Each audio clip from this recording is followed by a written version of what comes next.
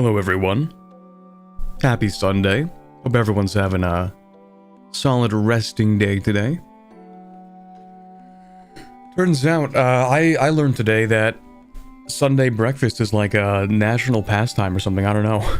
Like everyone goes for like Sunday breakfast for some reason. And so, actually, to help the people who are just getting back from their Sunday breakfast join the stream, you yourself can help by leaving a like or something, I don't know. The yapping is happening. True. Hi, Hugo. Yeah, it's been a little while. Been at least 2 weeks, I think. Well, I like to space them out. That's the whole point, right?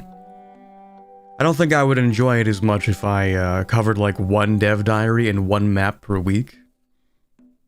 Although they definitely would be shorter streams. They definitely would be. But that's not important. We love our 7-hour streams around here, don't we, folks? Hey, Christian Dimitrov. How's it going? Good afternoon. This guy must be in Europe or something.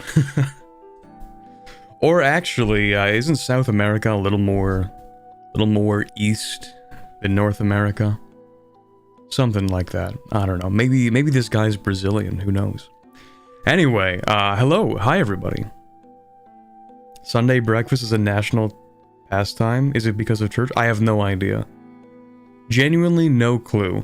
It's just that when I went for breakfast like last Sunday with my friends, there were like a ton of people getting their Sunday breakfast. And not even like, maybe it's the same for Saturday. Maybe it's a weekend breakfast, because everyone can wake up and actually like go to brunch on a weekend. Maybe that's it.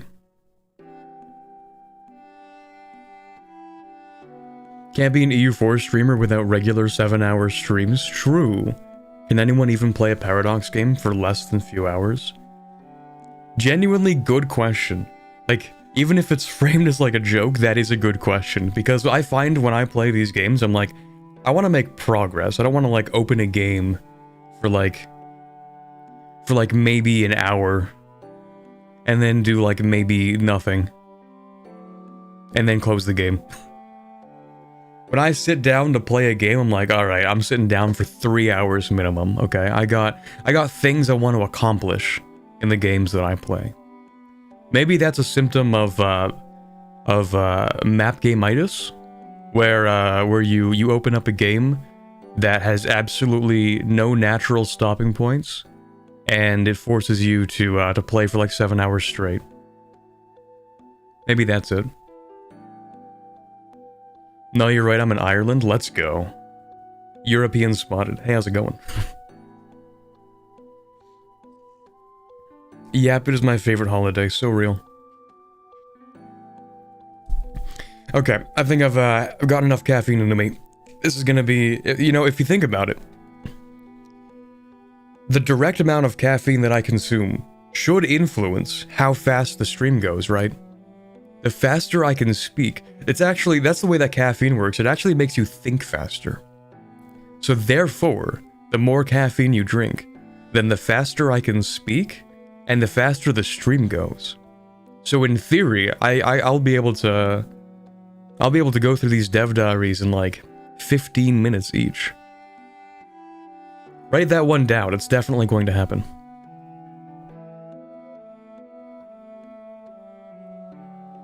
There is no one more turn effect if there are no turns at all. True. Yeah, it's just one more objective effect. It's like, let me just do one more war. Let me just finish this one mission. Let me just do this one thing, you know? Let me just one more, just one. I just need to get this personal union. Oh shoot, a coalition's forming? Okay, I just need to clear this coalition, okay? I just need to get rid of it before it gets too big. That's just one more thing. That's it. I just have to do one more thing, you know? Money's not even real, actually. Thank you very much, Christian Dimitrov, for the 5.99 euros.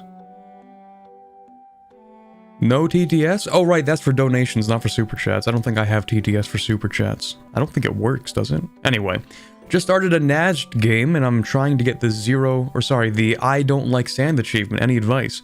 See, that was the one that I actually didn't want to go for in my NASD run.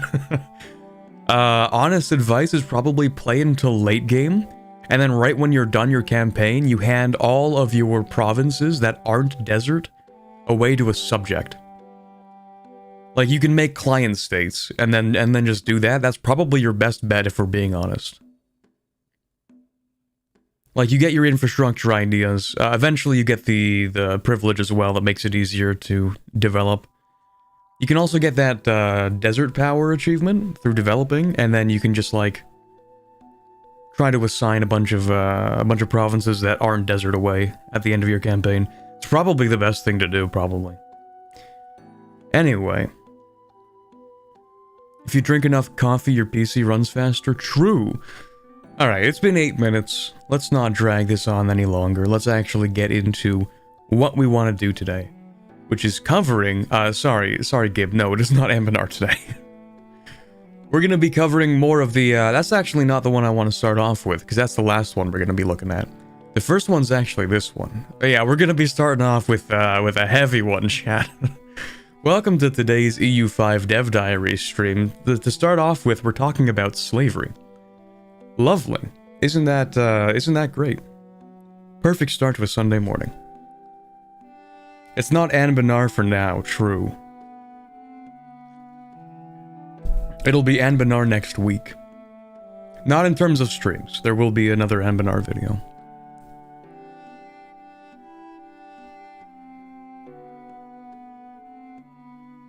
Can you summarize the last 7 minutes in detail? No.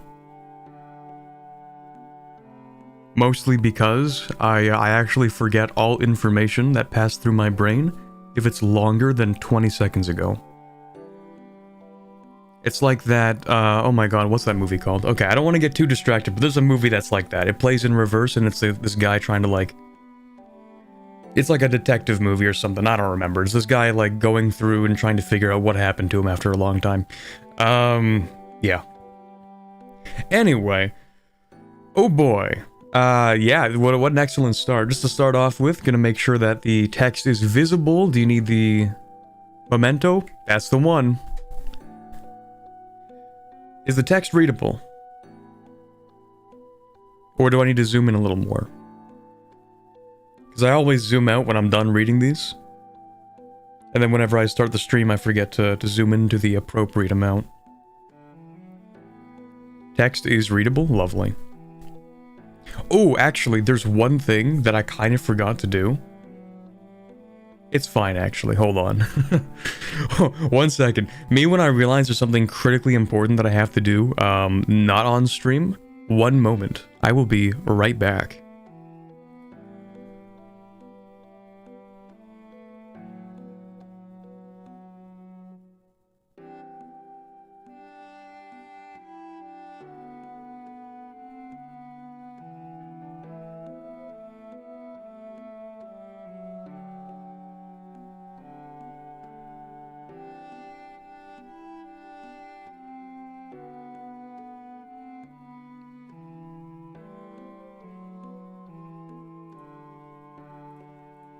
Okay, now that we've wasted more time today. Now that we've wasted sufficient time.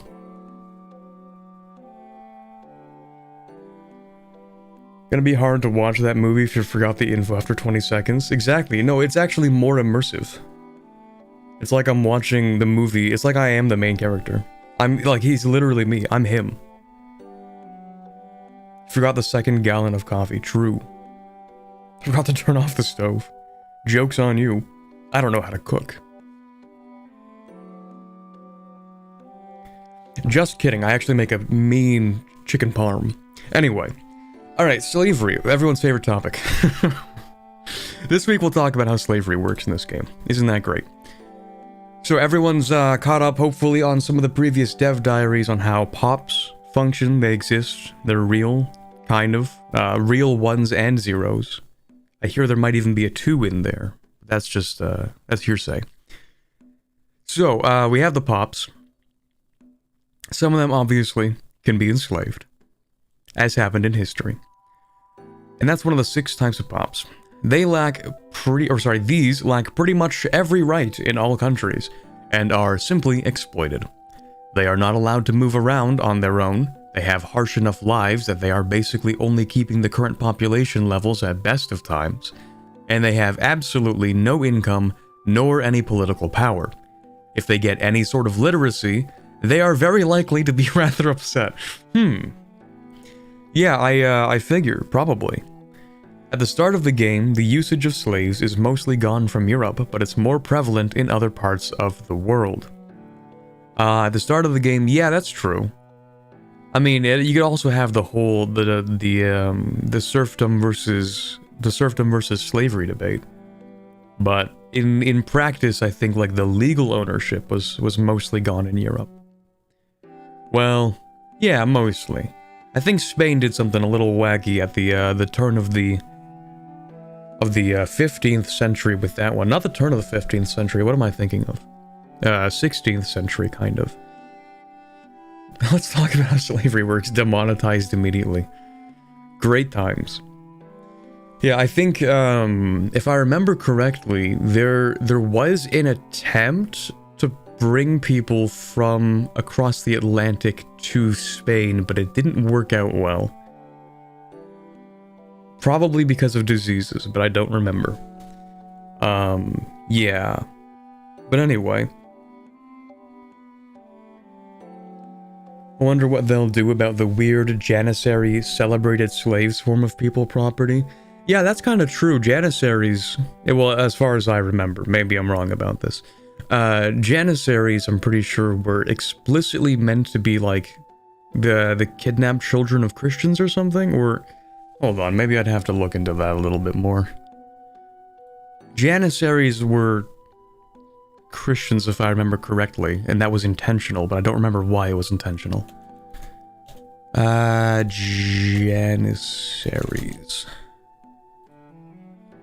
Maybe I'm wrong about that. Wouldn't that be crazy? Jews and Christians?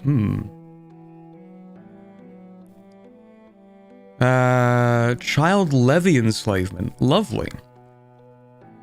By which indigenous European Christian boys from the Balkans were taken, levied, subjected to, oh boy, and forced conversion to Islam and incorporated into the Ottoman army. Yeah, so that's a little different than your usual slavery. That is, levy slavery?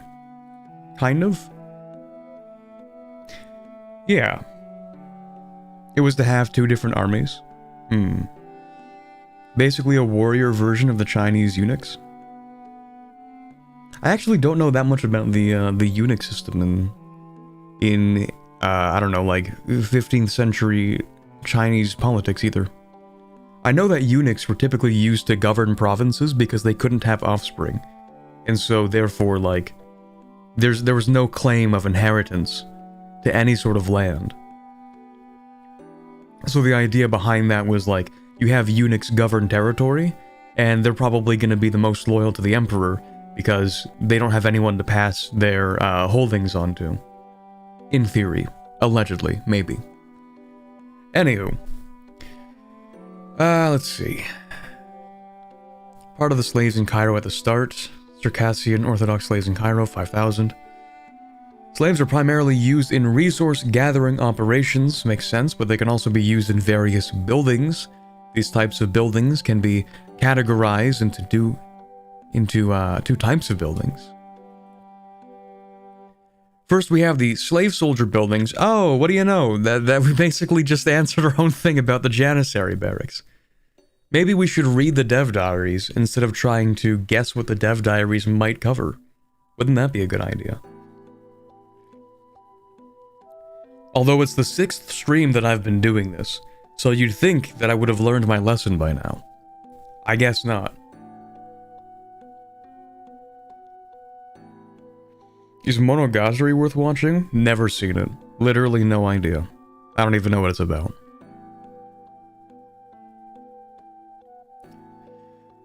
Yeah, slave soldier buildings that require slaves to function and produce manpower or sailors. These include buildings like Mamluk or Janissary barracks that provide a part of the armies of the Mamluks and the Ottomans. The second category of buildings are the plantations. These are buildings that you can unlock from the age discovery advances.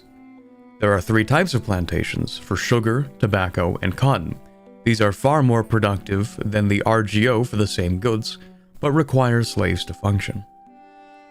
Out of curiosity, is there like a reason why for something like wheat? Like there were... Yeah, why was it sugar, tobacco, and cotton and not wheat? I guess because like wheat is not profitable enough. They call them cash crops for a reason, right? Sugar, tobacco, cotton are cash crops because they're valuable. Wheat is like not valuable enough, maybe?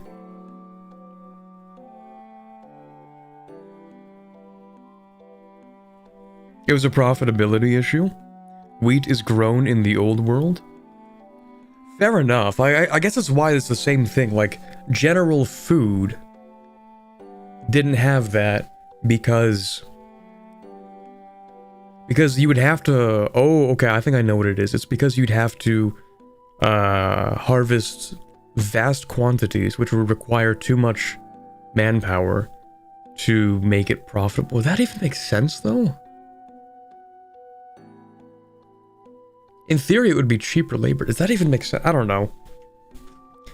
Flour doesn't sell for enough? I guess.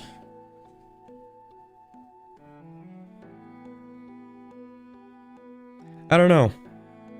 That would be interesting to look into, because I actually don't think I actually know. Sugar, tobacco, and what was the other thing? Cotton are also in more hot and tropical-like environments. Yeah, but that doesn't like change anything too much necessarily, right?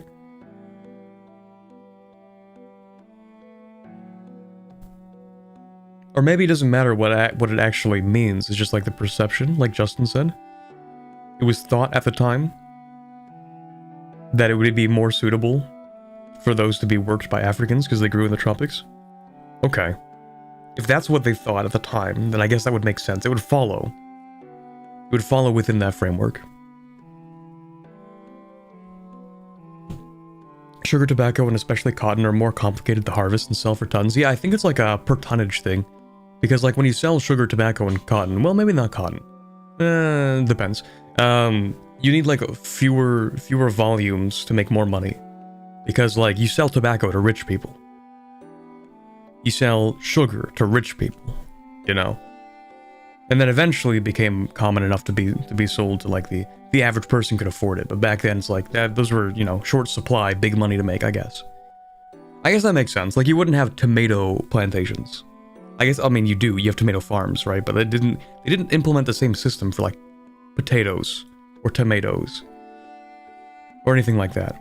Anyway, these are far more productive than the RGO for the same goods, but require slaves to function. I see. Of course, there are other uses for slaves. In some religions, you need a steady stream of them to sacrifice daily to make the sun go up the next day. Oh. Yeah, then we get to talk about Aztec religion. Aztec religion, okay, I could get into a stunlock about this because I'm fascinated by the Aztecs just in general, right? I don't know, weird fascination of mine. And one of the things that was really big in Aztec culture was, like, they're gonna talk about this probably, right? So I'm gonna preempt this anyway, because I like talking about it, okay? It's my stream, I get to yap. So what was interesting about the Aztecs is that their system of warfare was more about capturing people, rather than like fighting for territory or acquisitions and stuff. It was like most of the people that they wanted to sacrifice, ideally, would be captured warriors from other places, you know. The people tend to not be as happy when you sacrifice them, rather than sacrifice somebody that's not part of your, you know, general city-state or alliance of cities in this case.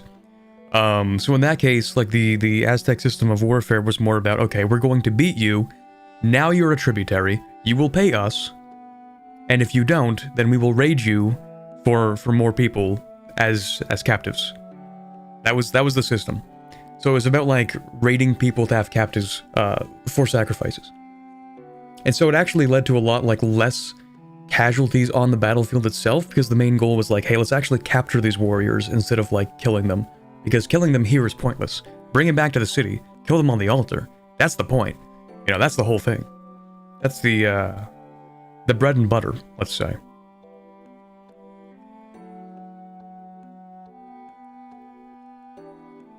Anyway, that was just my my yapping about like this whole thing. Yeah, you need a steady stream of them to sacrifice daily to make the sun go up the next day. Yeah, that was pretty big in Aztec religion. First of all, you have the classic way of conquering nearby territories and enslaving part of the population as you sack their cities. Pretty classic stuff when we look at the Vikings did a lot of that. Absolutely. What else do we have here? Let's see. This is something that as diverse cultures, as amongst others. Wait, I didn't parse that right. This is something that is as diverse as the cultures. Wait, no, hold on. This is something that as diverse cultures as amongst others. I don't know if maybe I'm dumb or just reading this wrong. The Haudenosaunee, Aztec, and Canaan Empire can do from the start.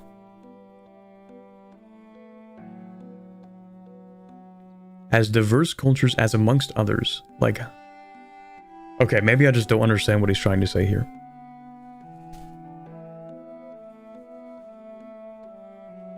I imagine that even bled into their military structure and weapon designs, formations designed for mobility and transportation, weapons designed to maim rather than kill. Well, it depends.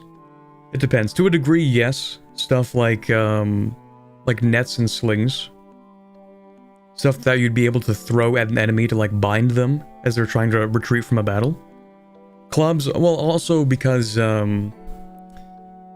mean, sort of. It depends, it's the argument between, like, what do you have available versus what do you want to use. So we you know, obviously the most famous example would be the, oh, how am I forgetting the name of this? It's like the most famous weapon from the Aztecs. But I can't remember the name for some reason. The Obsidian Blade Club. I don't remember the name for some reason. I'm disappointed in myself. Not the atlatl, that's the spear thing. The atlatl allowed you to like throw spears longer by giving you better leverage. It was like a stick that you would attach the spears to.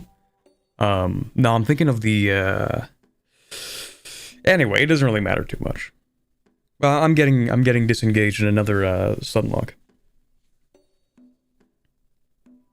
It was a slingshot for spears, yes.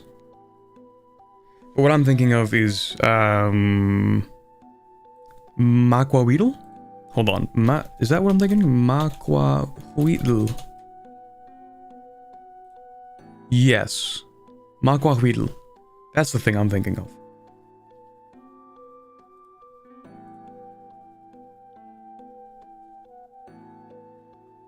Anyway, that aside... yeah, okay, it's definitely, I mean, I don't know that much about Aztec, battle formations necessarily. It was more about skirmishing than it was about, like, organized armies going into to conquer territory. It was like raids, it was about demonstrating strength to establish tributaries.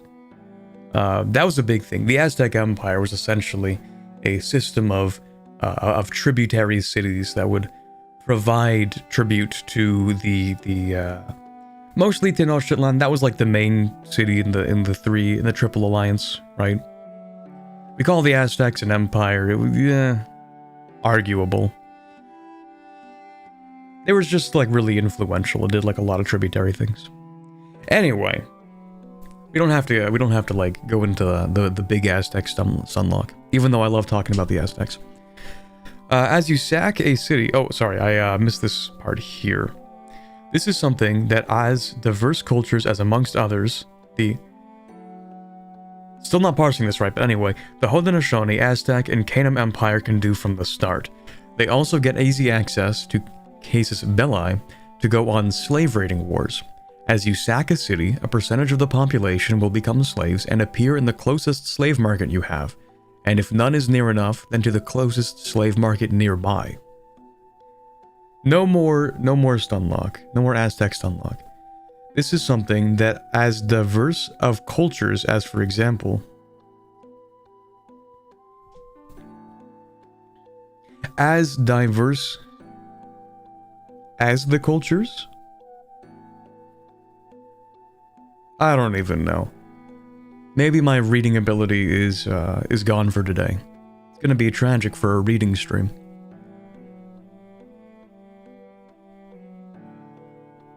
I come back and Corbett's on an Aztec stunlock. Yeah. Happens pretty frequently.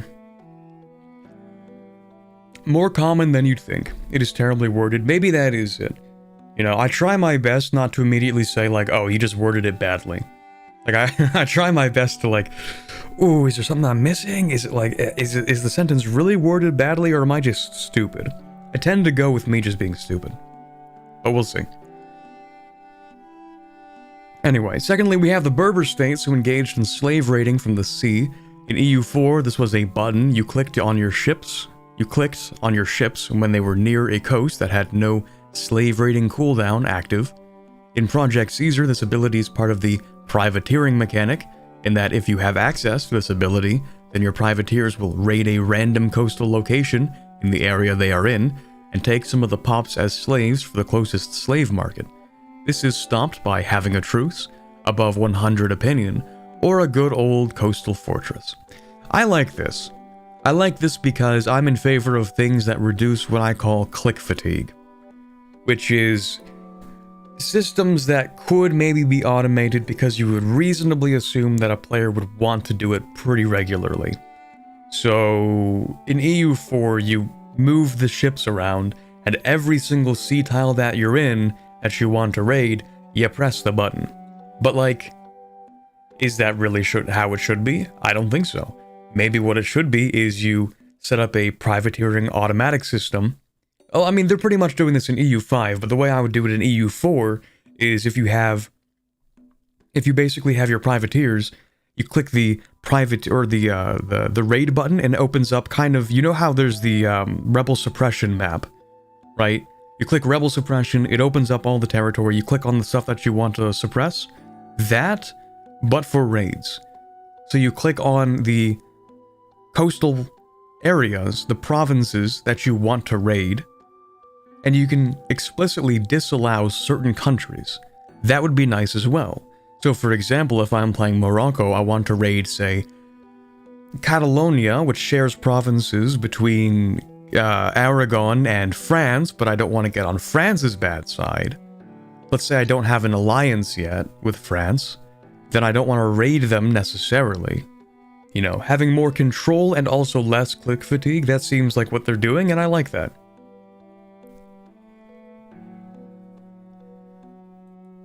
That's good stuff. Can hire privateers? Yes. Privateers will raid for slaves? Yes. Morocco is one of the countries that can do this from day one. There you go. Thirdly, you have the slave market building. While it acts as a hub for slave trades... Did I actually turn down my music? Sorry, I just had to check. Might have turned up my system volume. While it acts as a hub for slave trades, it will also try to enslave pops of non-accepted cultures and different religious groups. This is to simulate how the Delhi Sultanate and others enslaved people in their conquered lands over time.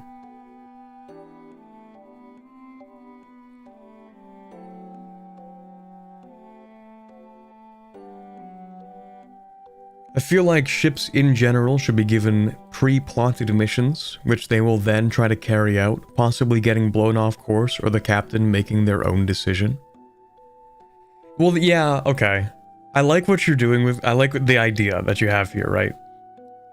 It also ends up becoming a discussion between how much control should a player have. You know what I mean? It's like... It's the whole thing that made people really upset in Victoria 3 with the front system, instead of being able to control individual armies, was that sometimes the generals just do stupid things, and you can't really influence their stupidity. But that's also like... That's like a realistic simulator. Like, yep, that sounds about right. Sometimes, yeah, that's what happened. Sometimes you assign a general and they just do stupid things. Realistic, honestly. But that doesn't necessarily make it fun. I mean, yeah, possibly getting blown off course, that could be interesting. The captain making their own decision, maybe. Up until the point that it becomes really frustrating for the player, maybe. But I like exploring that idea.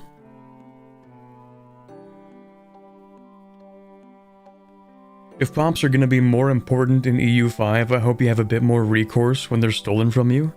As is, you don't even get a CB in EU4, do you? Oh, you mean when you get like a raid, like a coastal raid? Do you? Do you get a CB? I feel like you do. Don't you get? Yeah, you get trade protection as the CB, isn't it? Hold on. Or is that just privateering? Hold on. Let's go with this. Raid coasts. I think that gives you a CB. If your coast is raided. Main raid coasts. Let's see. Maybe not. It's not something I've ever thought about. No, it's just privateering?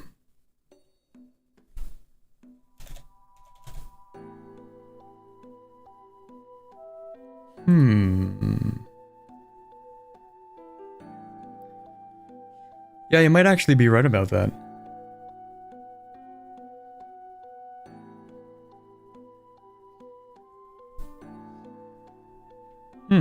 What do you know?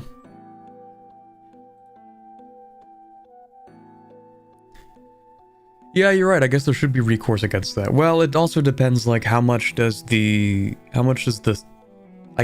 state care? Like, obviously they care about the population getting raided. That's never good. But how much do they care about getting the people back? Arguable. At least up until, like, later in the game, maybe.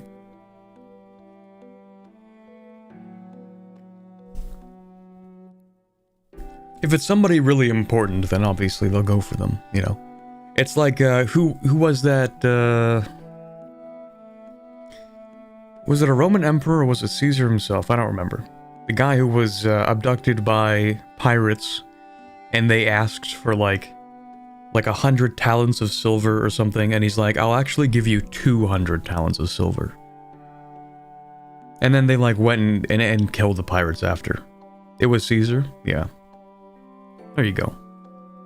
If it's someone important, then obviously it matters. If not, then yeah.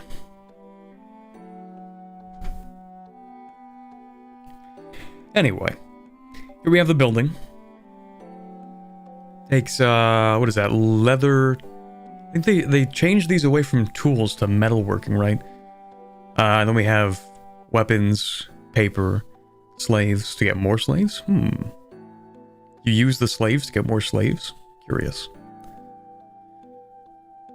I mean, actually, no, that makes sense, doesn't it? Like, wait a minute. Or does it? Whatever. I guess if you don't have any, then you can't sell any. That's what it means. Yeah, okay, that's probably what it means. Fourthly, you have the possibility to build slave centers in foreign locations that have less power projection than you. This is to simulate part of how Europeans got their slaves from West Africa to the New World. While a significant part of slaves were brought from other African kingdoms that were willing to sell slaves taken from their enemies, they were also locally captured by the slavers themselves near their slaving centers. If you wish to fight this in your territories, you need to go to war and forcefully expel them. Finally, you can trade for slaves. In Project Caesar, slaves exist both as a type of good and as a type of pop, and they are slightly linked. Buildings can produce slave goods and require slave goods as input. When a slave good is traded between markets, the game will also move pops in relative sizes to locations that have a demand for slaves. That makes sense.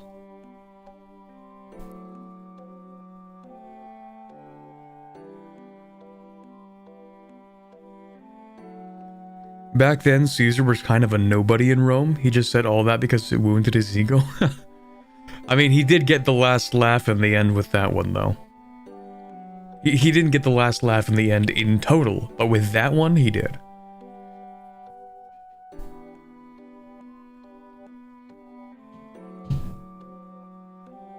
Okay. Thus, if you have buildings or resource gathering operations that can use slaves, they will create a demand for slaves in the market. And if you trade from a market that both produces slaves and has enough slaves present, the game will move about 200 pops from the slave market each month for each good you trade. At the start of the game, there is the Trans-Saharan trade, where northern African countries import slaves from West Africa, many sold by the Canaan Empire. Later on, during the Age of Discovery, you will see the triangular trade between Europe, West Africa, and the Americas, which will reduce the Trans-Saharan trade volumes. Makes sense, I guess, in a way. Because, I guess they have better things to trade for, maybe.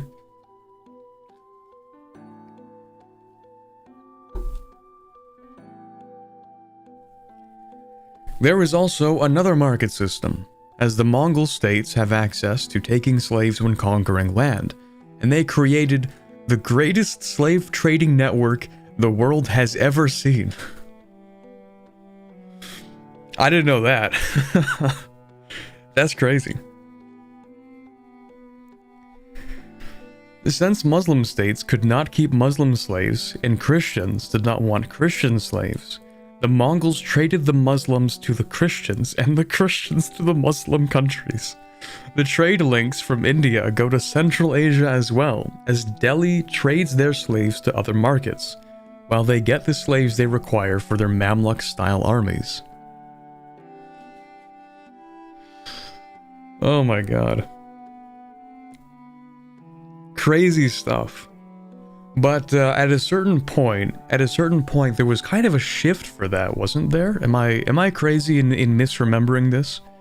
Like, yes, this is a thing, right? Christians didn't want Christian slaves, but at a certain point, wasn't that changed?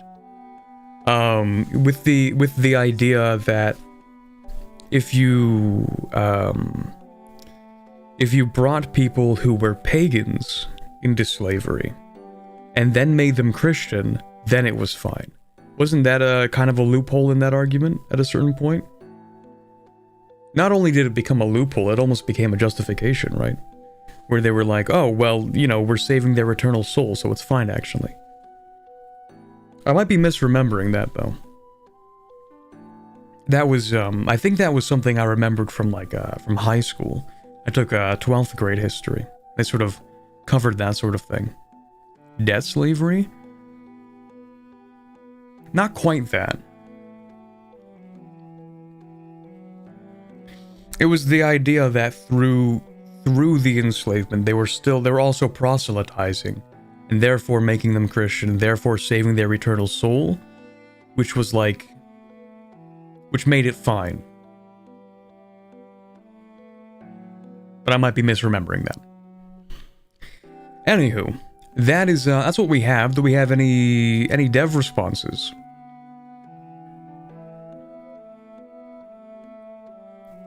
Anything to pay attention to?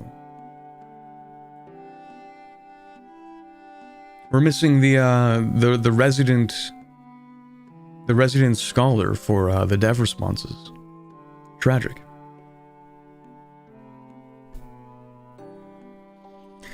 Let's see. Interesting diversity to simulate the way that slaves were obtained. Will there be a distinction between societies where slavery was hereditary and where slavery wasn't? Ooh, that's a good question.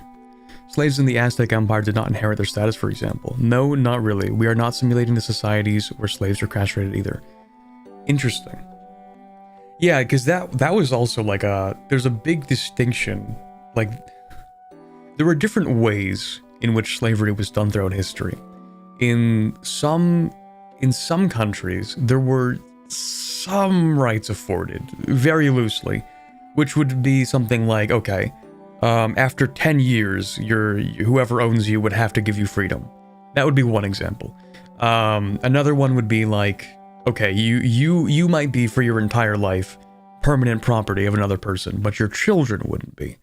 There were some laws like that where it wouldn't end up being hereditary. There were like some restrictions on for how long, or for between generations, or you could marry out of slavery was another thing sometimes.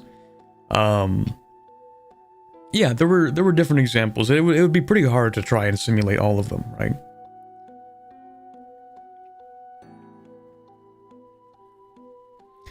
Sounds like the Spanish encomienda lords' justification before getting excommunicated. Maybe that was it. Did they get excommunicated for that one? I could definitely see them getting excommunicated, because at that point you're still, you're justifying the slavery of Christians, right? I don't know much about the is it encomienda? Yes, the encomienda system. I have heard the name before. What was this? A legal system by which the Spanish crown attempted to define the status of the indigenous population. Oh, maybe that's not what I thought.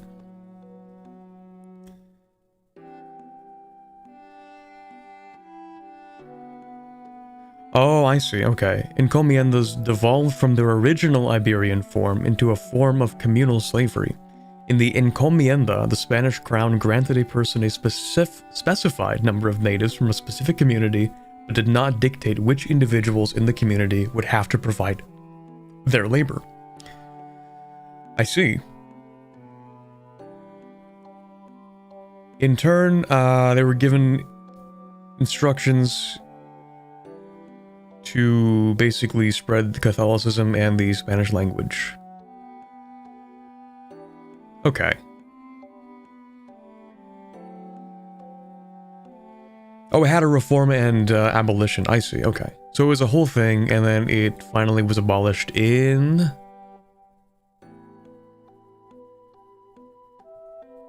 Oh, hold on. I guess in Spain it changed to the new laws of 1542.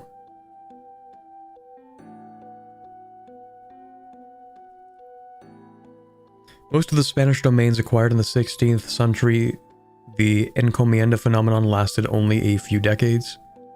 In Peru and in New Spain, the institution lasted much longer.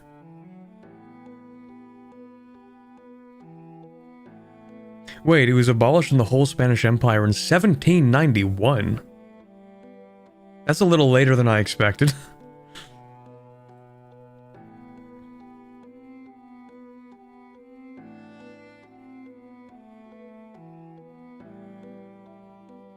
It was worth noting that the Catholic body never liked slavery. The Pope was strong-armed into permitting it by Portugal during the height of its power. Ah, politics.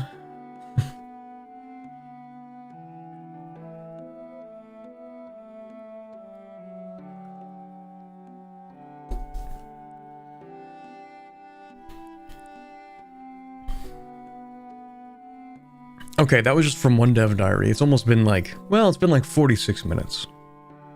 We're actually, if you think about it, one dev diary in 46 minutes, we're cruising. We'll see. Let's see.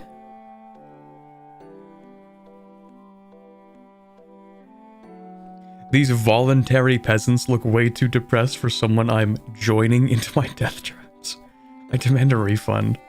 Yeah, well, galley slave is not really an upgrade on any position in life. Oh god. It might be worth, if you're not squeamish, it might be worth looking into, the life of a galley slave is possibly like the worst conditions, maybe endured by people ever, like, whoo boy. Possibly one of the most brutal forms, where you were literally, like, you didn't leave the boat. And everything that entailed. You didn't even leave your seat, actually. You were chained to your seat, and everything that implies comes along with it. Yeah. It was not good.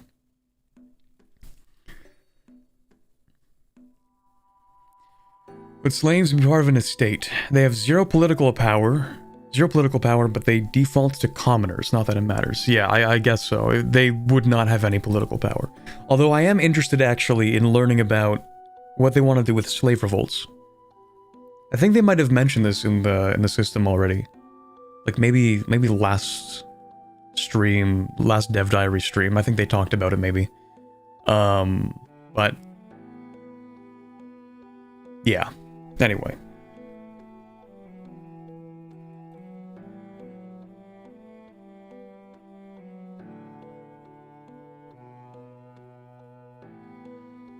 Could there be administrative buildings that require literate slaves? That... maybe. Possibly.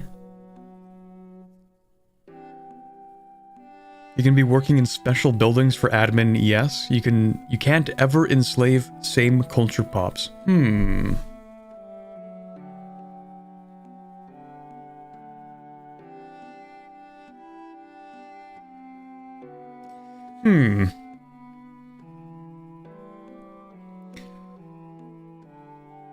I guess that depends on when we get to culture, right? Because I'm thinking about that, and it's like, well, I don't see any reason why that would be necessarily a hard-coded restriction. I don't think it was a hard-coded restriction in real life, you know? Okay. Interesting. For example, debt slavery. But anyway. Okay, let's say I'm Aragon and those Berbers have taken a lot of my people as slaves. Is there a way to keep track of the slaves that are part of your primary or accepted culture? Yeah, I guess you can probably just look at like the pop list, right? Yeah, they keep their culture and religion. We saw earlier they talked about, what was it, Circassian Orthodox slaves in the Mamluks? I mean, it was a permanent position, it can't be that bad. True. Yeah, actually, galley slaves had guaranteed employment. They were given permanent positions, lifetime positions. That sounds like a pretty sweet deal to me. Stable employment for the rest of your life. Just don't ask how long the life is. Yeah. I'm pretty sure the average lifespan of a galley slave after being put into slavery was like, what, 3 years or something? It was bad, man. It was like possibly the most brutal form in history. Stable unless you're in a stormy sea. See, that's why they did that stuff around the Mediterranean mostly. Not as chaotic as the oceans.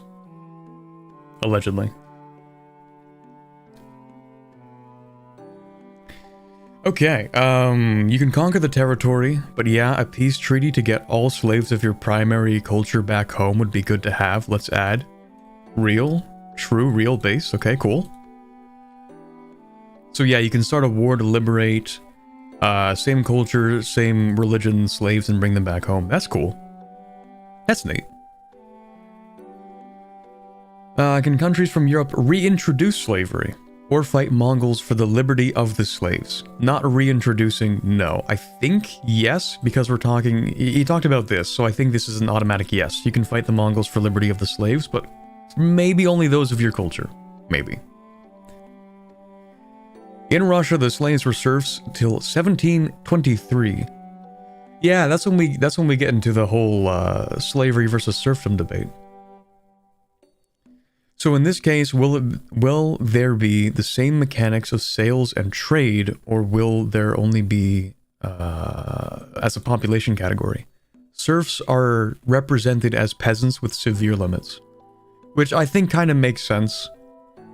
You get into like I guess the legal distinction is that, you know, serfdom was not like technically the ownership of a person by another person. Which is like, in loose terms, what people would consider to be slavery. Or what it is. So serfdom instead was like, you as a peasant are bound to this land. You're not allowed to leave. You must work this land. You must pay your lord. And the big thing really was not being allowed to leave. That was a pretty big part of it. Also, you have to like, you know, give levies to the lord as well. Turbo feudalism, pretty much.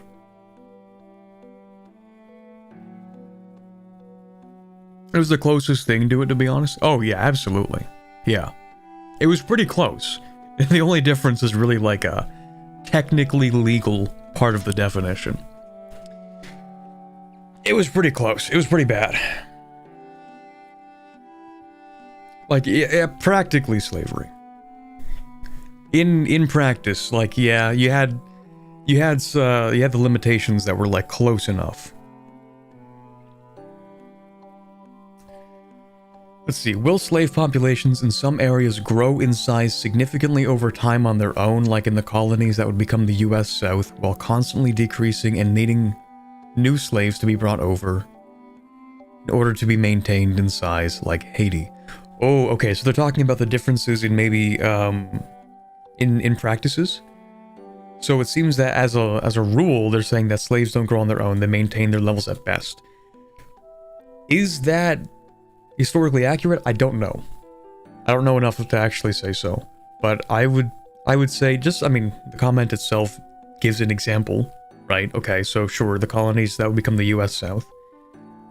And then the other one given was Haiti, which would kind of presume that in Haiti, it was far more, I guess, fatal, higher mortality rate, people died more frequently maybe. And so there's maybe a bit of a difference in how population turned out. I think I kind of like the way that Vic 3 has this sort of mortality versus birth rate system, where you can like affect mortality. But I don't know how you would actually like implement that in practice. Like, how would you do that? In EU5, I mean. I don't know.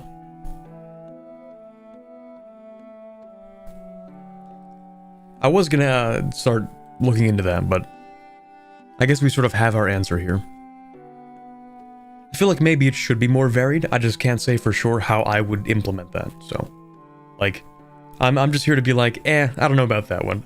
I have no solutions. I have no answers, only criticisms.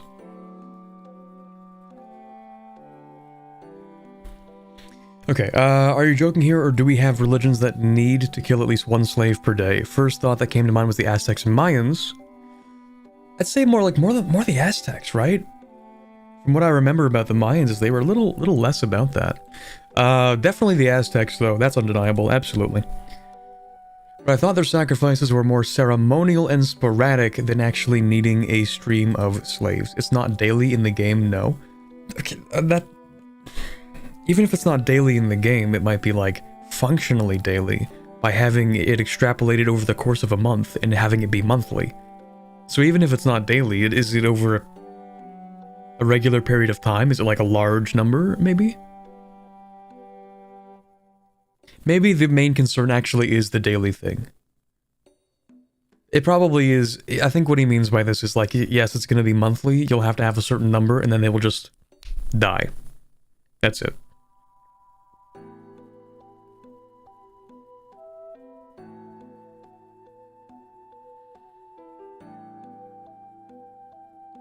If I understand the slave market correctly, you need slaves to make slaves. Also, if it creates pops out of thin air, is there a way to then make your population boom with that? It takes other pops and makes them into slaves. Okay, yeah, I don't think I quite understand how the market worked either. When I glossed over that earlier, I'm like, wait, hold on. So as the input goes, it requires this, and also slaves to have more slaves.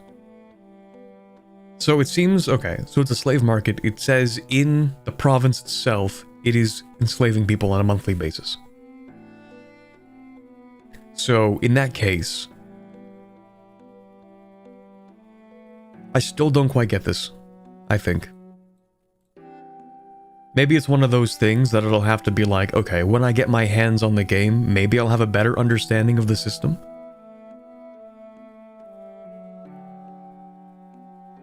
Anyway. Anything else here? Would there be a possibility to make a nation only consisting with slaves? How would you even do that? Like, that wouldn't make any sense. If everybody in the country is a slave, they need, like, basically by definition, they would need to be owned by somebody, right? So you'd have to have one other person that isn't a slave. Like, that's... How would you even do that?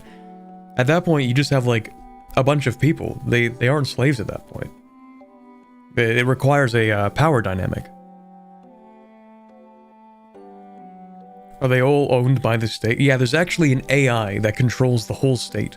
In 87, they developed an AI that rules over the country, and so all of the humans are slaves, and the computer actually is not. A slave to society, I guess. Now we're getting philosophical. Let's go. Okay. Anyway. Yeah. No. I mean, this wouldn't really work. And if I had to guess, I would say the higher the part of the population, the higher the percentage of the population that are slaves, you will probably end up having a slave revolt. You just have so many people that are in bondage that, like, they're gonna want to free themselves. Like, you know, they're not just gonna be like, I guess what it is. It is what it is. Like, we outnumber the ruling people, you know, that have us in chains by like 70-1, but I guess we're not gonna do anything. Like, no, they're probably gonna, like, break free, you know.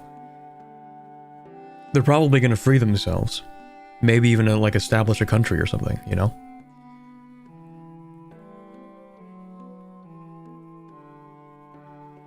Let's see. On top of that, then having a possibility to recruit more slaves? What? Oh, they mean like having a... Wait, do they mean like having a country of people who were formerly slaves and then they actually buy slaves to free them? Is that what they mean? Because that actually could be interesting. A country that buys slaves specifically to free them.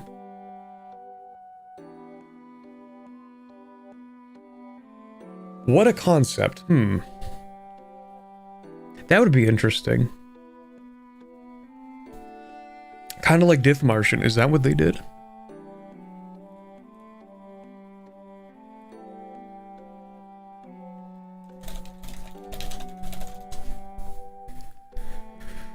Let's see.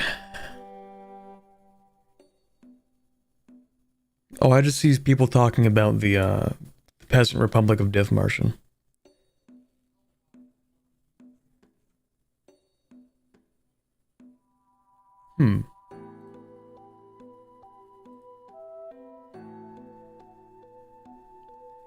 That could be kind of cool, actually, especially if you have it as a revolt tag for former colonies to rapidly grow your pops. Yeah, like, imagine... Yeah, like, let's say, I don't know, I'll give the example of Haiti in this case, just to, like, you know, historically a revolution was the slave revolt in Haiti, right? And so the idea is, I don't know, let's say, it would definitely have to be more of like a state-decided thing, because I don't think there would necessarily be like a population incentive to like buy a person as labor and then to not have that labor. But a country itself might decide to purchase slaves simply to free them. Maybe.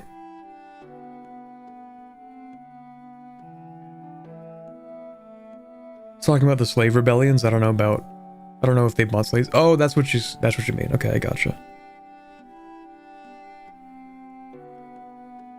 Oof, a whole lot of questions. Are we reading all this? Okay, this will be the last one, then we'll move on to the next map, okay?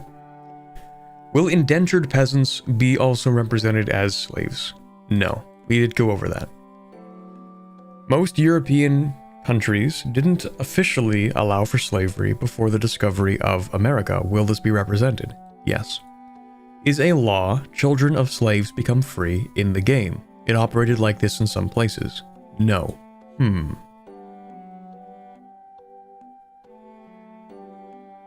Okay. Can an attempt at abolition trigger a civil war? It's out of the time frame. That is kinda true, isn't it? Which was the first European country that actually had a colonial overseas holdings to actually abolish slavery? Was it Was it the British? Or was it the... I feel like for some reason it was the Portuguese, not Brazil, that's for sure. But Dutch, I think? Maybe. Let's see.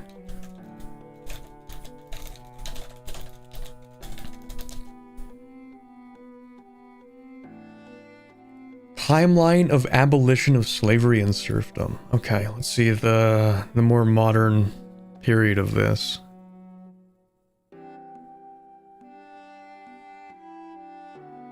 Ooh, it's a whole list, isn't it?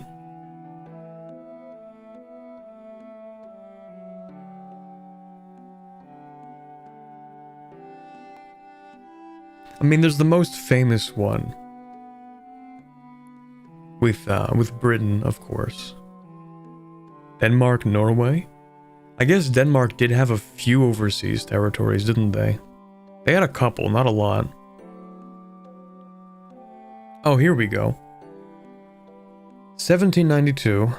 Denmark, Norway. Transatlantic slave trade declared illegal after 1803, though slavery continues in Danish colonies until 1848.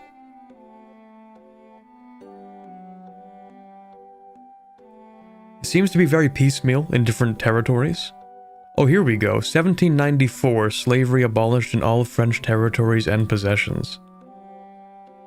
But something about that doesn't seem right though. 1794, slavery abolished in France. Did that stick? I feel like that didn't stick. I don't know about that one. Oh, okay, 1802, Napoleon reintroduces slavery in sugarcane growing colonies. Huh, that's crazy. Yeah, it did not stick. Never mind.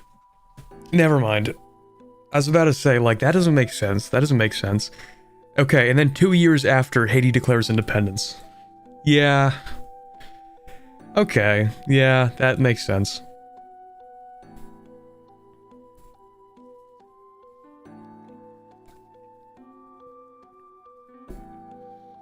Will abolition be instantaneous? Yes. Okay, right, so this was about a civil war. This was about it causing a civil war.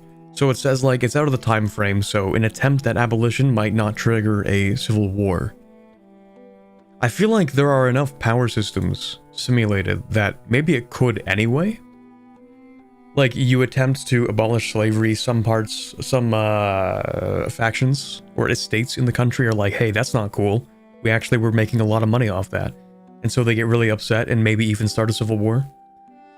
So, I mean, he says it's out of the time frame, but wouldn't that still kind of be possible? I don't know. If you don't practice slavery, will you free all the slaves upon getting some in your lands? Yes, based. Will a division between slave and free states be implemented? Not sure about your question.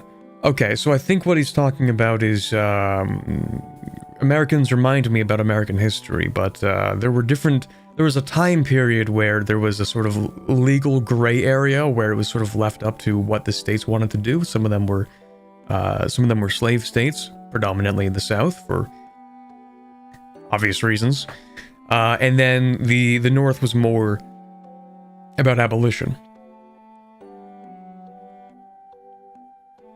And so there were different areas within the same country which had regional slavery. There were regional laws on slavery. The 3/5 compromise. Okay, I don't know what that means, but it was the case that they would never allow new states to be added unless one was slave and the other was free. For political purposes, I see. So I think that's what they're referring to, but I don't think an appropriate example was given to clarify the question, I think. If they had said something like the way that the US handled slave states versus free states, then maybe it would be clearer of the question that they're asking. The 3/5 compromise was basically counted slaves as 3/5 of a person for the purposes of calculating the number of representatives each state got in the House. Okay. That's really weird. Can slaves start a slave revolt? If yes, what will happen if they win? Yes, no more slavery. Oh, okay, yeah. If slaves start a slave revolt, then yes, they can, and if they win, no more slavery. That makes sense. There are also, hold on a second. That's not necessarily what ended up happening in some cases. Sometimes you would have a slave revolt, they take control of the country, and you know what they start doing? More slavery. It has happened. Wasn't that the whole founding of the Mamluk Sultanate? Hold on. Call me crazy. Or don't. That would be kind of mean.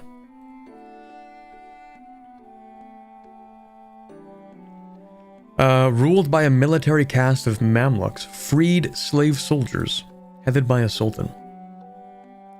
Established with the overthrow of the Ayyubid dynasty. Okay, maybe it wasn't...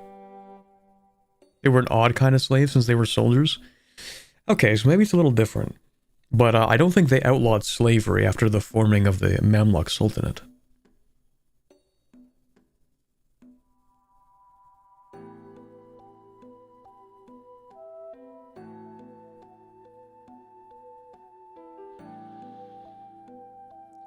Okay, after thorough training in martial arts, court etiquette, and Islamic sciences, these slaves were freed but expected to remain loyal to their master and serve his household. Whew boy, that's a whole lot.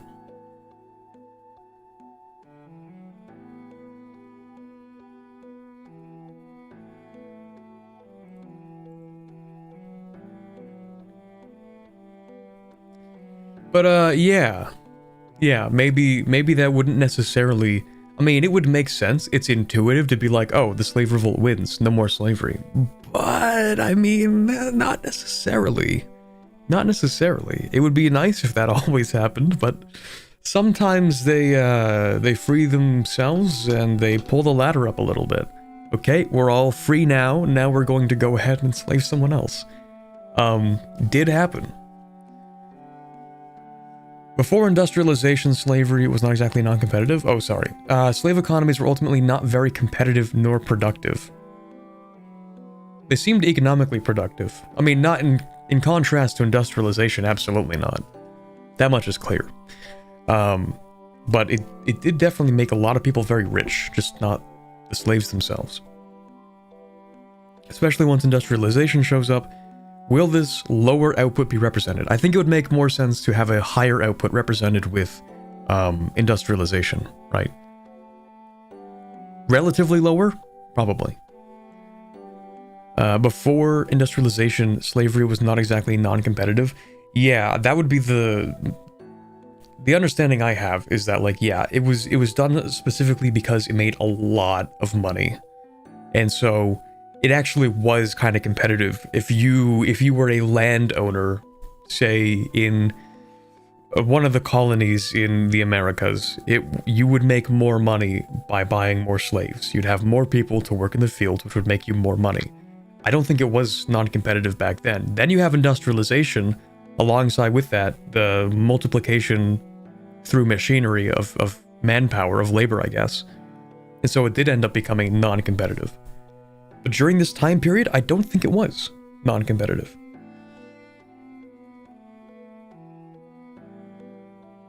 But I could be wrong about that. You could just reestablish slavery after the slave revolt? That's true, actually. Yeah, that's true.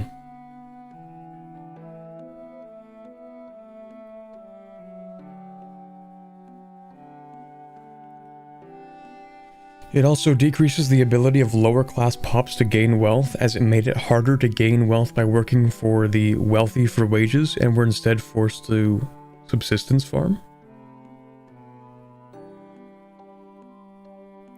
The oh, I think I see what you're saying. So, like, if you have an economy, maybe it would have to be when we're talking about like a local area, right? if say you were there were European communities also within the colonies, of course. Like, I'm thinking specifically of, like, let's just say Haiti, right? Also European communities in there, but you would not really be able to work on a plantation, I guess, because there was cheaper labor. Maybe that's what you mean? Is that what you're referring to? Because they already had the cheapest form of labor, and unless you yourself practically became a slave, then you would not be able to work for those people, because they didn't deem it worth hiring you. They would just buy another slave. I'm just guessing at what you were meaning with that. Tends to lead to very big aristocratic landowners. Yes.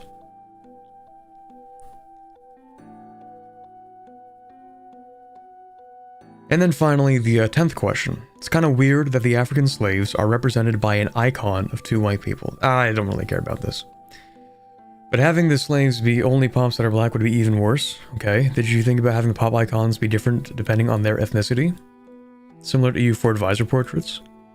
We talked about this, and one day we will have ethnic differences on pop type icons. Okay, yeah. That makes sense. Local to whatever region you're playing in. I imagine a lot of the artwork is just like initial artwork, you know. They'll probably end up, what would you call it? Like regionalizing a lot of the artwork. Ooh, what I would actually like to see with that is with, you know how in Terra Incognita in EU4, it's like the same map graphics. I think it'd be cool if, depending on where you're playing, the map graphics of the Terra Incognita changes. I kind of like the thing that they're doing in Victoria 3, where they have like a bunch of different maps and a bunch of different like objects you can decorate the table with in Victoria 3 on the map. I think that's cool.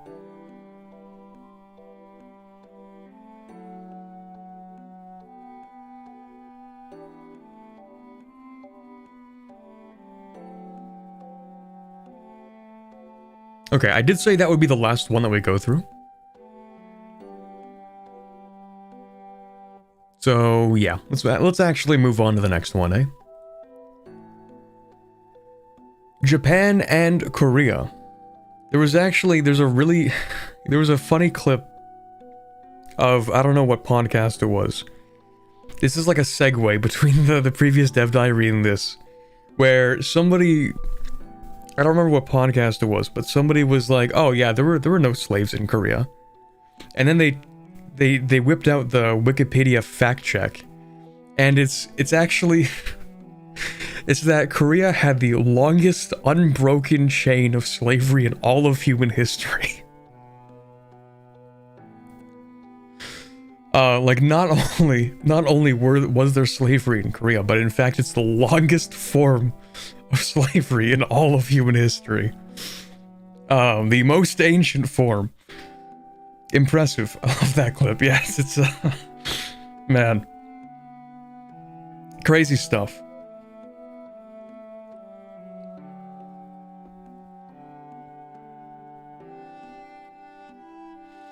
Alrighty, Japan and Korea. Finally, the Far East. I guess, actually, does China count as Far East? I guess it kind of does, doesn't it? In my head, when I think Far East, I'm like, yeah, that's Japan, Korea, Manchuria, and like Siberia. But technically, even Oceania is like more east. Yeah, whatever. Doesn't matter. If you think about it, actually, the Americas are even further east, so checkmate.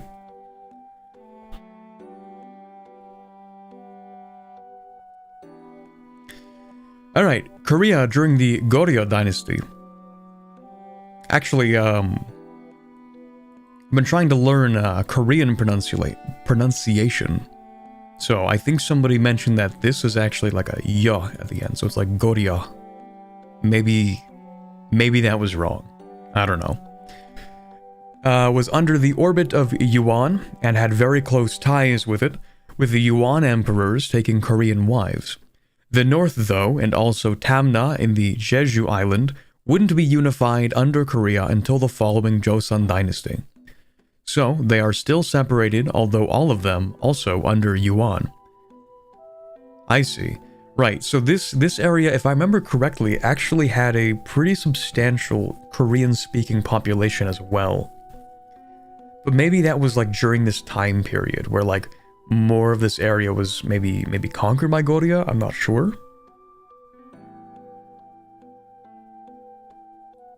Why not learn Vinland pronunciation? Yeah, I'll brush up on my Norwegian.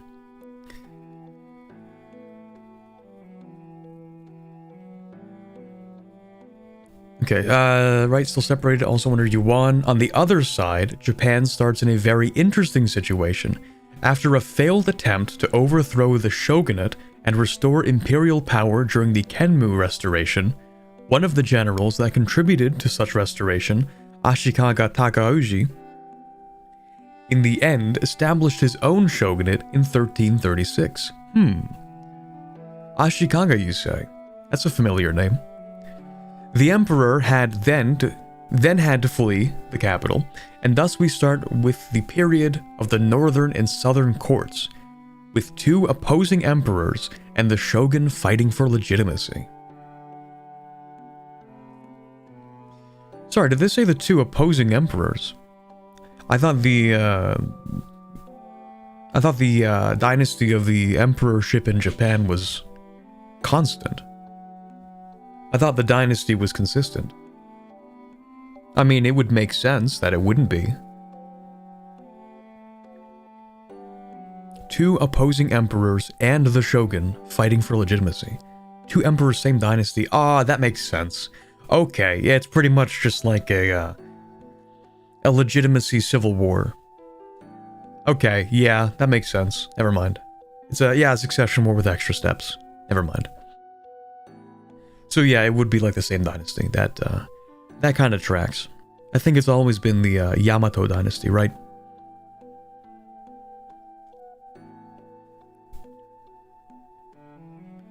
So, although it appears unified at a first glance, Japan hides many internal divisions within. Further south, the kingdom of Ryukyu is not yet unified, so the three mountain kingdoms of Hokkuzan, Chuzan, and Nanzan vie for supremacy over the island. Yeah, I sort of saw that in the bottom. I'm like, as we were scrolling down, at first I didn't see them. We were scrolled like this, kind of. So I didn't see the islands, but now I look at them like, that's actually, the granularity of these locations still baffles me. Let me open this in a new tab, because this is actually something kind of absurd. Let's zoom into this. These are three different countries. These are three different tiles. Three different locations. And these must be their own other locations too. This is its own location, chat. This island with a square kilometer size of maybe like a Walmart parking lot is its own location. Crazy stuff. I love it though. It's shown better in the next image. Okay, yeah, I guess we'll have to get down to that, right? Spoiler, a closer look. Hold on. You know what I'm looking for. You know what I'm looking for. Hell yeah. That's great. Oh, I guess this is one location. This is one location. Oh, maybe you can't actually colonize that one. That's tragic. Anyway, yeah, let's continue in our linear order.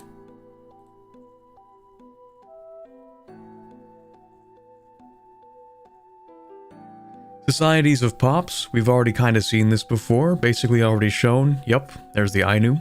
There you go. Dynasties. Wait, what? The Wang Dynasty. I thought it was the Goryeo Dynasty. Clearly not up to date on my Korean medieval history.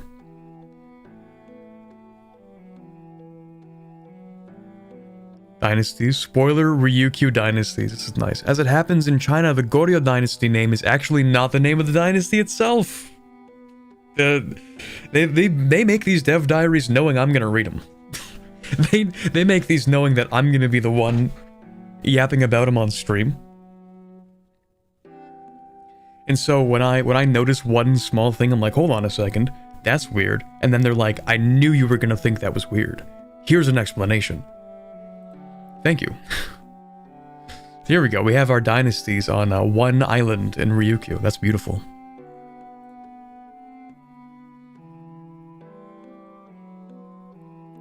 Locations.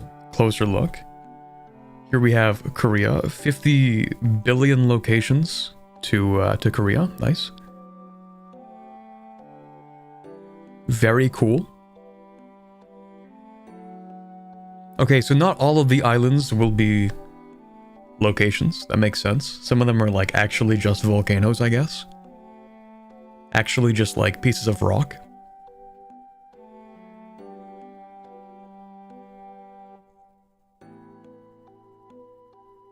Beautiful. Very nice. I don't even know where this is. Let me look at the names. Maybe I can get a vibe for it. I think that's Japanese.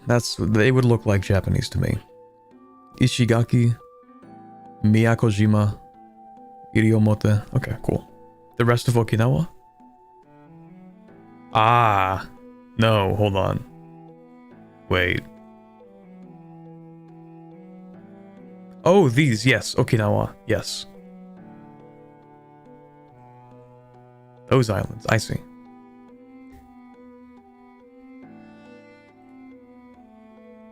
Right, these are the areas. Here, as well as with the areas next, we have tried to follow the administrative division of both countries in the time period, but we've had to make some adjustments. In Korea, we had to account for the fact that historically, almost immediately after the start of the game, the Joseon dynasty took over and the administrative divisions are somewhat different, so we've adjusted them together and had to divide some of the bigger provinces for gameplay reasons.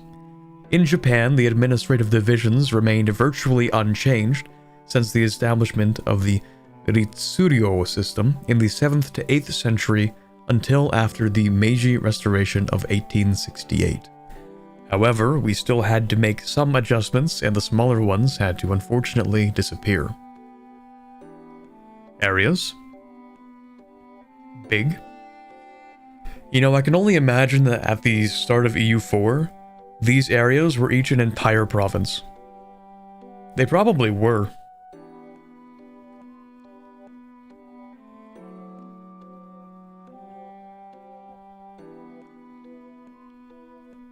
Let me do a fact check on that, actually.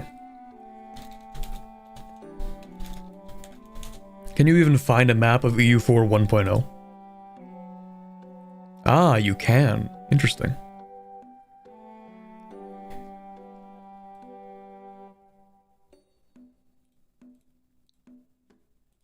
The resolution is horrible, but you can find on the internet a map. Yeah, the resolution is so bad it's actually unreadable, but cool. Sorry, I just got here. Can we start over? Okay, yeah, perfect, no problem. All right, so we're gonna start with today's dev diary. We're gonna start with this dev diary today. There's actually a reason to show C names. I don't know. It might look nice on the map, maybe. 1.0 before forts existed. Yeah, a perfect time in history. Don't you guys love sieging every single province for 8 months?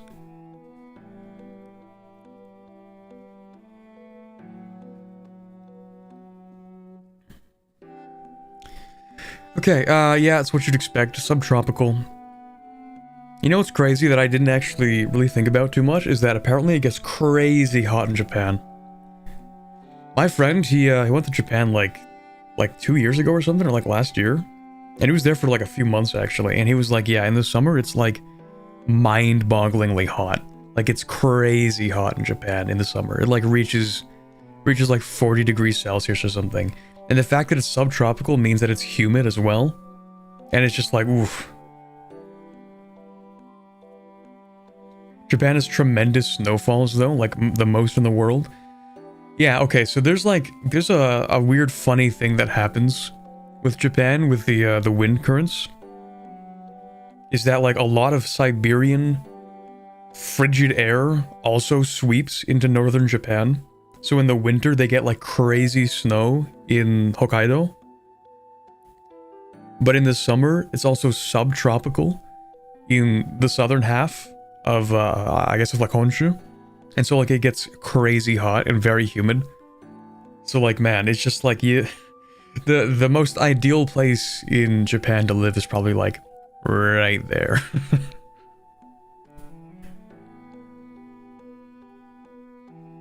I would be fine here in Brazil. It's summer all year.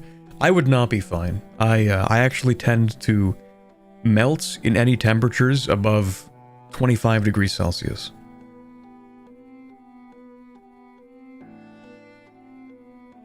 Japan gets a lake effect snow because of those Siberian winds picking up moisture from the Sea of Japan.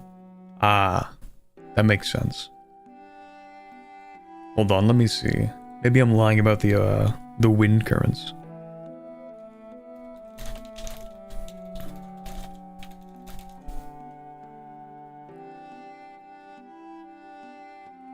Okay, let's see.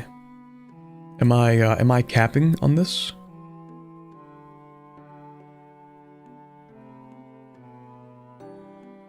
Occasionally, a strong Siberian high can bring unusually cold weather into the tropics as far southeast as the Philippines. So I don't think I was wrong about that, actually.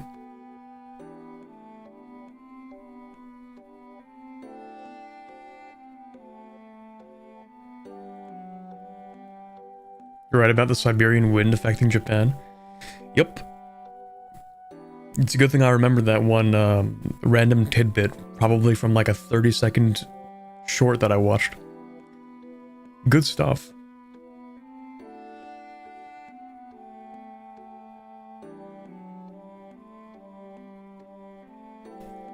Very mountainous and forested areas both, so the few plains have to be taken the most advantage of.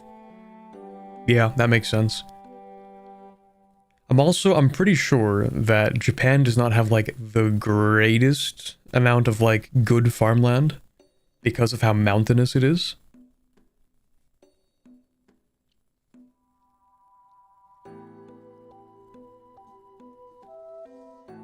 Like I heard something. I think it was actually when I took a history of Japan after World War II class in university. I think my professor mentioned something about Japan actually doesn't have enough arable land to feed the population that it has. Like the island itself literally could not support its own population if it had to. Literally just not enough farmland. Crazy stuff to think about.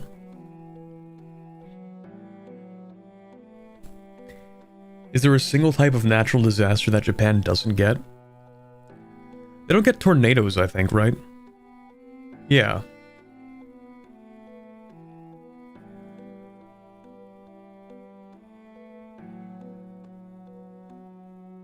Cultures.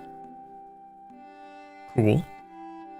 Oh, they're actually splitting it up even more. So, regularly in EU4, what you have is the Togoku, Saigoku, and the Kyushu cultures, right? But in this case, we're also getting, what is that, Tohoku?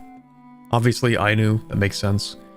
I think that says a Jeju culture, so it must be unique to the island. And then, of course, you have Ryukyun.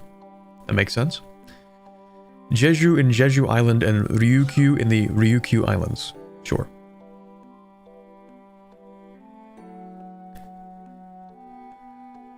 Religions, a lot of Mahayana in Korea, makes sense. Shinto in Japan. This might be a, Oh, right, yes. They said that they were going to split up Buddhism. It might be, instead of Mahayana, it might be, what do they say it was? There was a name for it. Were they gonna go with Chinese Buddhism? Maybe? I don't remember.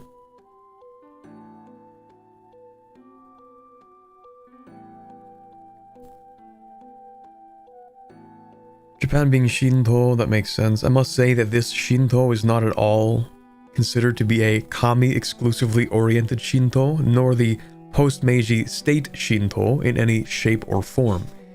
In all effects, it is considered under the Buddhism umbrella, and it is treated as Buddhist Shinto, while of course including some different mechanics and references to the kami too. The name Shinto was chosen basically because it's more recognizable and identifiable with Japan. That makes sense. Besides this, there's also the Ainu religion for the Ainu and the Utaki religion for the Ryukyu. Oh, I didn't even think about that. Yeah, they have their own religion up there in Ainu. That's cool.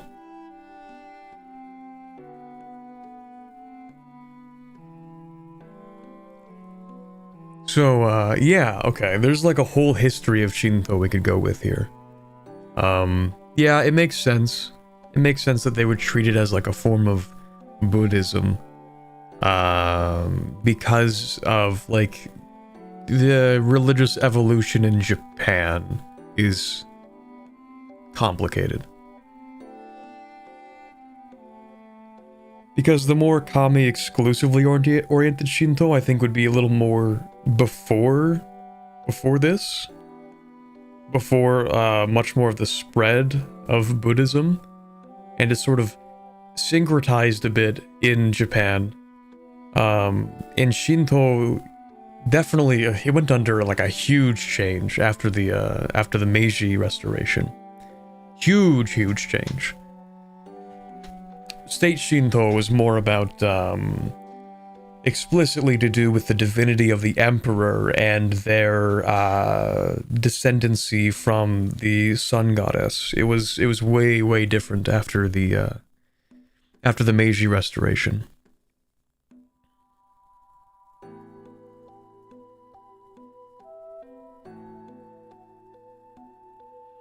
The concept of religions is so different in the East that they don't have a perfect representation to them in the game. Yeah. Yeah, I mean, even then, when you talk about Buddhism as a religion, it doesn't quite do it, the concept's justice. You know what I mean? Also, the way Confucianism as a religion, I mean, like, it's more, from what I know, it's more of like a philosophy than necessarily a religion in the worshipping sense, right? But Confucian is a religion in EU4. And Buddhism itself is definitely closer to a religion. It also, I believe, doesn't really have a god because the Buddha... The Buddha is not really so much of a god, but more like a guy who reached enlightenment, and he has teachings and stuff, right?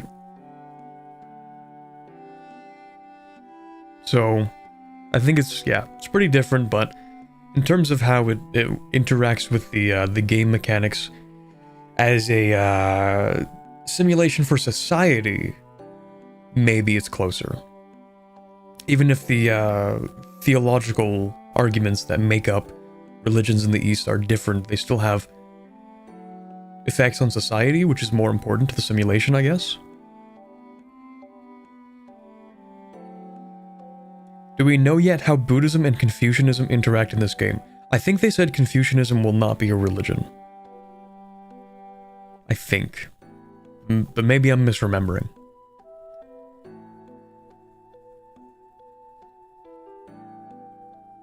Oh, hey, Casper. Some Buddhist sects make Buddha to be like a semi-god human doing a lot of miracles and others don't? I see. Yeah, that would make sense. There's probably a lot of granularity in the different practices within what we call the umbrella of Buddhism. For sure. Watched a Religion for Breakfast video recently that did a good breakdown on the types and sects of Buddhism. Also had an interesting video on the Greco-Bactrian Buddhists. Yeah, that's an interesting, well, might be interesting. It's a history that I thought would be interesting to look into, but haven't yet. Ever since when they added monuments in EU4 and there was like the Buddhist statues all the way over in like the West, and I'm like, oh, that's crazy. You know, like I didn't even know it stretched that far west. But then there's also, what's that Buddhist state that's like in the steppes kind of? What was that called? Kalmykia maybe? But I might be misremembering that. Hold on.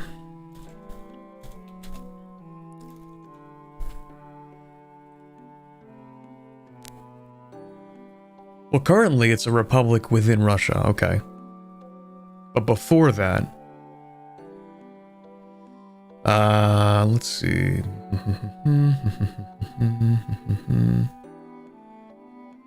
The ancestors of the Kalmyks, the Oirats, migrated from the steppes of southern Siberia on the banks of the Irtysh River, reaching the lower Volga region by the early 17th century.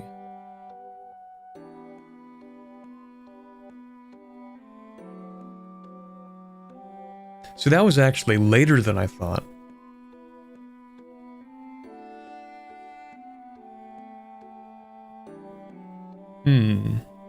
Okay.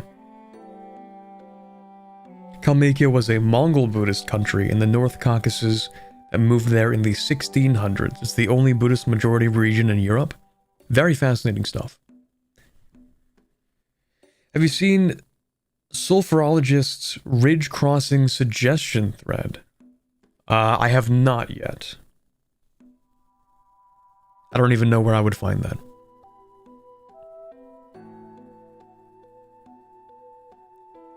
If I remember correctly, the Mahayana Theravada split was over the divinity of the Buddha. Ah, that would make sense.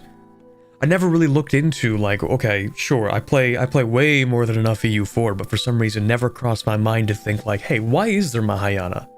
Why is there Theravada? Why is there Vajrayana? Why are they distinct under the umbrella of Buddhism? Like, I guess it would make sense. There would have to have been a division at some point within the theology.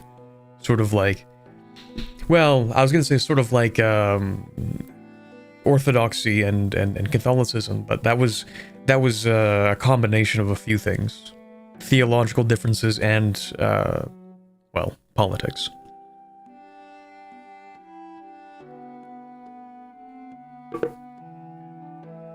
Alright, just finished my my coffee. An hour and 40 into the stream. It was cold, if you're wondering. Which means I have a total of 3 hours before I collapse. Let's go. Why is animist? Yes.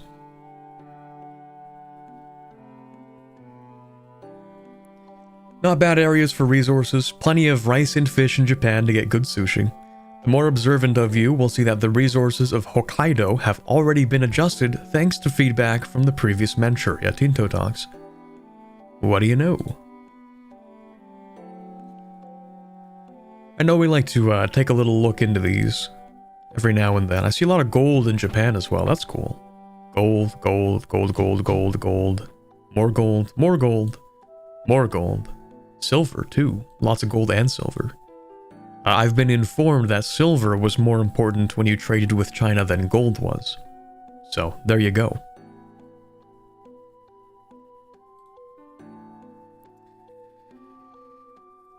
Markets. Makes sense. See, it is also an interesting decision to make Japan a single country. They might have mentioned this at some point. The decision to be like, yep, Japan is one country as a shogunate. So, like, can you play as the different parts of Japan? I don't remember if they covered that. We have, like, yep, there's the shogunate. But can you play within the shogunate? Or do you have to just play Japan, and that's it? We'll see. I don't think you've gotten to that yet? Okay, you know what? Yeah, you're right. I think somebody sent me a DM on Discord of another person who was talking to them about one of my Dev Diary streams, and they said, I'm just watching this man talk about things that are answered later in the dev diary, and he does it so frequently. And like, yup, you're right. I do. I do. I can't help myself. I'm sorry. I keep thinking of things without reading.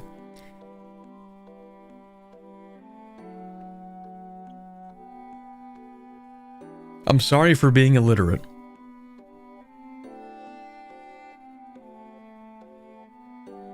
Hey, Kutch. Hope you're doing well. I'm doing great. Hope you're having a good Sunday. I love trade goods maps. I love dynamic trade. I love playing tall. So based.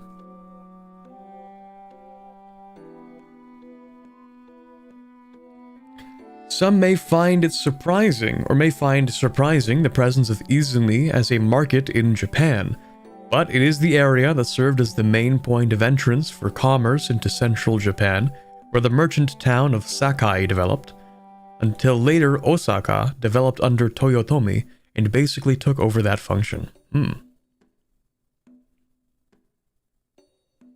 don't think that's illiterate, it's just ADHD.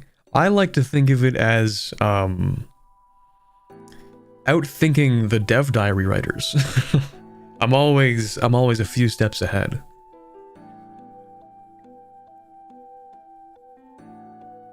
Population, big.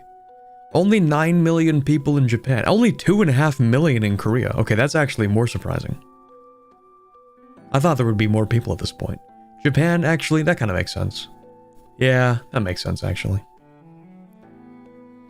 Not much to say here, except that quite a bit of population waiting for some action. Here we go. Okay, if I had just kept on reading and kept my mouth shut... Just kidding, we know that's not going to happen. Then I would have gotten here. There you go.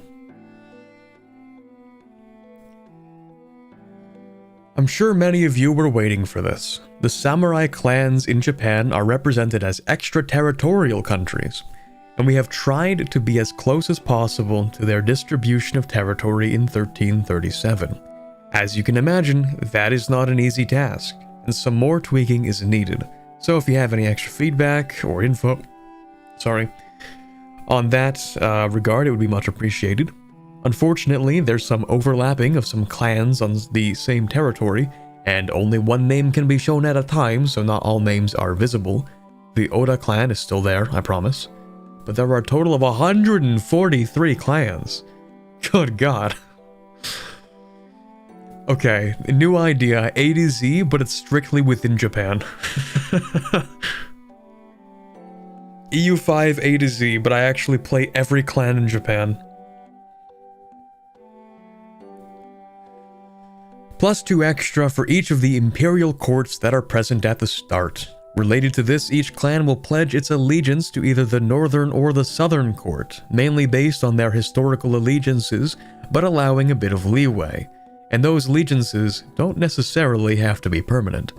So, as a bit of an extra tease, these are the allegiances of the clans at the start.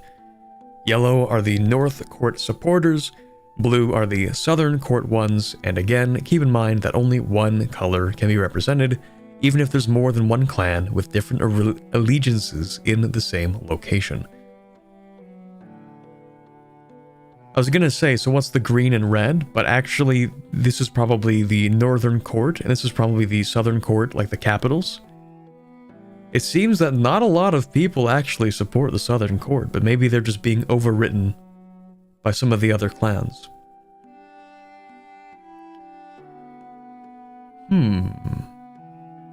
Interesting. Could you imagine how incredible extraterritorial countries would be for Anbanar? You mean will be? Give it 5 years. Time for my my EU5 Anbanar playthrough. The EU5 Anbanar arc will start in 2029.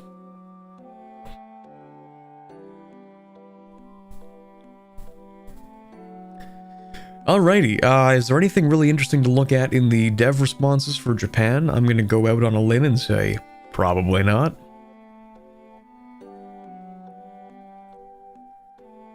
But we'll see. We do have a little more of the political setup, which is different.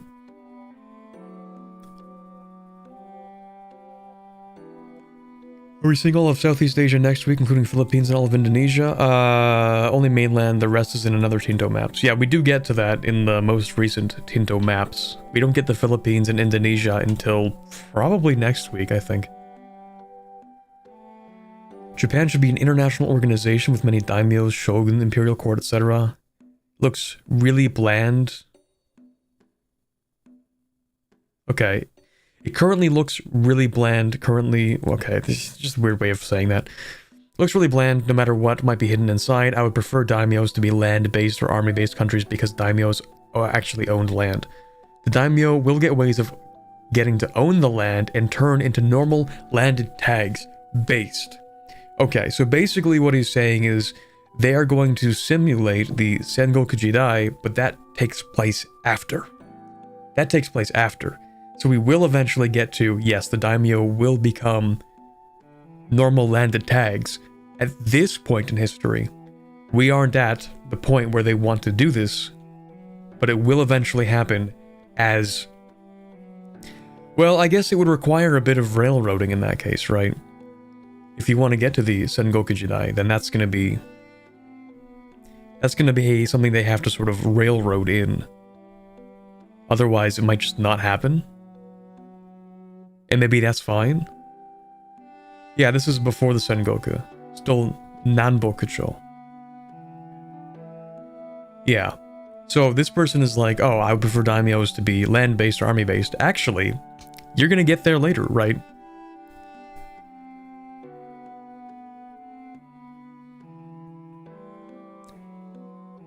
Yeah, Gurtanen, the commenter, is thinking that the daimyos of the Sengoku Jidai 200 years later would work like the 1337 daimyos, which is what they're trying to differentiate between. Yeah.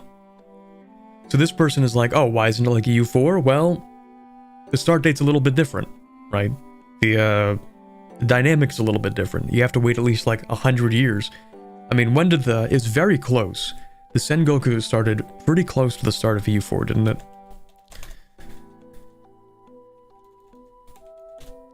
Sengoku period.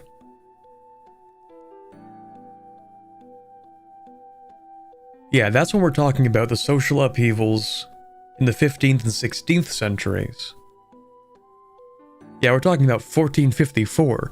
That's why things are represented the way that they are in EU4 is because they're like, yeah, we're about to enter the Sengoku period in EU4. Therefore, we might as well make the setup designed to simulate those conflicts. But in EU5, those conflicts don't happen yet. So they want the simulation to allow for it to happen. It'll develop, ideally, later into the campaign. But to start with, it's not going to be like that.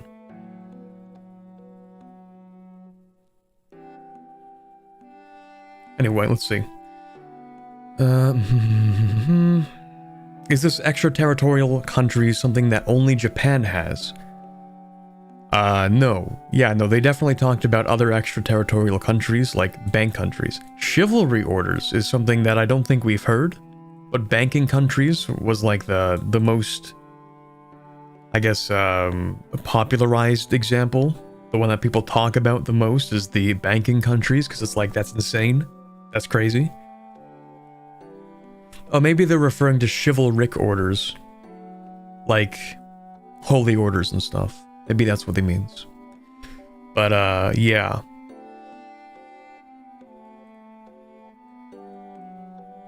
Yeah, we already have examples of this. Let's see. Any IOs in the region? The shogunate itself is an IO with all the clans in it. Okay. So I guess, that makes sense. That makes sense that eventually this actually combos pretty well with this, right? So this guy says that Japan should be an international organization. It is. The tags that will become landed will pop out, but still be part of the international organization, which makes sense. It is sort of a devolution of power, a sort of decentralization. So they become landed. The clans start off as being clans within the shogunate, They eventually become landed, they become separate tags on the map, still within the international organization, which keeps it all bound together. That makes sense. And I really like how this kind of country-specific flavor is already getting set up in a pretty good way at the start. Like, I'm gonna say it like this, I don't really know how they would make an expansion after this for Japan. You know, it's like, wow, you're already adding quite a lot of the important stuff for the starting scenario. Like, what are you gonna do, add more clans to Japan with a Japan expansion? Like, that's a lot. If you play in Japan, are you playing as the Emperor? Okay, it's complicated, because there are actually 2 Emperors and a Shogun. So, yes, if you choose to, you can play as one of the 2 courts. And you could also decide to play... I think if you play as Japan, the country, you're playing as the Shogun. Within your country, there are also unlanded countries. Well, no, sorry, they're... what are they called? Extraterritorial? Yeah. Which, I mean, they're called extraterritorial, but they kind of have territory. But anyway... basically, when you play in Japan, you get to play as any of these. I think if you play as the country as a whole, you're playing as the Shogun.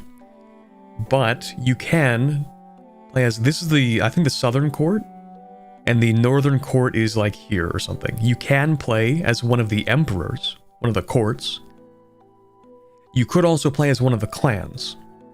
So you can play as several different individual parts of Japan.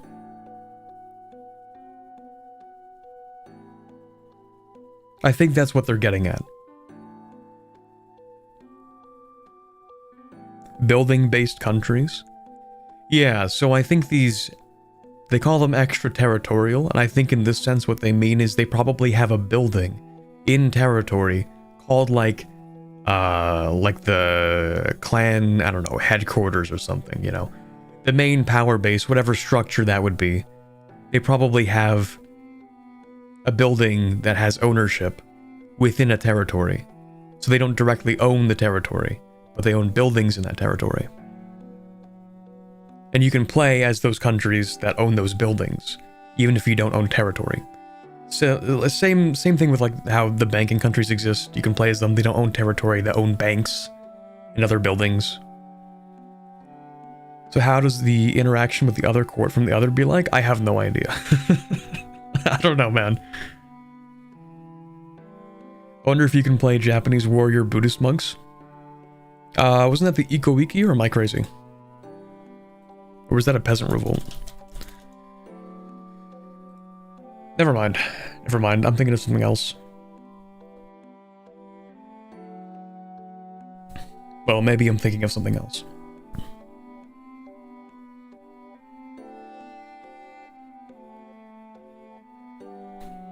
Iko-Wiki will be a thing.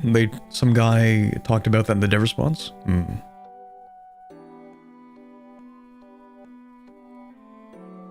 They said there will be. Based. Will Hojo Tokiyuki's Hojo clan also come out? He is alive in the southern court, but the clan itself is extinct as an independent tag. I see. I don't really know who this guy is. Will it be possible to have the Tokugawas spawn and play as them? Will there be an option to display the Overlord's name over the subject? Well, that's how it starts, right? Anyway, the Tokugawa clan basically came into existence with Tokugawa Ieyasu. It was the Matsudaira clan before that. And it is way into the future from the game's perspective. Maybe there will be an event to create him eventually, but for the moment there's none. Makes sense. Can we play for any of these clans and capture other clans? Can extraterritorial countries do this? The idea is that they have a way for that, but obviously all hell will break loose way further during the Sengoku period when the clans will start getting landed. Yeah, this was the idea that I was hoping they were going with. Good stuff. Okay, let's make this the last one before we move on to the next Tinto Talk. Because we don't want to spend all day on this one. Maybe some people don't want to watch a stream for 7 hours. Okay. Or whatever.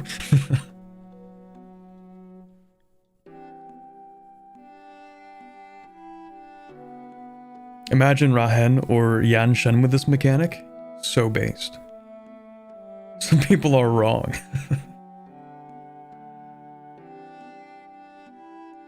Cybersong with the criminal gangs represented as extraterritorial countries. Yeah, you can do so much with this, it's actually crazy. Wouldn't it be insane if EU5 is actually the game that, like, I don't know, I would say save Paradox. I don't know if they need saving, but like, what if it just does absolutely crazy well? That would be so nice. Anyway, right, this will be the last one, right? So... questions. We know that the other islands of the Ryukyu archipelago had other similarly developed kingdoms, even though we know nothing about them. I think it would be fair to represent them as societies of pops. I like how we've already started shortening that to sops. Could be an option, okay. Are there any events for the establishment of Joseon? If yes, is it considered a different tag from Goryeo, or is it just the same tag with a different flavor name? There is, and it will be the same tag with a different name. Okay. Can you make the name of Japan more dynamic? For example, if you make it like some Muslim countries and add the name of the shogun's dynasty at the front, and have it change every time the ruling clan changes. The Ashikaga shogunate or the Tokugawa shogunate, for example. And if the emperor gets restored, then it changes to the Japanese Empire. The name is fully dynamic. It will already change to Ashikaga shogunate once it starts breaking apart. Cool. Do Japan and Korea have slaves at the start? No, but the minorities in Japan haven't been done yet. This links back completely to the start of this map dev diary when I mentioned the whole Korea thing. Korea having the longest unbroken chain of slavery in human history. Maybe they should. Maybe. Why are the Izu Islands not considered locations in the game? They were unfortunately too small to be able to be represented as locations. Okay, that's for EU6 then. No problem.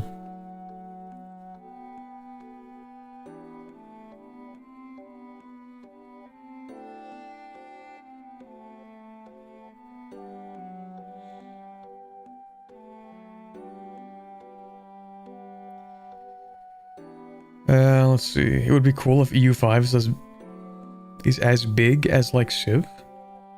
What? What does that mean? Oh, you mean like the game's popularity. Sorry, I was thinking about the game's scope. I'm like, well, Civ's a smaller game scope. You mean in popularity? Yeah, that would be cool. A man can dream.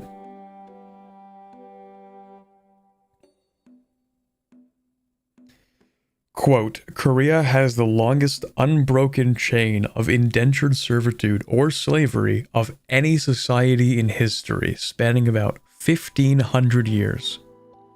Classic. Okay, did I actually mention this last one? Yes, I did. Too small to be represented as locations. Okay, yeah, don't worry about that. When they make the game even more granular for EU6, we'll be fine. I actually have no idea how they would one-up this. If they did end up making an EU6 in like 2035, I have no idea how they would even do that. How do you get more granular than this without losing the plot? I don't know. Anyway, that is the Japan and Korea dev diary. Let's move on to... what's this one about? Great powers, I think?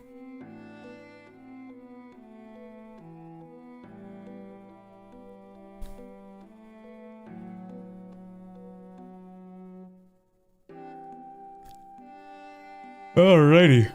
Ugh. How am I yawning already? That shouldn't even be possible, I just had caffeine. I can't wait for my son to play as my neighborhood in EU6. It'll simulate every single person in the game. EU6 actually will be done in such a way that you'll be able to put on a headset and you yourself will be able to experience the life of a peasant in 13th century England.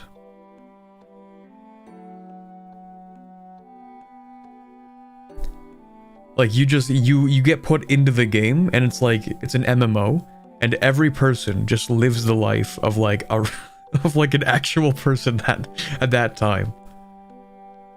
That'll be great. I don't need a headset to live the life of a peasant. It's so real. Okay, today we'll talk about 3 relatively related topics relating to country ranks, great powers, and hegemonies. There are 4 ranks that countries can have in Project Caesar, different than EU4 because now we have even smaller countries, but more similar to EU4 than Imperator, in that changing country ranks is something that you actively do on your own. In Imperator, it's automatic once you have a certain number of... Is it pops or territories? I think it's territories. Maybe. Besides having various rules on what a country can do, they also give some benefits, and rather importantly to the player experience, they impact what the countries are called. So true. If I have a massive empire and it's only called like the kingdom of something, I'm gonna be pretty upset. The code supports multiple types of ranks at the same level, so modders could, in theory, add dozens of variants to a duchy rank if they so desire, based.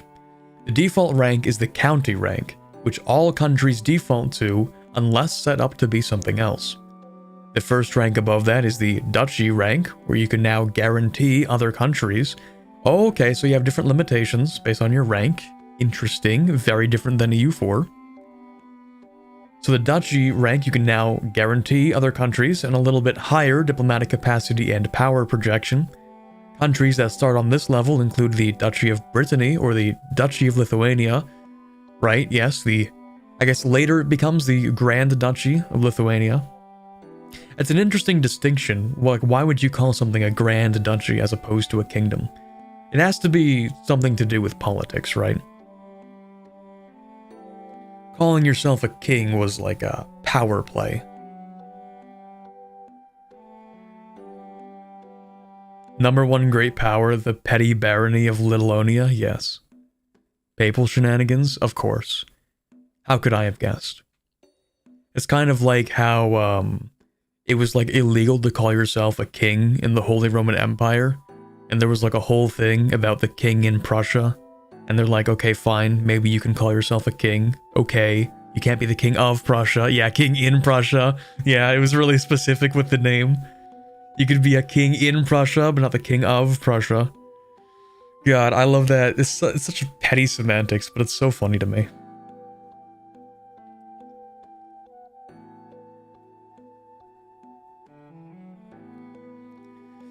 Anyway, let's see.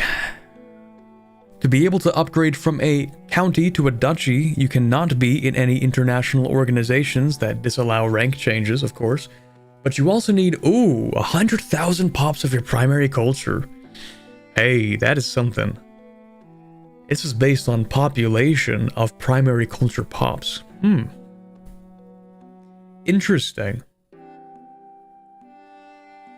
Interesting. The next rank above that is the Kingdom rank, which requires 1 million pops of your primary culture and gives a larger diplomatic range and other abilities.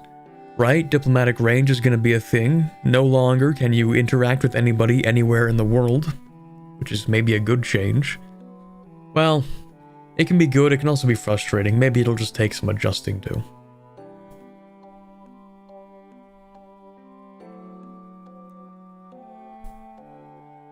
Is guaranteeing a duchy cost less than yuan diplomatically, or are we not there yet? I don't know. We might not be there yet. Austria was a duchy and then later an archduchy, more or less kingdom level. You had the Archduke of Austria.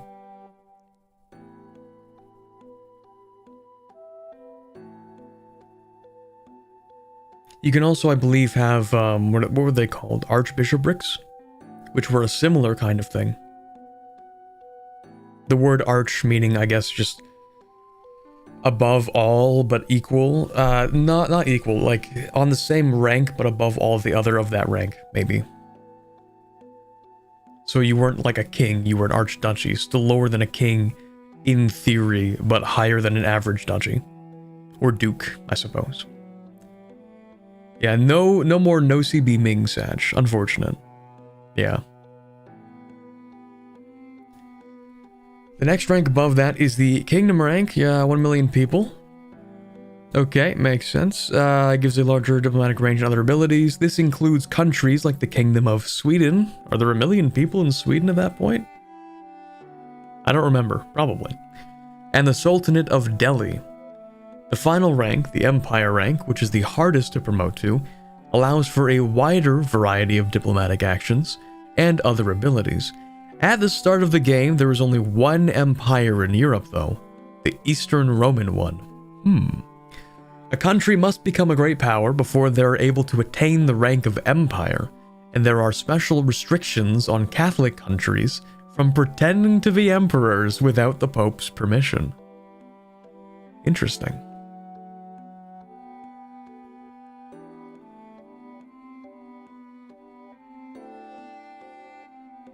Mainly due to the Black Death, in Sweden the population decreased from, 1.1 million to 347,000. Damn. That's a lot.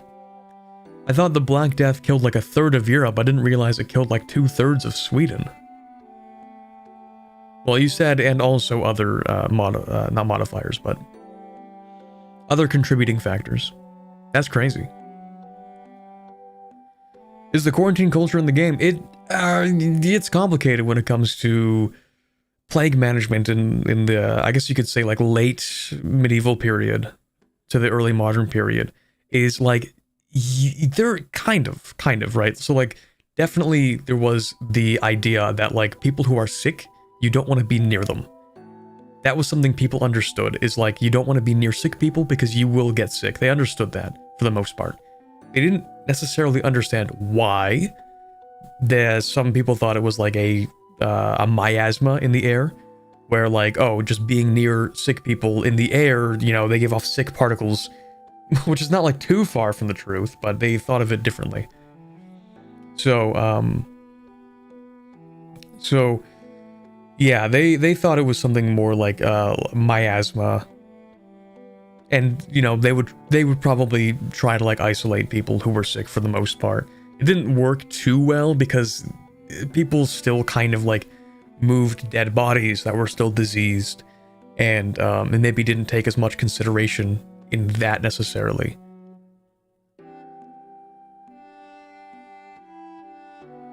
Didn't it off like 40% of the global population?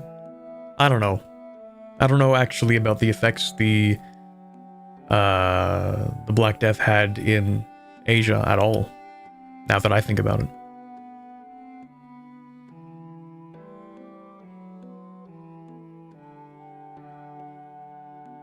A curse? Sometimes. There were a lot of different like understandings of what disease was. Some people, like, there was the idea of the imbalance of humors, right? That was for more like general sickness though. When you had something like a plague, a lot of people were just like, okay, we're being punished. It was oftentimes, when like something as big as the Black Death happened, it was like, okay, so this is probably divine punishment, isn't it? Like that's a little worse than the average plague, with just how bad it was. So, yeah. Touch dead people, then cured by their hands, babies. I don't know what you mean. But yeah, to a degree, there would be some form of quarantine culture. I don't know if this is true. Might be like pop history, but the idea that they would like nail in the doors of people who were like confirmed diseased, that might not have actually happened. Maybe it did. Maybe it didn't. The peak of public flagellation was during the Black Death. Yep, that was one of the things, because I actually took a history of early modern Europe class. Was that last year or 2 years ago?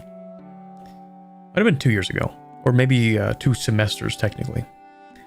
And in that course, we did go over the Black Death and stuff, and like, yeah, there were so many different reactions to the Black Death. One of them definitely was self-flagellation.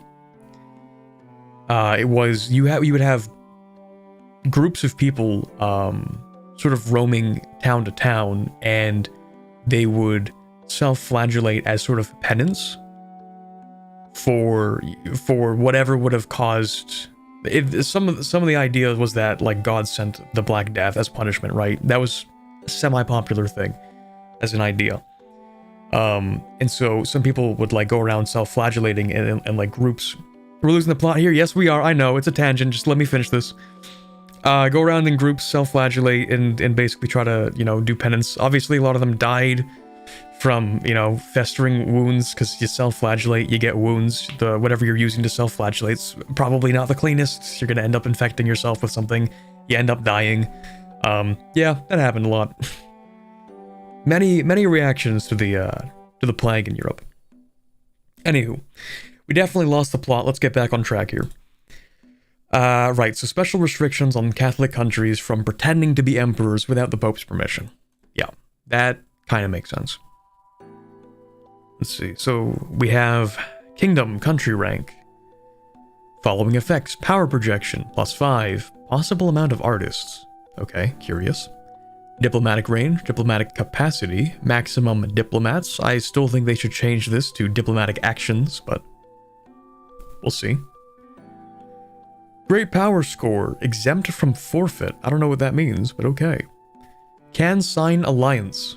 Can guarantee. Can support rebels. Can threaten war. Possible rivals +3. Cool.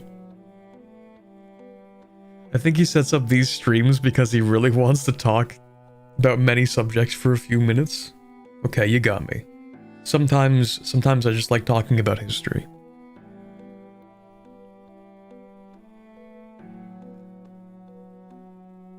Sue me. It is what it is. To become a kingdom, the following must be true. Have over 1 million Prussian pops. Still very interesting the way that they're setting up. Oh, a kingdom? Yeah, you need 1 million primary culture pops. Not a subject of another country, makes sense. And we do not have the condition cannot be a kingdom. Okay. The Livonian order with about 380 Prussians is a bit of a challenge here. Yeah, I figure. A great power is a country that, through advances, population, land area, development, and other factors, has risen to be one of the most powerful countries in the world, and as such gains the ability to influence other countries simply by throwing its weight around. The countries with the highest great power score can become great powers, or they become great powers. Subjects and countries fighting for their independence may not become great powers. So this is the starting ones, I guess. The countries you'd perhaps expect to be great powers in 1337, right? Sure.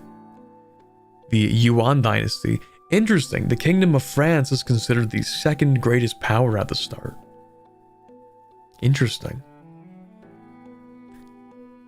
Sultanate of Delhi, the Golden Horde, Japanese Shogunate, Kingdom of England, Mamluk Sultanate of Egypt. I wonder how many great powers you can have. Presumably 8, if it's the same.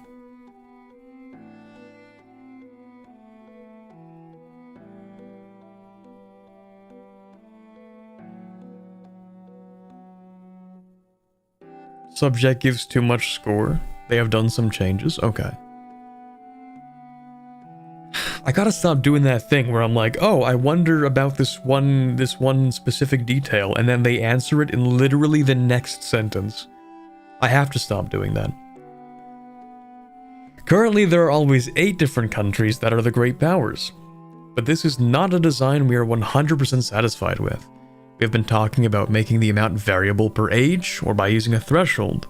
We've also talked about mechanics for regional powers, but all designs so far have some severe drawbacks. For example, how would we define the geographical area to make it feel good? I see.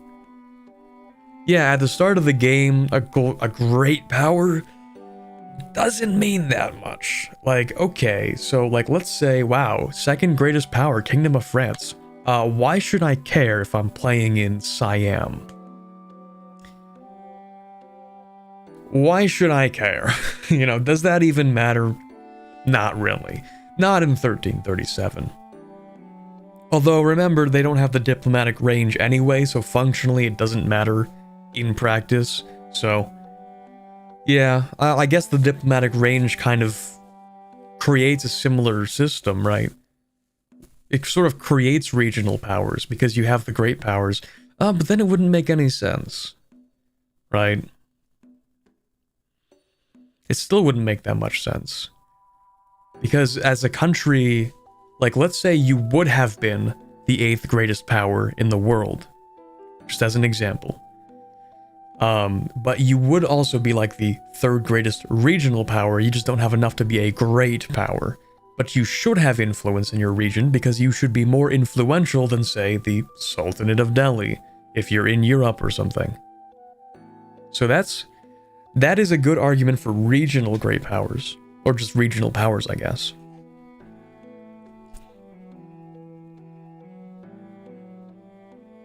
They said France is getting too many points because of vassals and they will review it. That's good. Maybe global great power should be unlocked later in the game. Yeah, I think they're definitely workshopping this. Because look, if you see this, so a great power has specific things.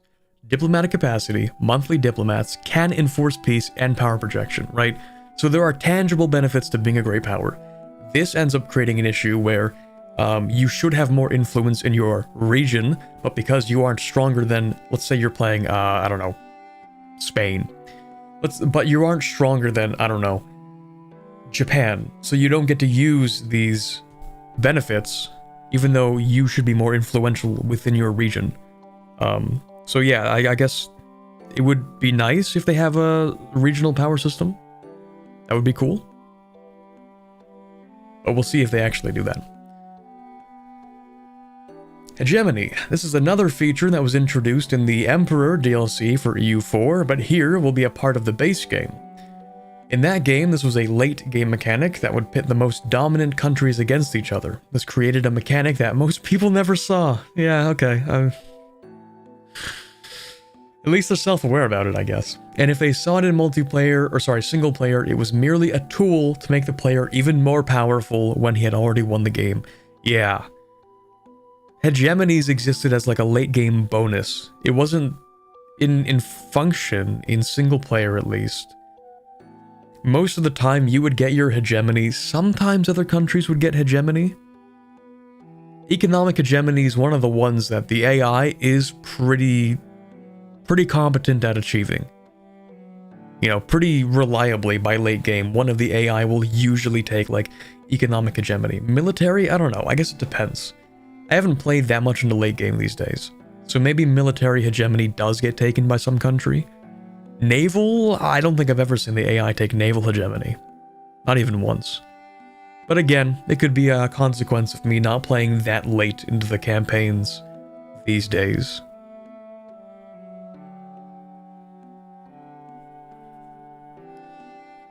Anywho. In this game, however, the hegemony mechanics unlock through an advance in the Age of Discovery. We currently have 3 types of hegemony: military, navy, and economic. In the game, similar to EU4. Sorry. It's just a lot of commas here. We currently have 3 types of hegemony: military, navy, and economic. In the game, similar to EU4, and you can only be one type of hegemony at the same time. We could be open to adding maybe a cultural hegemony as well, as the next few weeks Tinto Talks will be talking about culture-related systems. Let's go. I hope you guys have another 4 hours in you, because that's what it's going to take to cover that one.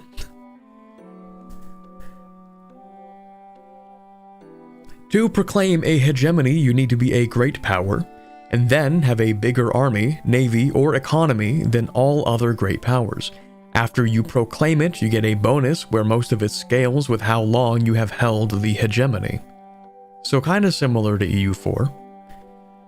In a game where a casus belli is not always easy to get, the fact that you can always create a casus belli on any hegemon, even if you are not one yourself, can be beneficial. If you ever lose a war as a hegemon, you will lose your hegemony. And remember, if you lose your hegemony, your prestige and diplomatic reputation will suffer. Makes sense. So for example, we have the military hegemon. Monthly war exhaustion minus 0.1. This kind of seems similar to the EU4 one. I'm kind of looking at these bonuses and they seem a little bit familiar. Monthly war exhaustion reduction, I think that's consistent in all the EU4 hegemonies. War score cost, isn't that also same in EU4? Counter-espionage, that's not part of the EU4 one. Army attrition and movement speed aren't. But the siege ability is, I think. Cool. Stay tuned, as next week we will do the first development diary about our new cultural mechanics in Project Caesar. Let's go. Hey, there he is, P. Elias. Thank you very much for searching through the dev diaries, or the dev responses. So we'll start with number 29. The EU4 distribution, after all, was designed after diplomacy and naval matters being fed from the same Diplo Points mana well.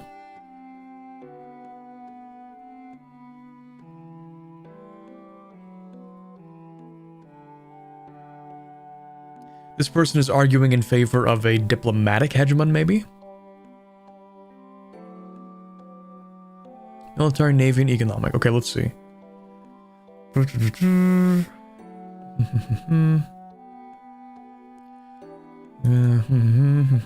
Okay, so they want one dedicated to diplomatic soft power, I see. Diplomatic one is harder to quantify. How do you become the hegemon in diplomacy? Yeah, that's a good question. How would you become a hegemon in diplomacy? What is diplomacy backed up by? What influences your negotiating power in diplomacy? What does it mean to be a diplomatic hegemon? Diplomacy, typically, we're talking about this time period, is backed up through guns. In an abstract way. Military might, right? Big stick diplomacy, you might even call it. There's more complicated than that. Definitely more complicated than that. Also has to do with prestige. Also has to do with, say in the case of Austria, was very unique in its diplomatic empire forging.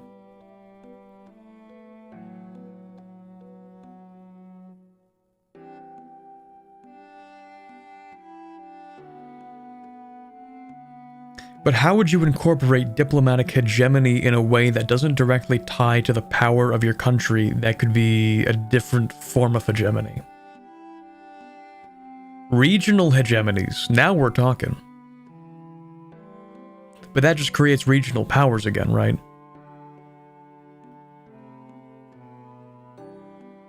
You could be like trade and marriage.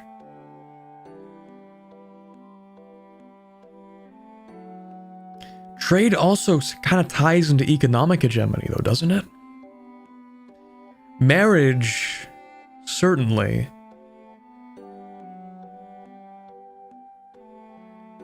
But what would it be? Like, okay, just marry every country in Europe, boom, now you have diplomatic hegemony?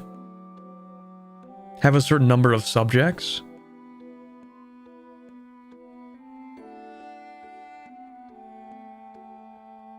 But even having a certain number of subjects would be weird. Having a certain amount of development in subjects?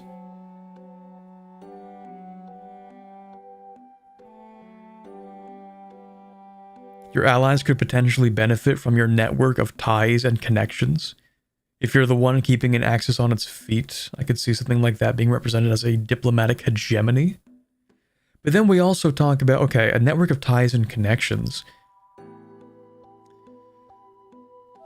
That would create an international organization, though, right? World War I was siblings fighting each other, so does it really matter? Yeah, I think I don't know. Yeah, I just don't. I don't really see how it would be possible to make a diplomacy hegemon without it tying into other mechanics that kind of already exist in hegemony, right? Like if you have a lot of soft power because you're economically influential, okay, economic hegemon. The more diplo reputation,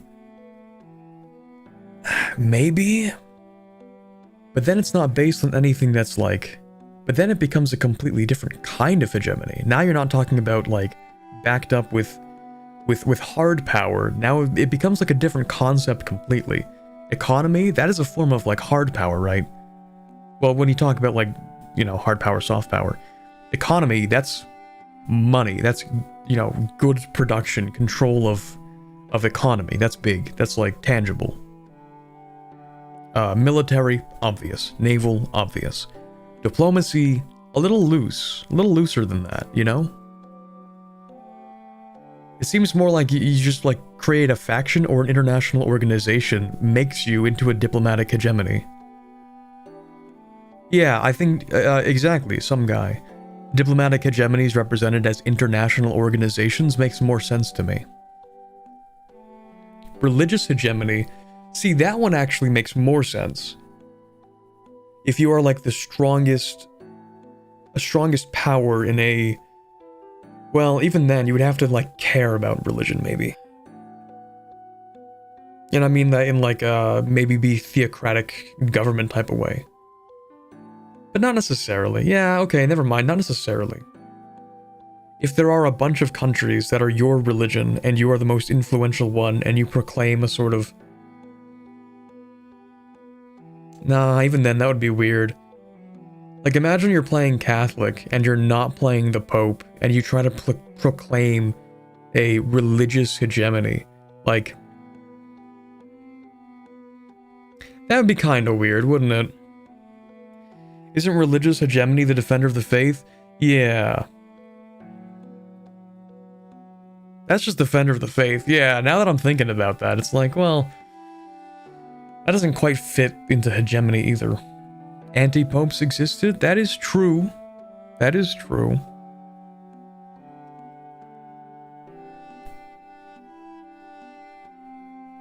Anyway, we don't have to dwell on this one too much. I'm kind of okay with the ones that they have already. Diplomacy, I don't know about that one. Religious hegemony, yeah, we can make a stronger argument. Cultural, I don't know how culture works in the game, so I can't even really comment on that. What do we have next? Sorry, I went to the first one and spent like 20 minutes talking about it. Alright, number 30 are historical kingdoms with small populations, still the kingdom rank. They definitely don't have a population of 1 million, yes. Okay, so it's a bit of, dissonance between the conditions and the setup. Number 46. So empire rank is limited to 10 nations max. Not many at the start, but there will be a few more during gameplay. Okay.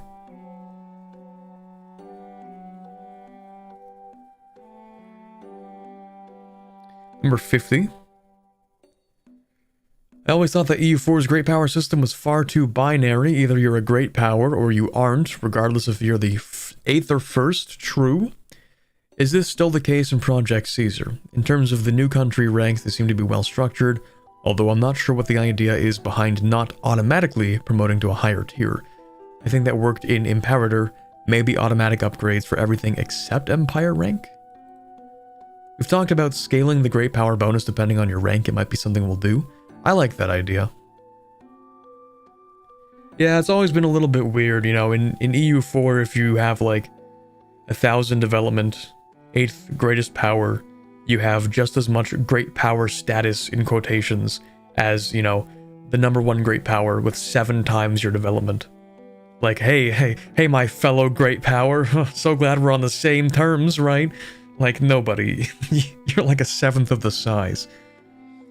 You really shouldn't have access to the same weight, I guess. The same influence. At least as it pertains to the benefits from great power status.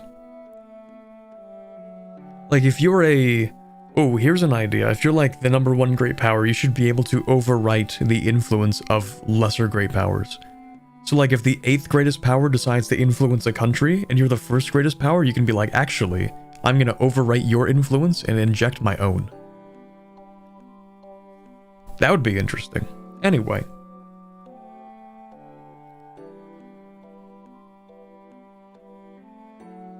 Well, even then, maybe you should be able to invest more as a smaller power. Okay, whatever. Yeah, maybe that wouldn't work in practice. Whatever. What do we have next? Number 60. Wow, that's convenient. Are there any pop requirements to become an empire or simply have 1 million primary culture? 5 million of primary culture, okay. What does power projection do? In EU4 gives some buffs. Is it the same? It would be nice if it affected AI behavior, making them more likely to accept deals, demands, and alliances. It impacts if you can colonize those of lower projection, and if you can build buildings in their territory. Interesting. Forfeit mechanic?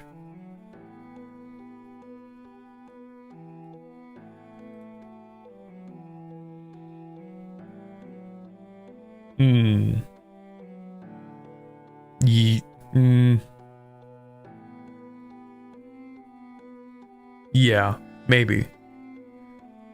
Like if a larger great power decides to influence some minor power, then maybe it'll erase your influence. Or you could be like, actually no, I'll just invest more, even though I'm a smaller power. I'll invest more to overwrite the larger power's influence. Like, you should be able to scale what you invest your influence into. But, I mean, I'm talking about a concept that doesn't even exist. Influence in the game? What does that even mean? In EU4, it's literally a button where you spend money and they gain a power point each month.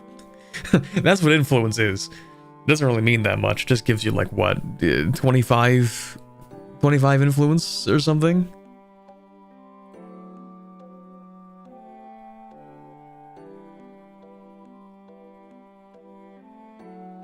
$25 opinion? Yeah.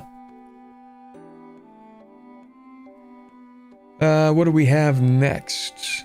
66 on the list, then 74. Whew, a lot of things to get through. Alright, the idea is that sorry, I didn't even read the question. As we have hegemony, will there be something like a European balance of power to not allow hegemons to control everything?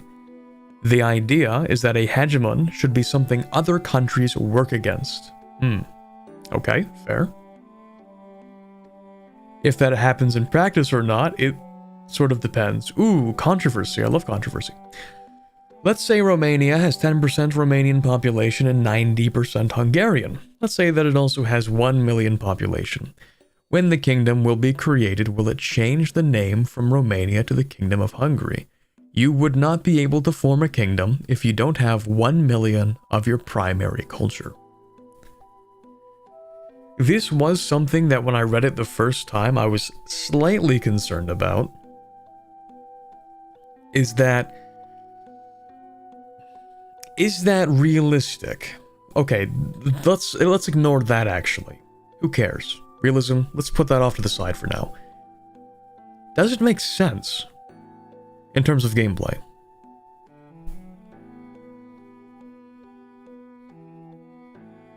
Is there no situation in which you can have a minority culture ruling class of anything larger than a duchy?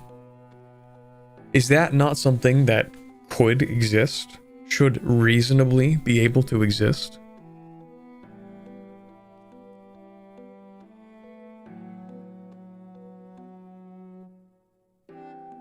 So, what would be an example of this?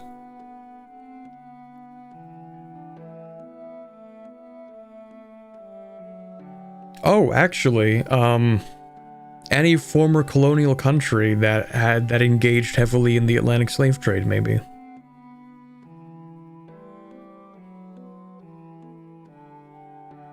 Or, well, actually, okay, hold on. I don't actually know how cultures work in EU5, so this might be a moot point by the time we get to it. But just to preempt that, as I always love doing, That's kind of different. Yeah, it is kind of different. That's why I'm trying to come up with a better example. Because I think you're right. That was a poor example. Let me think a little harder on that one. Mugals. Maybe.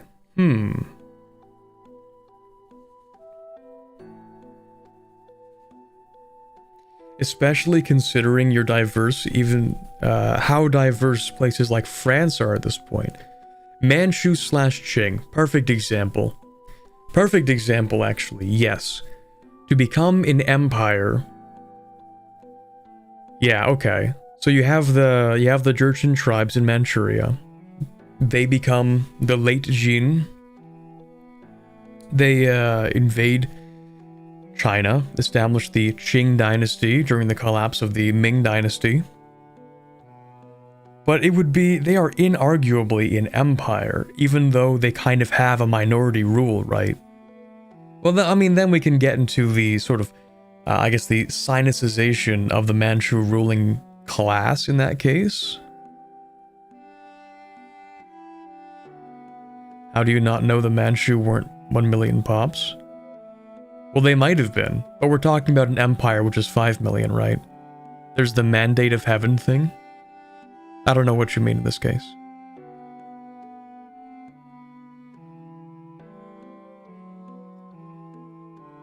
I would have to look more into the specifics, but I wonder if this would, in theory, prevent something like a Manchu-led Qing from becoming an empire.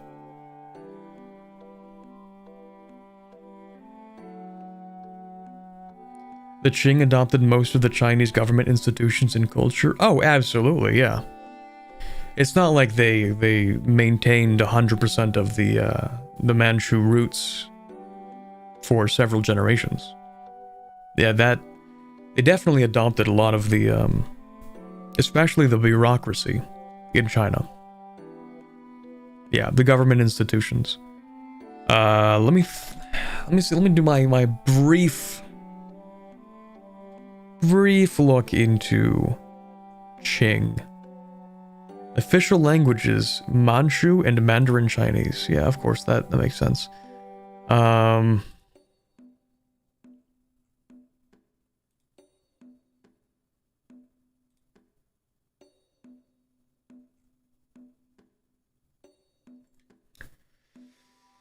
Let's see. Manchu rule over China. Transition from Ming to Qing dynasty. Okay, let's go with... I don't even know what Wikipedia article I'd look at for that. They culture swapped? In a sense. Transition from Ming to Qing, or simply known as the Ming-Qing transition, or the Manchu conquest of China from 1618 to 1683, saw the transition between the two major dynasties in Chinese history. Decades-long conflict, emerging Qing dynasty, so on and so forth. We know about that. I am interested in the practices of the ruling dynasty afterwards.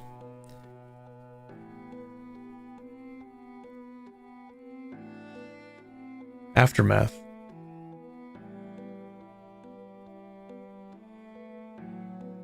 After extinguishing the Ming, the Qing identified their state as Zhonghua. Okay, referred to it as Dulimbai Gurun in Manchu. Okay, this doesn't help me. Let's see.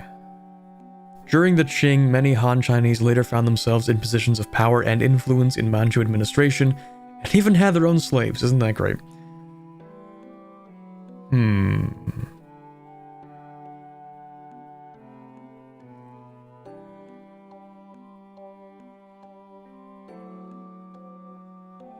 Not enough time to look through this just in a 5-minute thing on stream, maybe.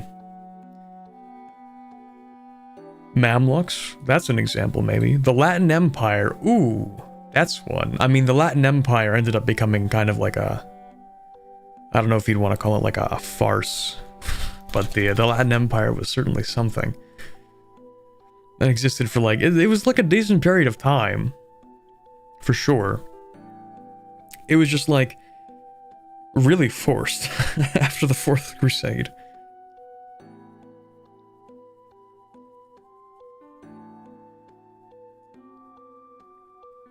Also not contemporary. Oh, what did they call it back when it was established? Used by historians in the 16th century to distinguish the Crusader state from the classical Roman Empire. So what did they call it themselves? Founding treaties issued by the Crusaders specifically called it the Constantinopolitan Empire. Oh goodness. Interesting.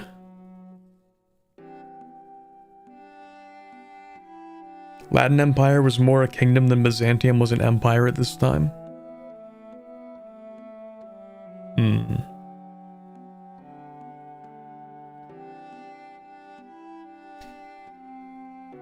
But then again, how much do you even argue that the Latin Empire fulfills the whatever qualifications you would use to call it an empire? Is it enough to call yourself an emperor? Actually, who was in charge? I mean, they did call themselves emperors. Yeah, the first emperor of the Latin Empire.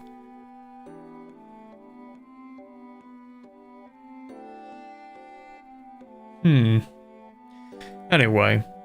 Yeah, I am a little bit... This is the one thing that I was kind of concerned about. It's like, if you become large enough, it doesn't matter. You can't call yourself an empire. There aren't enough main culture pops. Here's actually another question.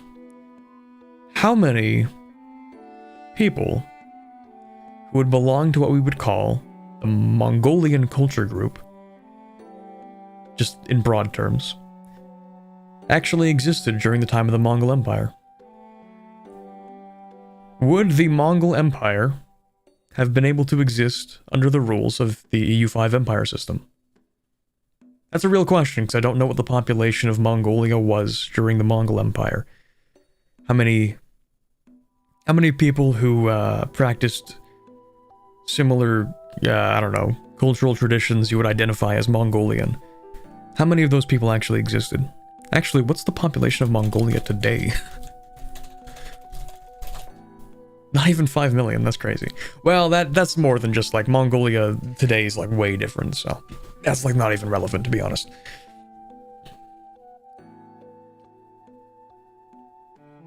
Special cases should be like a mission thing or something? Maybe. Have 1 million pops or unite all of your culture group? Yeah, there could be an argument made for that. Anyway. Yeah, it's just a concern of mine. I don't know if it'll actually be that frustrating in practice. Maybe it will be. But I can kind of see why people would be like, oh, well, I can't take advantages of what benefits I would get as a kingdom simply because I don't have 1 million people of the primary culture. But what if I have like over 1 million people that are like an accepted culture? They're just not primary. So what would I have to do? Culture shift and form a different kingdom? Is there even culture shifting? I don't know. We'll get there when we get there. Yeah, I should just go to the culture dev diary after finishing reading these, because I don't have to stun lock myself this hard. We have a few more things to go through. I looked at 74, that was the one. We have 80. Is Japan an empire at the start? Yes, makes sense. They have like 9 million pops in Japan. Reasonable. 108. If I'm a hegemon and my ally calls me into war, will I lose my hegemony status if my ally loses the war? Yes, you will lose it. Interesting. How is great power score calculated? Will advancements and institutions play a role in the score? Will score from development be scaled by control? Here are the factors for the Emperor of the HRE at the start of the game. Okay. Upper Bavaria as a country, I guess. Okay, 289.95. I guess it has like a... Oh, it's gonna use like the Victoria 3 prestige system, kind of. They call it Great Power Score, but functionally it's the same as the Victoria 3 prestige system, right? In practice, it kind of is that.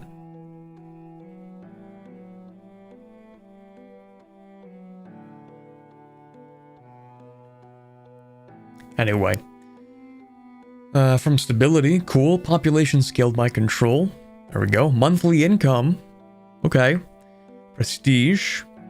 So it's not quite literally prestige, but functionally it might be a similar mechanic. Army tradition. Okay. Never mind. Maybe it's not. High legitimacy. These seem to be rather small influencing factors compared to being an empire, you know? Embraced institutions do seem to contribute, but obviously the elephant in the room is being the Holy Roman Emperor outclasses all of these significantly. Which is interesting. A title having this much influence in what you're perceived to be a great power. That's something. That's interesting. Interesting. That's where I'll go with that.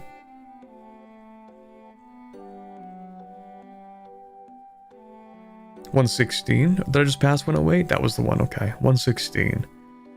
Oh boy. Could you declare war on a hypothetical early hegemon yuan as a European nation? No. Can a nation lose its government rank? No. Okay. What about using characters as diplomats instead of abstracted? No. I think it should just be called diplomatic actions. I'll continue maintaining that. We should be able to liberate the slaves of all accepted cultures, not just primary culture. As France, we should be able to bring home Languedocian and Provençal guys, not only those from around Paris. Based? Yes, also based. What about adding the request sell province to the peace deal to simulate the bilateral peace deals when you want to, quote, buy the land? This way it will be formally one-sided peace deal and easier for the UI. The price will be defined by some unified algorithm. That would still be the main problem of performance in the AI. Okay, I don't know enough about the backend to say anything about that.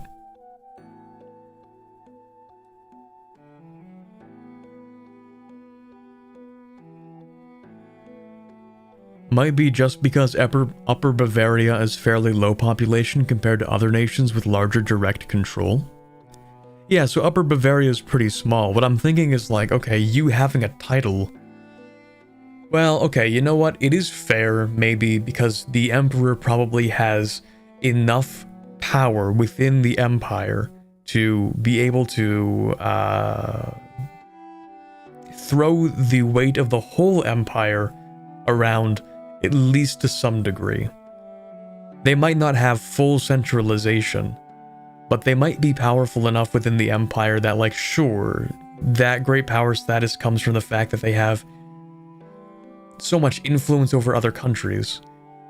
Even though it seems to be directly flat and based on the title, in practice, the title always comes with having a certain amount of influence.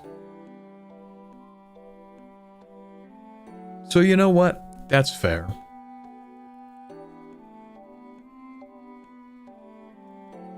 What do we have next? 123.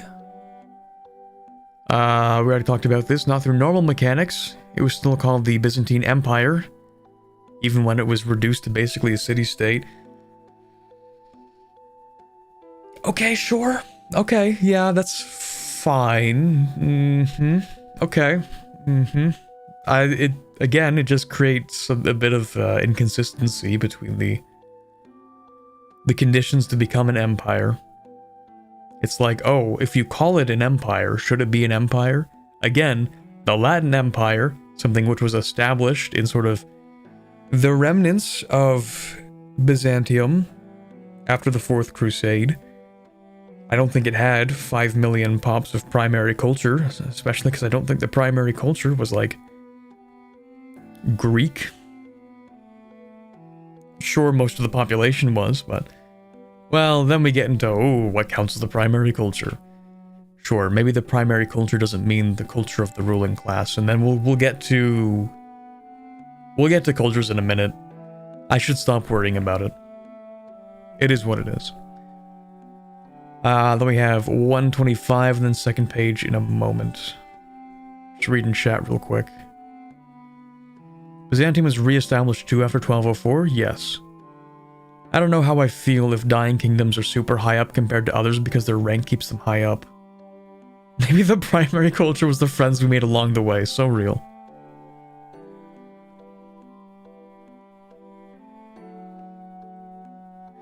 Alright, I mean, it depends. I guess it'll... When was the Latin Empire established? Hold on. That's before the... Well, of course that's before the time period. The Latin Empire was the Fourth Crusade. That was 1204 to 1261 was the Latin Empire. That's what I'm reading. This was before the time of EU5. Re-established.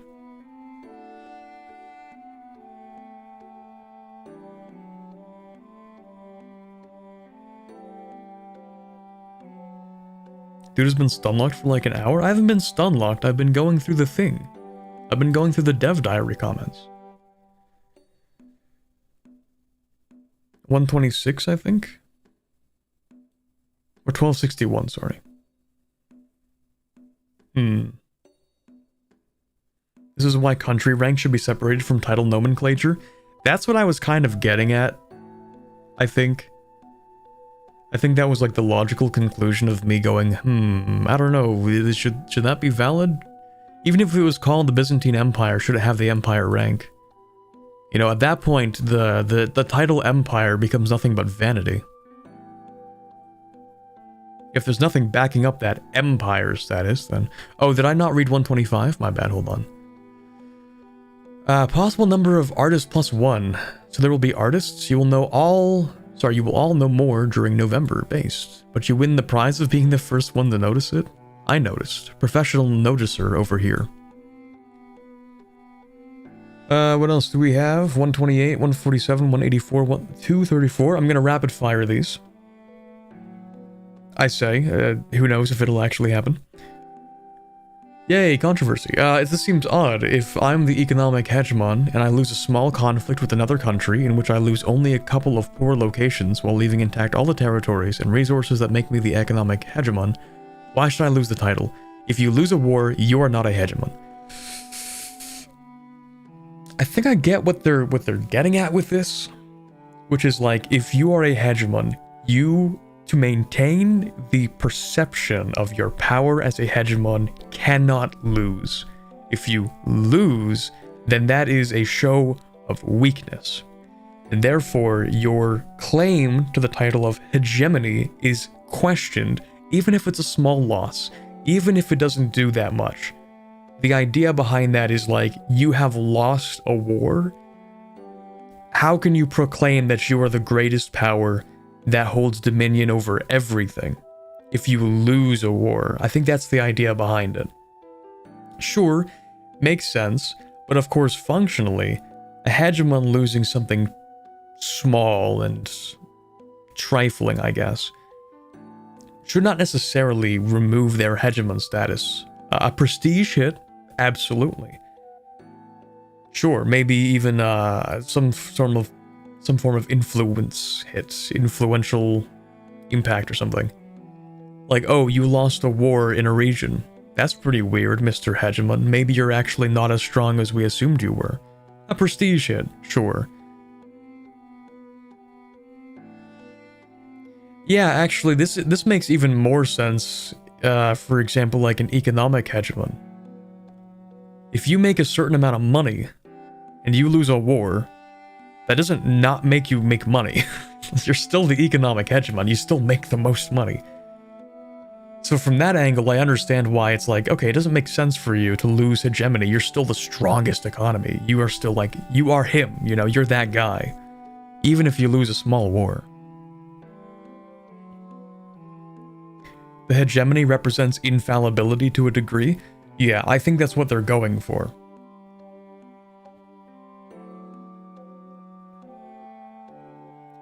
The criteria is there to prevent random minor countries from deciding they're an empire. It's not like an empire just disappears when it drops below some arbitrary population threshold.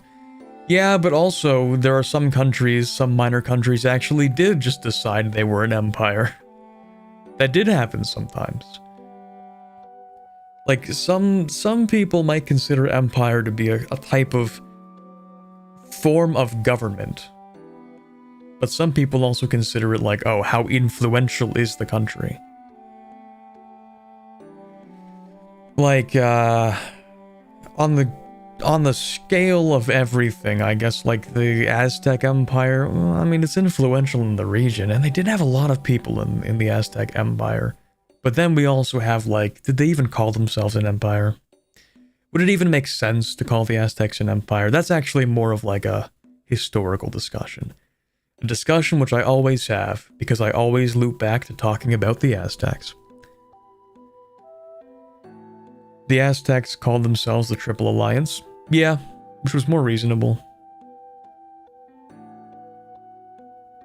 Even though Tenochtitlan was the largest of the three. Incan Empire absolutely had a claim to the title of empire. Like, yeah, those guys did go crazy with it. They deserve that one. What about the Spanish Empire? That's just a name. True. Some people consider empires to be not even just like, not even something official. You might never call yourself an emperor, but you might have an empire. But that also has to do with historians ascribing terms to things afterwards. The Swedish Empire, there you go. True, real.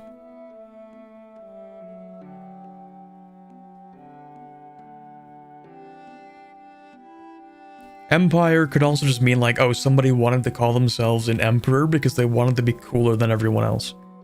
Spain was an empire on the colonial front, wasn't it? But there was never a Spanish emperor. There was never a proclamation to empire, even though when we discuss it in historical terms, we refer to it as the Spanish Empire. But that, I think, is a historically ascribed term, rather than one that it considered itself. It was the Kingdom of Spain and its overseas possessions, really. Same with Britain, don't count India. Yeah, that was later. That was later. The, Emperor of, or Empress of India was something that Victoria wanted personally or something, right? But there was no Empire of Britain, even though we do call it the British Empire. Again, still. Kingdom of Britain and its overseas possessions, except for that one thing with India where Victoria wanted to be an empress. France was an empire under Napoleon? Yes, that was more direct. First and Second Bulgarian Empire.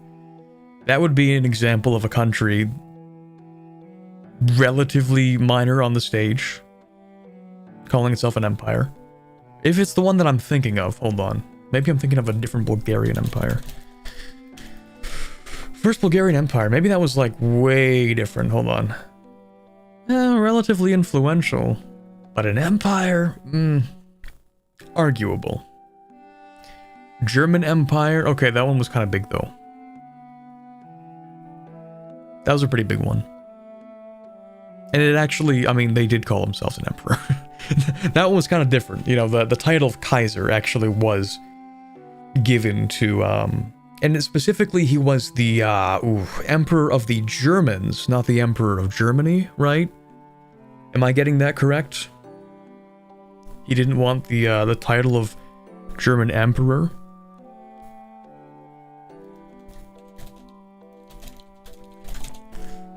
I think that was it.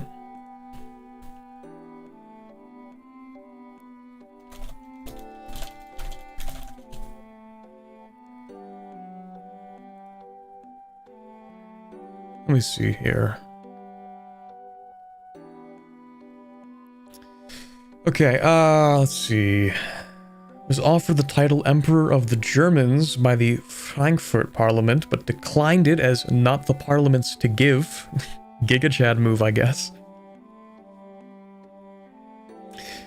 Wilhelm believed that only the German princes had the right to make such an offer in accordance with the traditions of the Holy Roman Empire. Okay, and then we have the proclamation of the German Empire. Wilhelm accepted this title grudgingly on the 18th of January, having preferred Emperor of Germany. Wait, what? Hold on.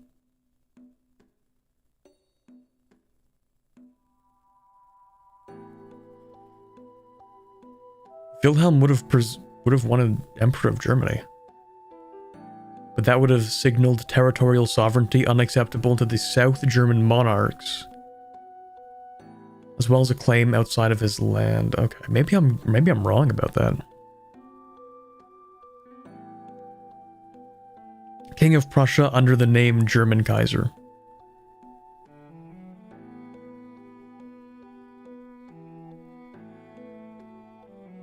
Emperor of the Germans was ruled out by Wilhelm. Okay. Because he considered himself a king ruling by divine right, chosen by God, not by a popular monarchy. Oh boy, we get into this is outside the scope. We're stun locked on this. Let's move on. I'm still on this one dev diary. I keep getting stun locked. Which talk is this? Who knows at this point? Maybe the talks were the friends we made along the way. Okay, 128, 147, 187, and 234. We went to 128, didn't we? Yeah, okay. 147. How does the pop... I can't believe I said let's rapid fire them, and then I didn't rapid fire them. I betrayed myself for nothing. How does the population of your vassals count for the Great Power rank and for country rank? Only for GP rank. Okay, see, that's interesting. They said they would adjust that, right? Or somebody said that they would adjust that. 187. I guess it's because the shogunate is portrayed as technically a unified country, and I guess Japan was as a whole was far from poor in the 14th century. But in reality, we never think of Japan as a significant power in this age because the central government was very weak and the nation was locked in internal political struggles. I also noticed when checking that the Shogunate International Organization gave us much of a bonus as the HRE, nerfed it now. Okay, based. Then we have 234, the last one. Here we go. Are you sure that France should be the second great power? Yes, the vassal contribution was too high.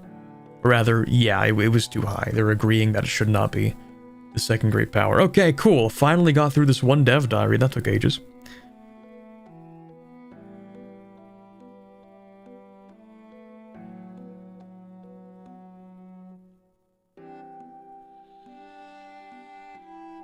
The Italian Empire. I feel like Empire shifted to become more of a title of prestige than it was anything that had to do with, like, influence.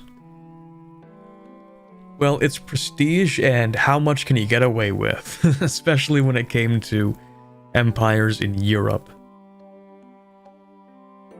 What was the reasoning why Britain never called itself an empire?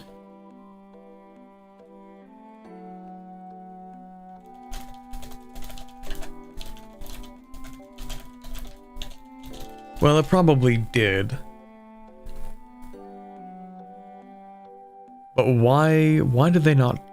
They probably considered the whole thing an empire, but why not the British kingdoms as an empire?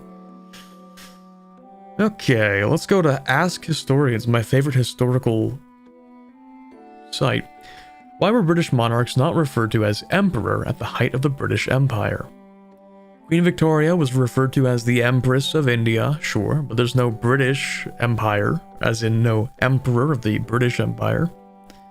So why were they just called monarchs as kings and queens?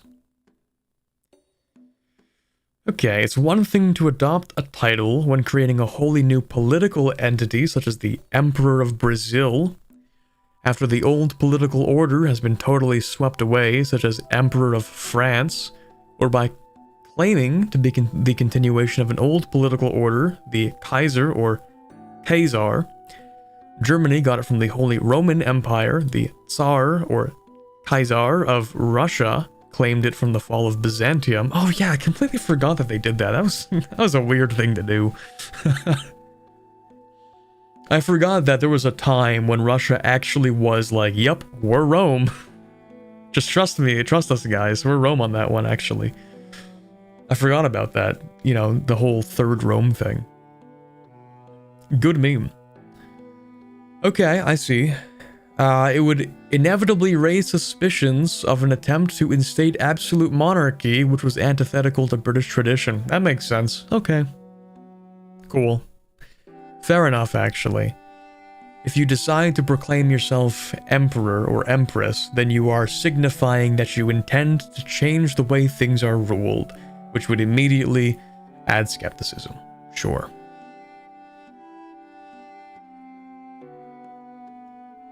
Ever since the fall of Rome, everyone has claimed that they're Rome, actually. Fair enough. It is like, it's prestige chasing. It's like, actually, no, we're the real Romans, because we're strong and we're cool and we like Christianity. Actually, except for the Ottomans. The Ottomans were like, actually, we're Rome because we conquered the Eastern Roman Empire, therefore we should be allowed to be Rome. That was a little different.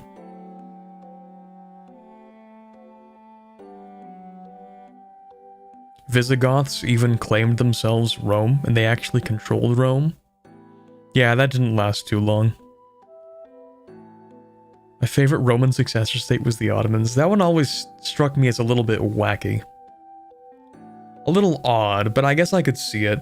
If you proclaim yourself like, oh, okay, we're now the Roman Empire, that could be like a way of not only claiming prestige, but also trying to, like, I don't know, ingratiate yourself. Maybe that's not the right word. To appeal more diplomatically appealing to the Christian powers. Maybe. To be like, oh, don't worry, guys, we're just the Roman Empire. We're chill like that.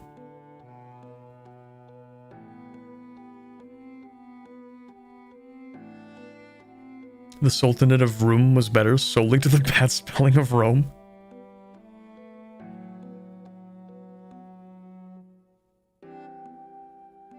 Yeah, who fashioned themselves as the Kaiser-i Rum?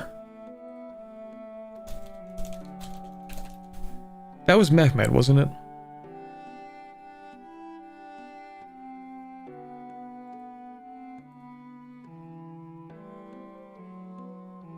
Did you have to be Christian to be Roman? Nope. Not according to the Ottomans. Didn't seem to matter that much. Arabic version of the name Kaiser. I keep forgetting when I read the word Caesar, I'm like, it's Caesar. No, it isn't. They wouldn't have even called him Caesar. They would have called him like Kaiser. That's what they would have called him in Latin. Which is why we have the words Kaiser. Imagine your name imagine being such a, I don't know, Giga Chad that your name becomes the title for emperor in multiple languages. Crazy stuff.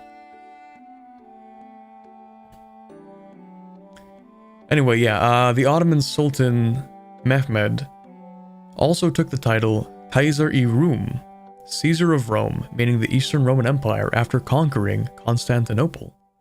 Yup, good stuff. British monarchs actually also used the title Kaiser-i-Hind, or Emperor of India, during the late 19th and early 20th century.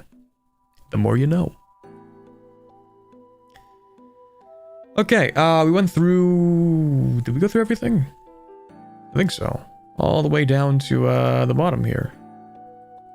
Alright, let's move on to the next one. We have no other Tinto map following this this Tinto Talk, so we just move on to the next Tinto Talk, Culture. We're only 3 hours in, and this one's definitely going to last another 3 hours, so strap in, get some popcorn maybe, it's going to be a long one.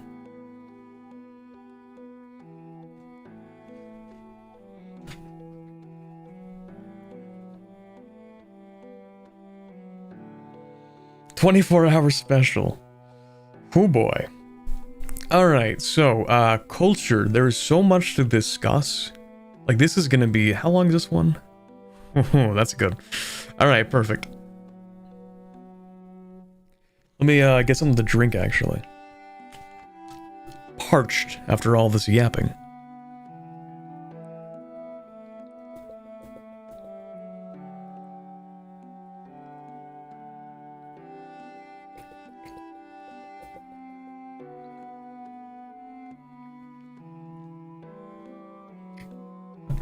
Alright. Can't wait for the what even is culture? Exactly. That is the question at hand. Literally, what even is culture? I'm gonna let them answer that question before I go off on an unrelated rant. What does it mean to be a culture? We'll find out, I guess. Culture is a tricky topic because it is so abstract as a concept, But also, it's an area of our games that people have quite strong opinions about, I can imagine. Especially when they have real-world connections to that culture. Of course.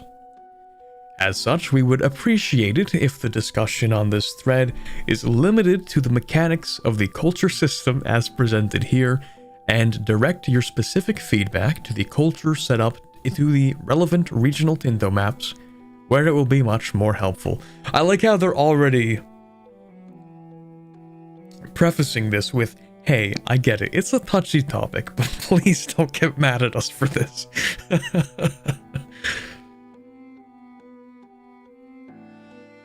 Oh boy, great stuff. Okay, so what is culture?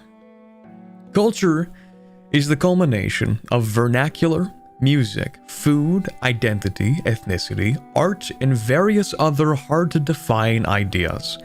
It is something possessed by countries, pops, and characters. It contains two main dimensions, culture group and language. Okay. Off to an interesting start. I think they might be doing something similar. Well, I'm not gonna, you know what, I was gonna make the comparison to, oh, maybe they're talking about something similar to, Victoria 3, where you have traits for a culture, and those traits can be in common with other cultures. So, yeah.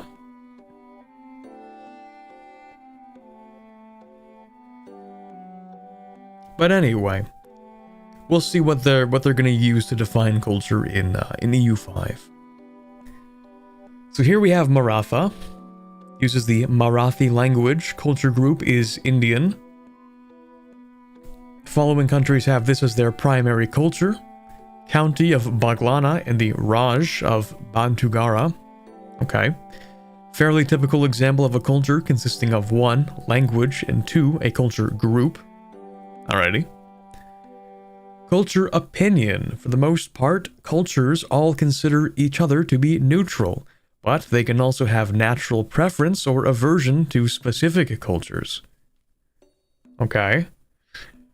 This is represented with cultural opinions, which in ascending order are enemy, negative, neutral, positive, and kindred. This mainly gives modifiers in various places, for example, country opinions of each other, or how expensive they are while accepted. What? How expensive they are while accepted? Oh, you mean if your primary culture is... Yeah, we can actually just use this as an example, right? If your primary culture is Catalan and you want to accept...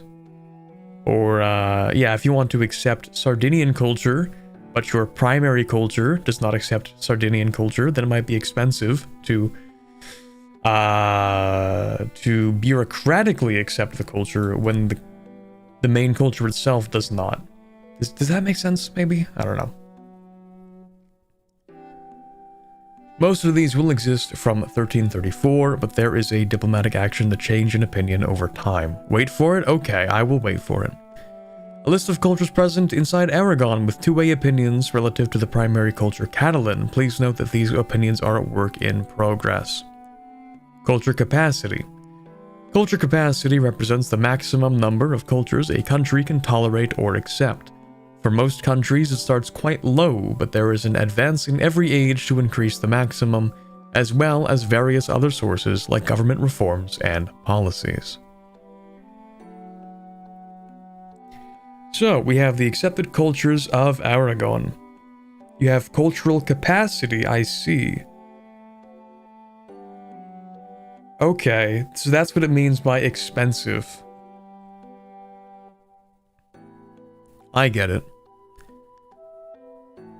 Are they using the same example? Aragon uses cultural capacity for Aragonese. Is Aragonese not the primary culture of Aragon? Ooh, maybe Catalan's the primary culture. Yes. List of cultures present inside Aragon. Catalan's primary, Aragonese is accepted. So that's why Aragonese costs cultural capacity. Andalusi is tolerated, even though it's a smaller portion of the population, requires larger capacity. It takes larger capacity. Sephardi, we kind of see on the graph. It's not, or no, we do see it on the graph. It's just not very present. 2% of the population. And so in this case, it's on the same level as Andalusi, but it requires less cultural capacity, presumably because it has less population, which I'm assuming we will see right here. Each culture costs a different cultural capacity depending on relative size, opinions, culture groups, languages. Of course. They legit clickbaited a country. Not the first time, Iceland and Greenland moment. Each culture costs a different okay, we talked about that. So in Andalusi, base tolerated culture, I see. Oh. Base accepted culture.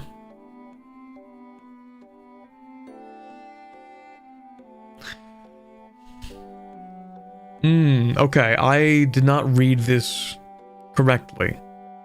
These are the cultural opinions. Kindred, kindred, positive, positive. This is the acceptance level. I somehow ignored these two columns in the middle. But yeah, okay, that makes sense. So accepted is a form of categorization for maybe the rights in the country, maybe? And these are the opinions. So accepting a culture is more expensive than tolerating a culture. And having a good opinion between these cultures, the primary and the group, will, it'll make it easier to, I guess, tolerate and or accept.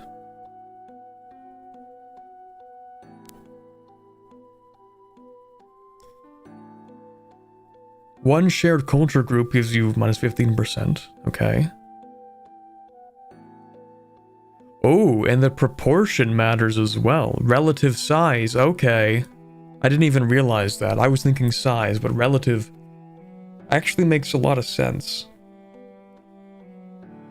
Okay, so that's what makes it hard to have something like, for example, minority rule. If, you know, we're talking about like the Qing or the Mughals. Is that there are a lot of people, which I guess makes it more difficult. Proportionately more people not of the primary culture than the primary culture. Which actually, yeah, that itself seems to be an anti-blobbing mechanic, right?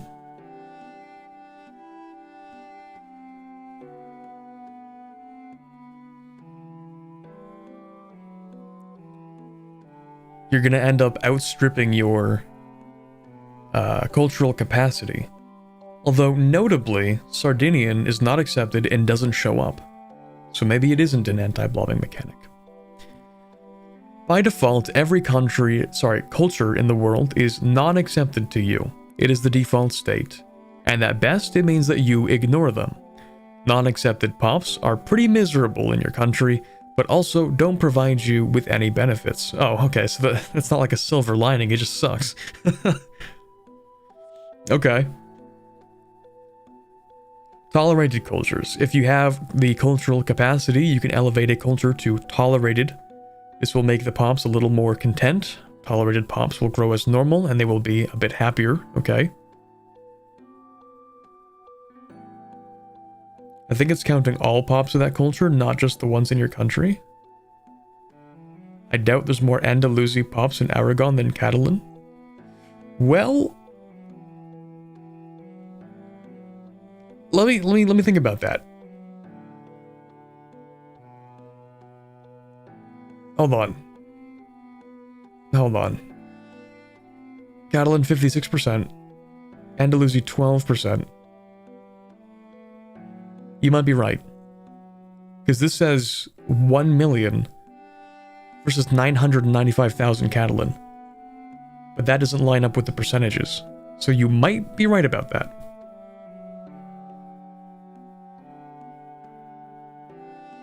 This isn't a stun lock, this is a clarification of mechanics.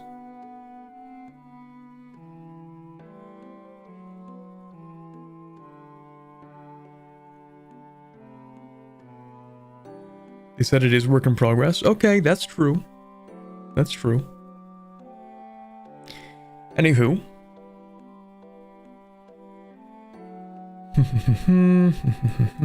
Okay, yeah, tolerate cultures. Accepted cultures. You can elevate a culture further into being accepted, at which point they gain special rights. Even though an accepted culture costs 3 times more capacity than tolerated, it is usually much more desirable, as they will give you more levies and sailors. Accepted cultures also count towards whether you can core a province, and whether a colonial charter will flip to your ownership. Oh?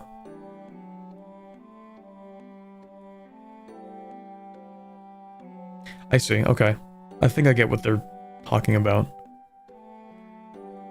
Colonial charter will flip to your ownership. I forget how the colony system works. We don't have time to go back to that, I guess. Countries whose primary culture is one of your accepted cultures will see you more favorably. However, accepted pops cannot be slaves, and you cannot accept a culture with enemy culture opinion. Reasonable? At the very top of the pyramid is primary culture, of which every country has exactly 1.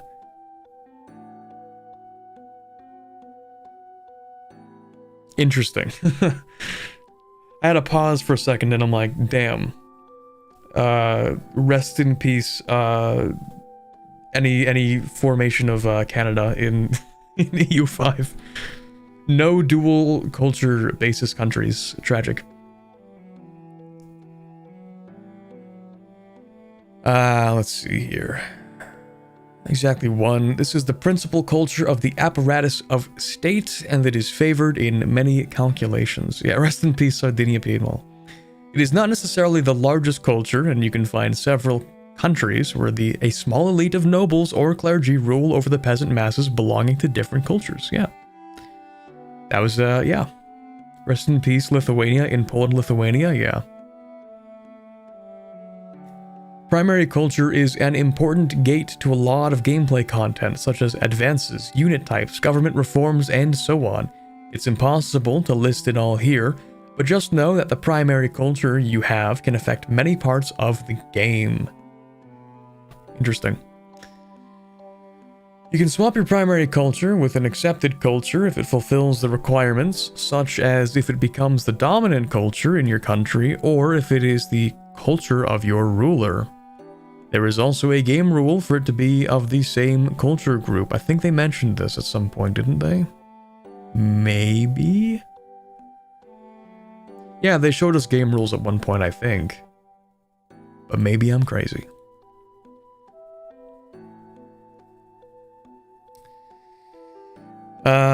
Right. Language. Attached to cultures is the language system. Oh, we're not even, for some reason I'm like, man, that was actually shorter than I thought. Oh, that's because we're not even halfway done. Lovely. So no culture switch? No, they did say culture switch, didn't they?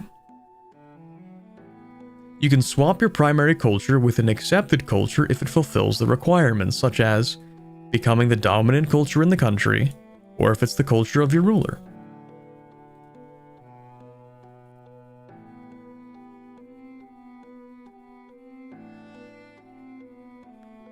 There is also a game rule for it to be... Okay, so when they say a game rule, what they mean is like one of the things that you get to change when you start a campaign. You know how in CK3 you have the option that like certain parts of a country that are like disconnected, like super far away, automatically gain independence? Like there are game rules for certain things that you can set up. This is what they mean with, yeah. So you can change this, is what it means. Like, it's not set in stone. I feel like default, it will have to be the same culture group. That might be the default game rule, but maybe not.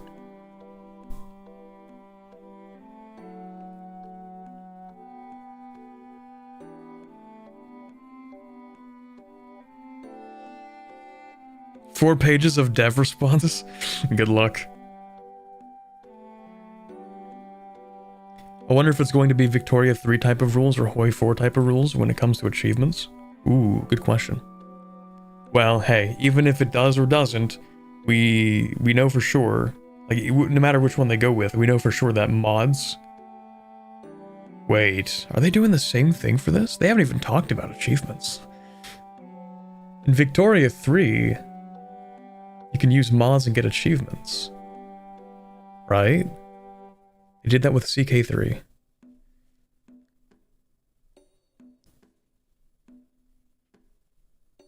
I don't know if they'll do that for EU5. It doesn't matter. I'm not like an achievement elitist or anything. I honestly don't care that much. Some people are like, no, you can't let people with mods get achievements. That'll cheapen the quality of the achievement. But I don't know, man. Achievements are like a personal thing. You know? If you want to get clout from doing achievements, then like... make a video or something. I don't know. I think they answered once that you need Iron Man for achievements. Oh, I see. Maybe, I don't know.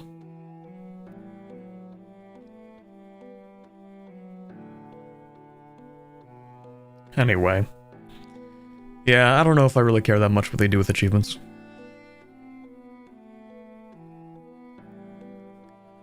Language. How long is this one? Oh boy, okay, yeah, let's get started on that one. Every culture has a single language which represents the most common vernacular amongst its people. Languages are often larger groups that are comparable to an EU4 culture group in size, if anyone here has played that game. Yeah, niche game, I feel like it's not going to be that many. Not that many people in the audience. Pretty niche, small game. For example, Iceland to Sweden all use variants of the Scandinavian language. Oh. Interesting. While everyone from Vienna to Hamburg will use variants of the German language. But that doesn't seem right. Oh, these are language families. These aren't languages. These are families. Okay, I didn't even look at this map. I should look at this map. Oops, here we go. Alright, let's do a quick zoom in on that one. I guess they're not completely done with this. Oops, okay. Let me actually zoom out like that and then press in. There we go. So it seems like they're not completely done making the language families. But here's what we have so far. Romance. Okay. Navarra is different. It's kind of its own thing, right? Navarrese, I think. The Turkish Beyliks are becoming Persian, I think. I'm sure they will explain this, so I'll refrain, I guess, from commenting on the gray areas. Just comment on what we see here. South Slavic here, but it's also part of the Slavic language group. You have the Uralic, which is from, obviously, the Urals in Finland and, you know, northern Scandinavia as well, and, of course, in Hungary. Basque? Yes. Yeah. Did I call it Navarrese instead of Basque? Am I just dumb? Maybe.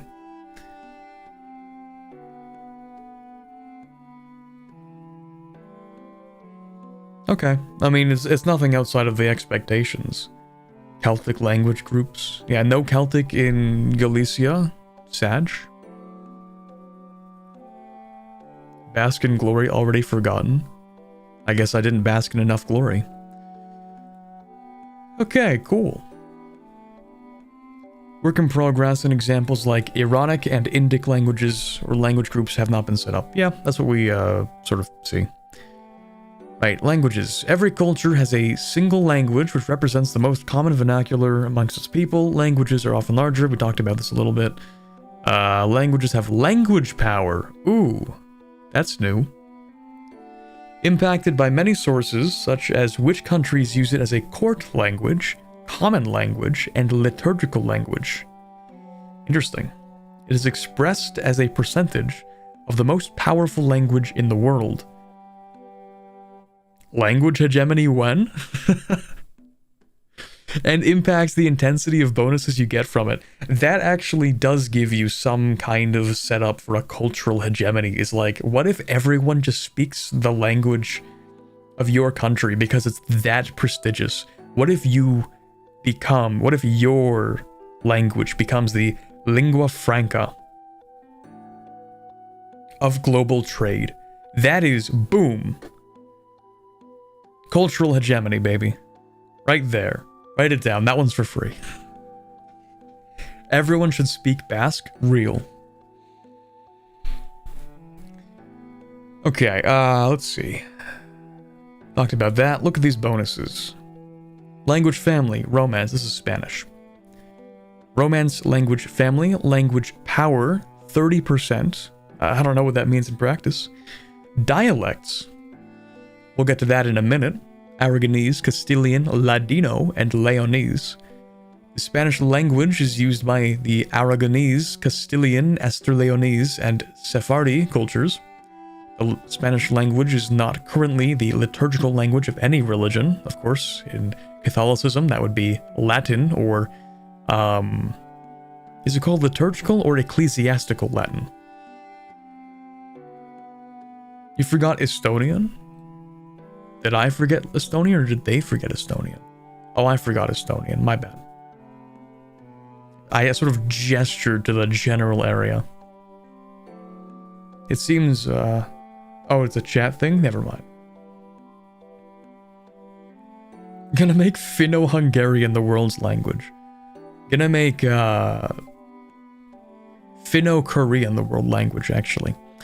Okay, let's see.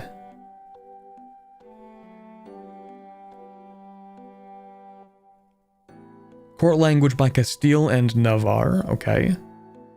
Ooh, the market language. Let's go.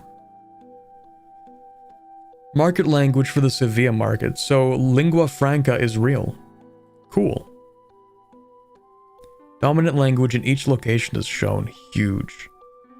Alright, time to stun lock for another 30 minutes. Let's go. Let's see. So we have Finnic all the way up here. Scandinavian. So these are languages. Okay. Which belong to groups, and within languages there are also dialects. Okay.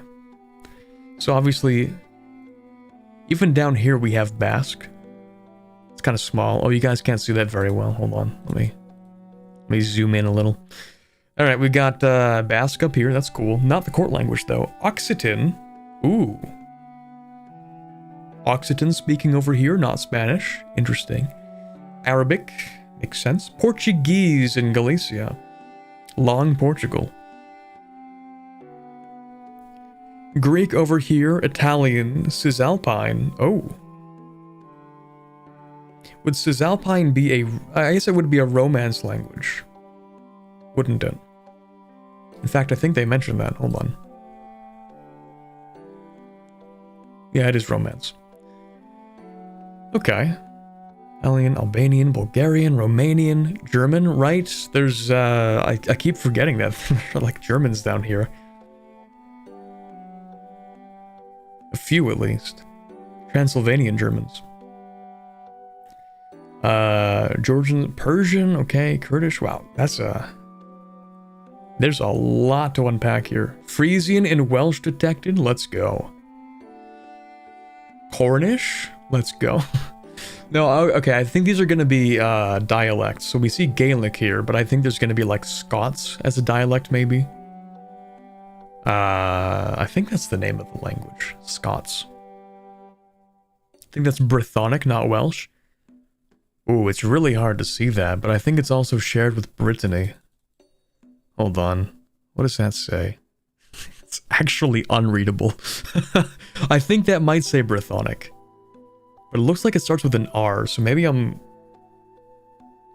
don't know. It's kind of small, hard to see it, but it is shared, obviously. We have... there are going to be dialects. We're going to have, like, Cornish down here. Welsh... Probably Breton, I imagine.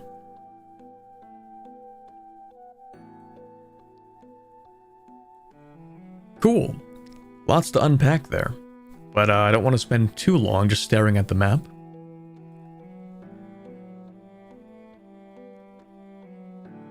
Dialects. To add diversity within a language, we have a system of dialects. though we aren't especially set on that nomenclature, sure.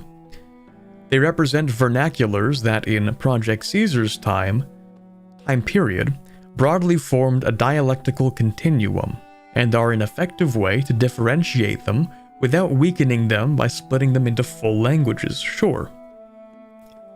Dialects are purely for flavor and have no gameplay effect. For example,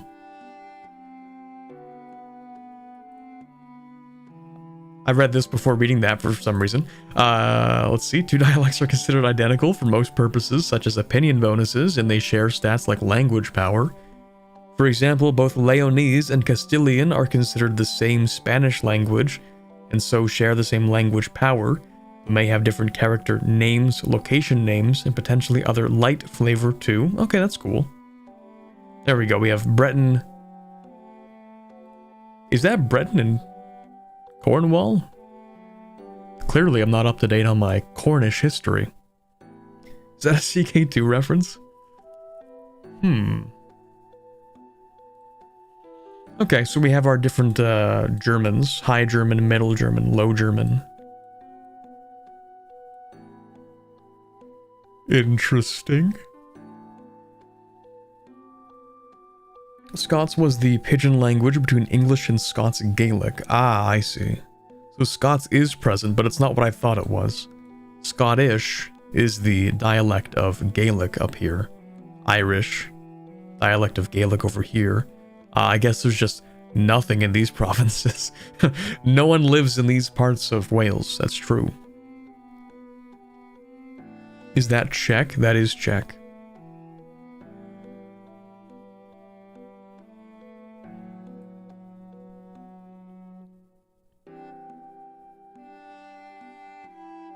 Interesting that the dialect in Granada is still just Arabic.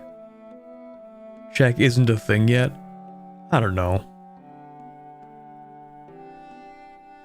Why is Cornwall named after corn if they didn't have corn back then? Good question. Corn is as a New World crop. Why did they name it Cornwall? It's all a conspiracy theory. Actually, Cornish people in fact, discovered the New World 700 years before everybody else. They don't tell you that in history classes. Cornwall is the English name for Cornell? Nope. Nope, they actually discovered corn first. Fake news. False. They were the first to discover the New World. They saw corn and they're like, that's cool. We're gonna name our country after that. And then they didn't tell anybody else about it. This is totally true, very real. You can read all about it in my book that I will sell for $90 per copy. Very true, very backed up with reliable sources.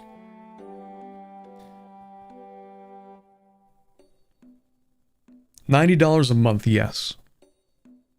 The Vikings were actually second by my proof for $99.99 plus shipping. Real.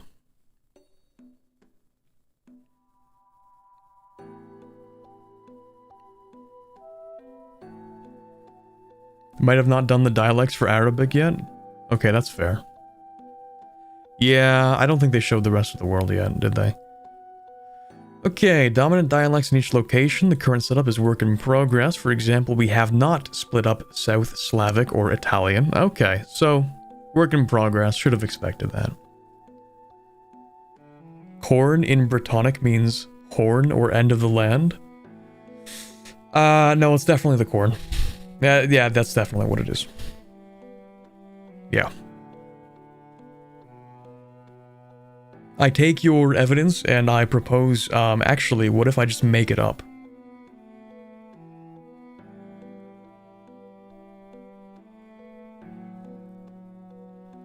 Here's a sketch showing the structure of the Germanic language group and its languages and dialects. Ooh, Germanic. We have English, Scandinavian, German, Frisian. Under English, we have Scots, Hiberno-English, and English. Hiberno-English, of course, being down here in Hibernia, otherwise known as Ireland.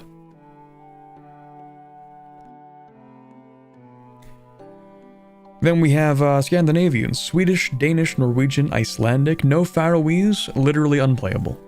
Okay, German we have Dutch, Low German, Middle German, High German, and Yiddish. In Frisian we have Frisian. I don't know what's up with that, but okay. I thought Frisian was closer to Dutch than it was to German. Wait. My brain is confused. But that's pretty normal. Yeah, I don't know. Frisian moment. Frisian is closer to English than it is to German? You're actually, yeah, hold on. I think I watched a video of some guy try to speak to just like a random Frisian farmer in English, and they like had some kind of understanding, which is kind of funny. You have to like try to not use loan words. In English, we have a lot of loan words. But if you don't use those, then you can get like closer kind of. Stunlocked brain moment? When isn't it a stunlock? It's the closest language to English, but it's closer to Dutch and German. Oh. German in general is compatible with English? Kind of. Sort of. The grammar is not. The grammar's pretty different. But like, the individual words? Yeah. German is not compatible with German. That's real. Yeah, the average person from Berlin trying to understand someone from Stuttgart. Challenge impossible.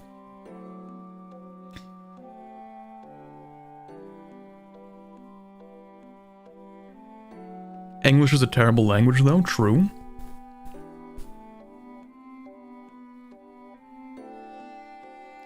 Alright, anyway, countries have several different ways of interacting with languages.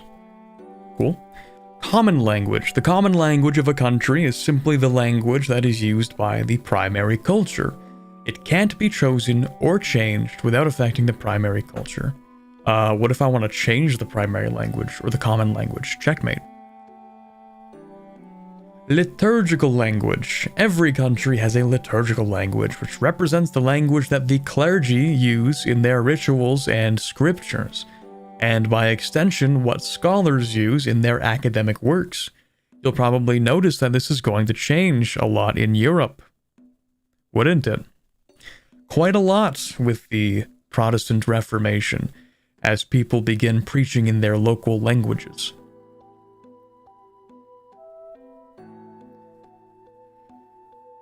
Catholic and Islamic countries are forced to use Latin and Arabic, respectively. That makes sense. Some religions allow a country to choose whichever liturgical language they like. For example, Eastern Orthodox countries variously use languages like Greek or Church Slavonic.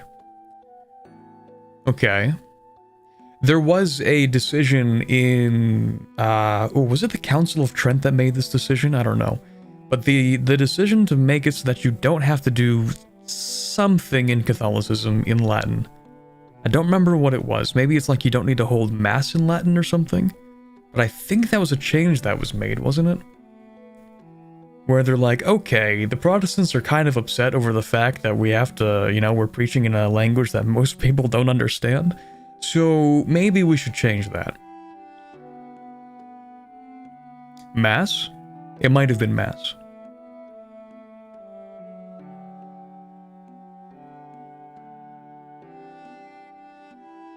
Manchu monks using Chinese? I'm sure it's work in progress. It doesn't say that it's work in progress, but I imagine it's probably work in progress because you can see how much nothing there is down here. Oh, but that's because societies have pops. Okay, that's... Okay, whatever. I feel like this is still work in progress, but we'll see. Alright, yeah, scholars also use in academic works, makes sense. So this actually does give credence to the possibility of having a cultural hegemony where, like, science is done in your language. That's huge. You could definitely turn that into, like, a form of soft power. In general, you will want to adopt a liturgical language with high language power as it affects your research speed. Okay.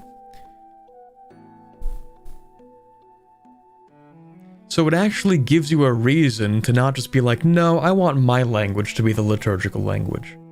There is actually a reason to say, okay, well, my country's not that big, maybe I'll just adopt, like, a larger language as the liturgical language. A language with more power.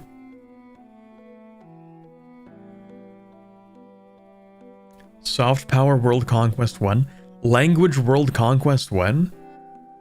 Let's go. Market language. Markets also have a market language representing the lingua franca used between the merchants, which is based on the dominant language of the burghers in the market capital. The higher the market power, the higher its contribution to the language power.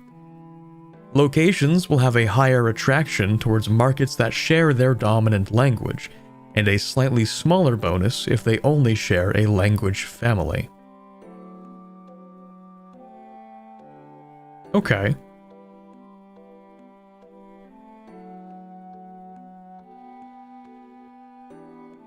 Higher attraction towards markets that share their dominant language. I see.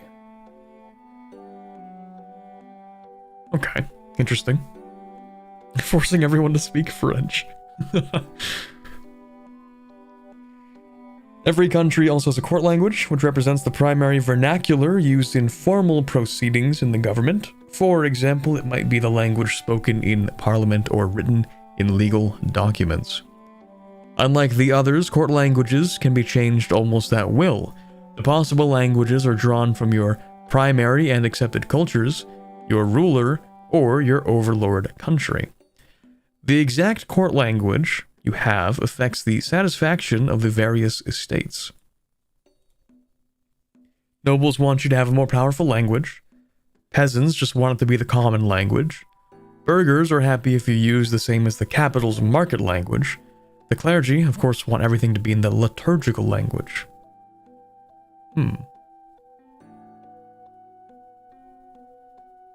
Je ne parle pas français? Is that the hit song by... I don't remember her name.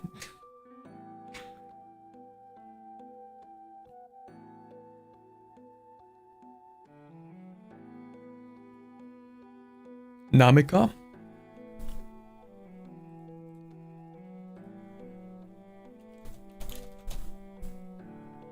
Yes. That's the one.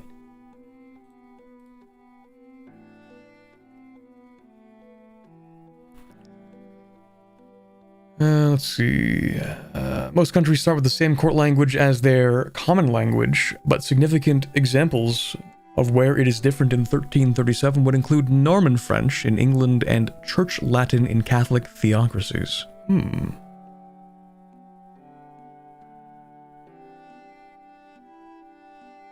I don't think liturgical language affecting research speed makes much sense. It's not as if Enlightenment and Renaissance thinkers/scientists did all their work in Latin. That is true.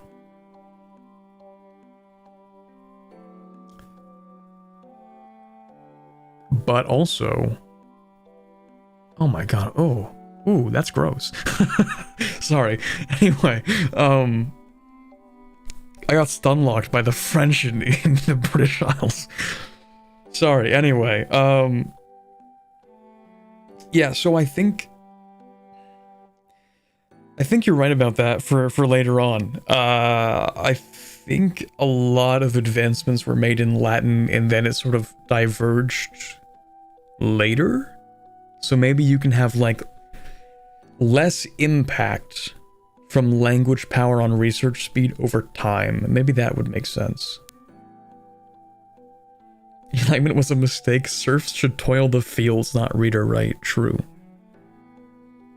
We should actually make 98% of the population farmers again. Return to serfdom.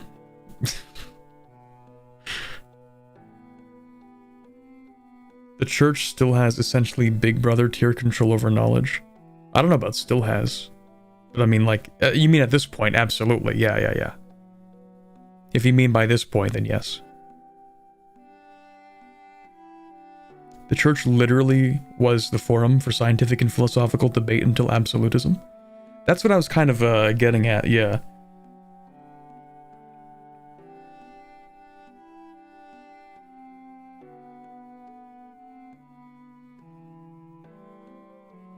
Like, you making scientific advancements, you would have to sort of like run that by the church. Well, you wouldn't have to. But if you wanted it to be understood in a wider context than you just figuring something out on your own for funsies, then you would probably have it at least transcribed into Latin. Or translated, maybe not transcribed. Translated into Latin. Because then it could be understood by... I mean, it is sort of like the language that was of science for a while in Europe, right? Most things, like, you would want to have translated into Latin so that other people could, like, understand it. There was sort of like a reason why it was... Well, that reason would be the church, wouldn't it? But then again, the church and its intricate involvements with science and philosophy at the time kind of necessitated Latin, kind of.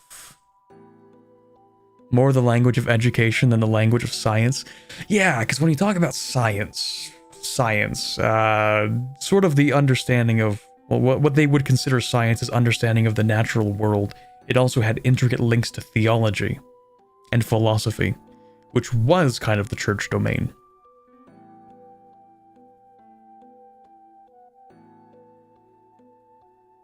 You know, I think the separation of science from theology is much more of a commonly, like, modern thing than at this time in history.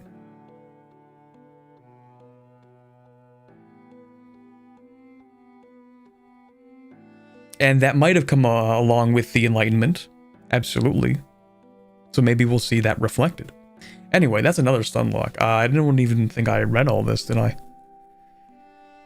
Most countries start with the same court language as their common language, but significant examples of where it is different would include Norman French. In England? Oh my god, I keep forgetting that the Normans are still in control at this point. And Church Latin in Catholic theocracies.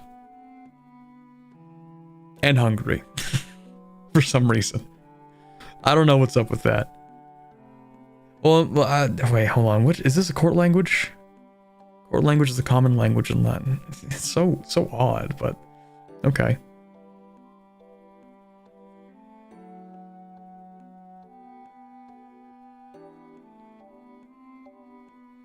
Occitan Sicily? Based? I don't know, man.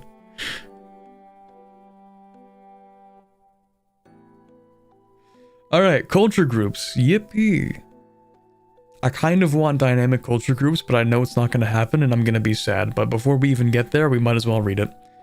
A culture group is a set of cultures that have some sort of shared identity towards each other.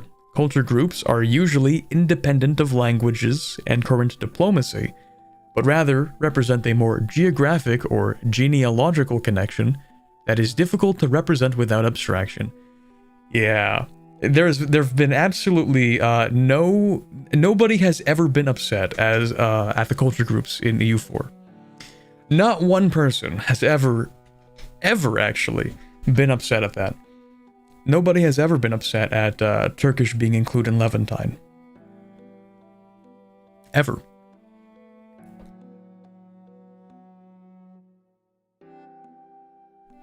Not once. Nobody has ever been upset at the, oh my god, what is it called? The Carpathian group? Which are the ones that cause the most controversy in EU4? Culture groups. Boy, I love controversy. Yeah, here we go. Culture groups. I wanna look at all of them. A list of them. Perfect.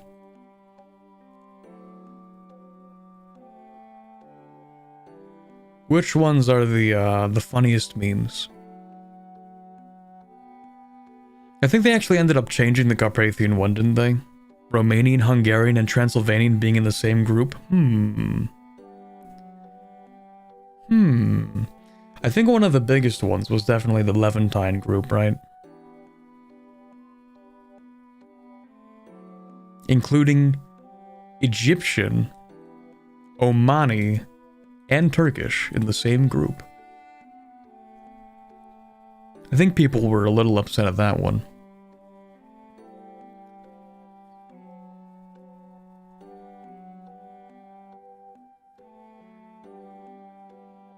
Wait, is there really did they get rid of the Slavic group? Wait, oh right, yeah, they split it up into South Slavic, didn't they?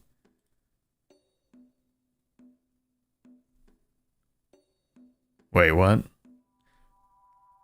Or, okay, maybe there's like a thing for Russia to do like hey, let's unite all the Slavic groups.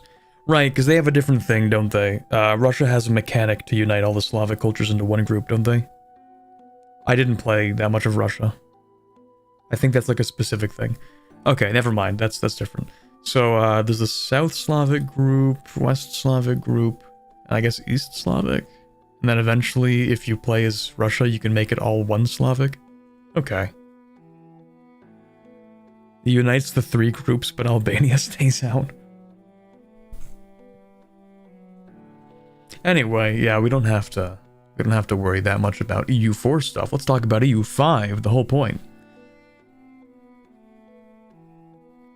A good example would be the British culture group. The diverse cultures of Great Britain have 3 different languages across several different countries, and yet they are still united by their shared history and cultural influence that transcends the borders. Okay. In the British group, we have English, Northumbrian, Scots, Welsh, Cornish, Highland, Norse Gael, and Anglo-Irish. They separated the British and Irish cultures. Wait, in EU4 is Irish part of the British culture groups?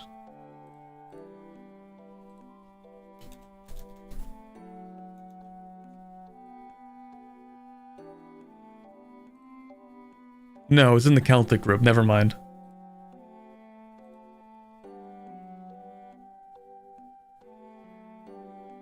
Maybe it used to be, maybe. You know what's notably missing from this, that I'm sure they will eventually get to eventually, so I don't know why I said that twice. They'll eventually touch on this, I imagine. But you know what's missing here, that usually exists in EU4? The American culture.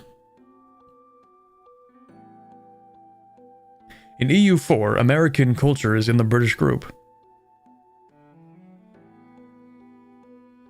So I kind of wonder how they're going to handle divergent cultures. No American crap dance.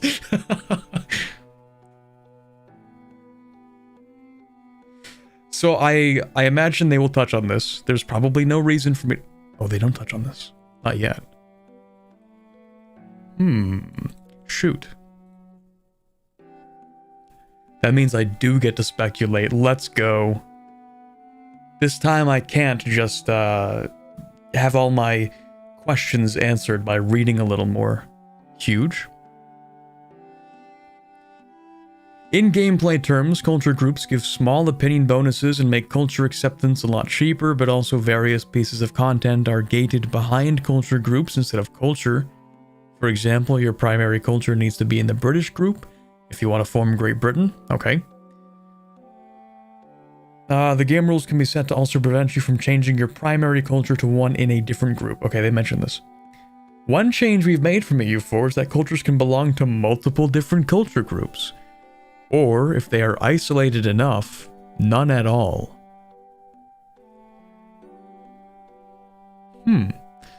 Norse Gael culture uses the Gaelic language, Scottish dialect, belongs to the Celtic, Scottish, British, and Scandinavian cultures.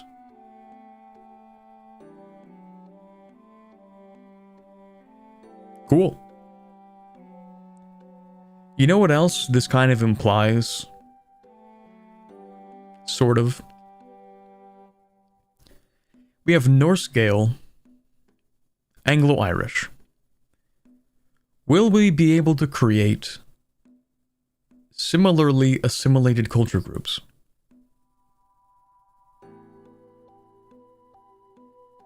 I wonder.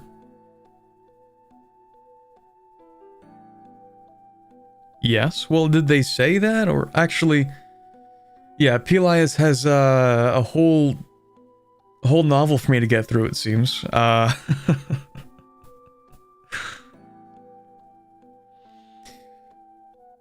Alright, cool. That's a lot of culture groups for Norse Scale. That's all for now, but our talks on culture don't stop here. Next week, the artist, currently known as Johan, will make a song and dance about some deeper aspects of culture that are brand new for Project Caesar, such as works of art and culture war. Oh, interesting. Okay. Interesting. I should have waited till next week then. That sucks. Canada hasn't figured out how to mix English and French yet. Clearly somebody has never heard of the Shiak language.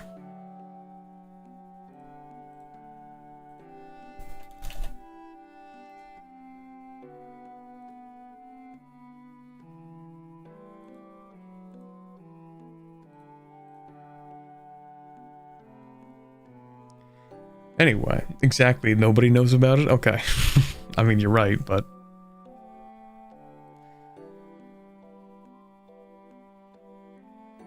What is that?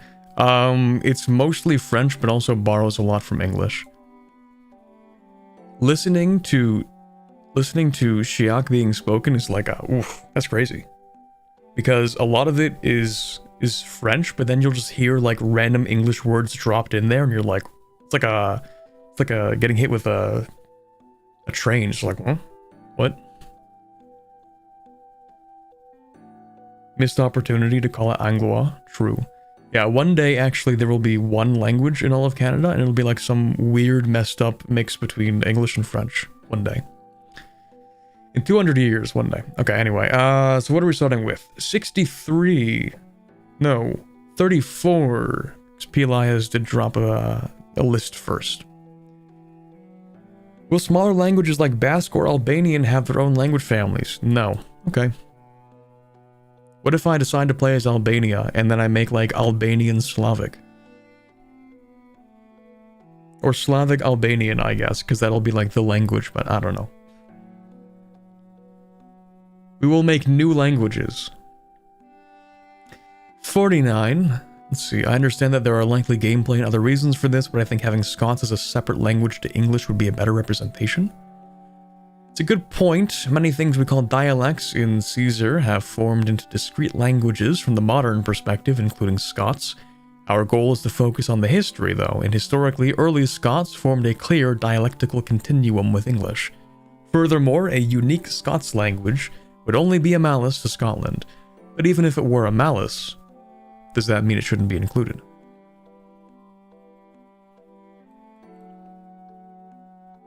It is what it is.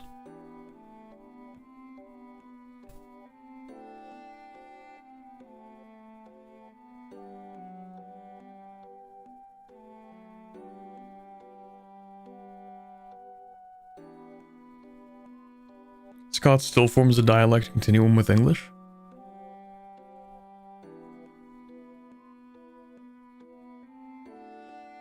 Literally Anglified Gaelic? Well, English is, Frenchified Low German, so close enough. Alright, let me see. Hold on. I missed my list of things. Okay, that's 49. 54. Following the examples of Norse Gael, is there a way to mix two cultures or create new ones in the game, sort of like CK3? Or will all cultures at the game start stay the same for the entire game? As it stands, we don't mix and match cultures as in CK3. It's so over. It's so over. No dynamic cultures. I cry. Maybe at some point. He says as it stands. Maybe. One day, hopefully. 63. I would like intercultural opinions to be dynamic, however, I suppose they are to be static and encoded just like religions. They are dynamic? Yeah, that would make sense. Why would they be static? Doesn't make any sense.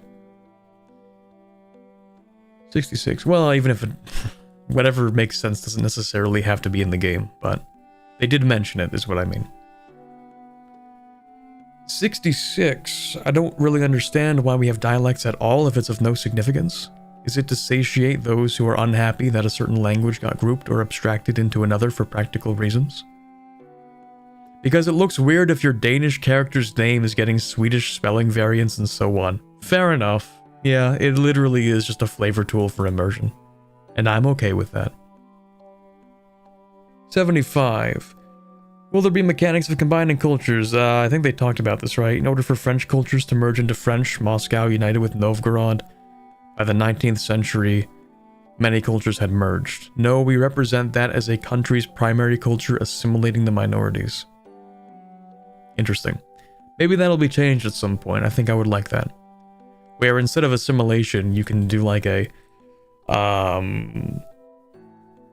modified version of that culture that is closer to the one that's assimilating it. Like maybe in steps, right?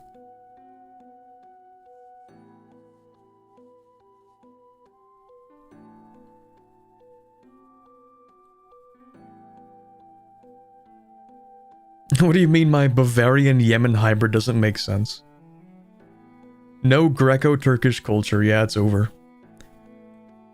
Syncretism instead of assimilation. I guess that's what the opinion thing is about. I guess that's what accepting cultures is about.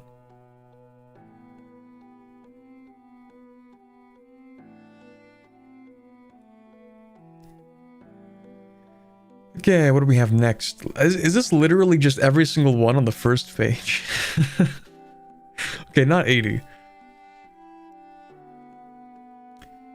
Can we please see dialect and language family for Asia and Africa? A lot of this work is not done yet? Okay. 81. Will cultures that colonize the New World form new cultures?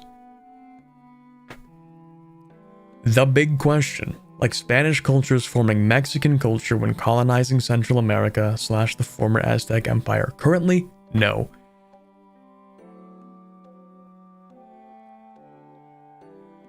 I think that's gotta change. I'm gonna be real, I think that has to change. I don't really see I don't know, I wouldn't say a future.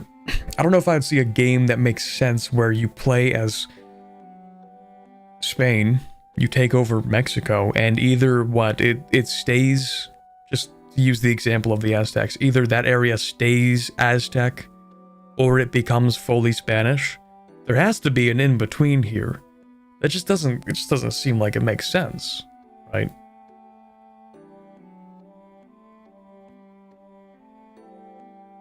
Or like it becomes fully Castilian. Even then that wouldn't make sense either.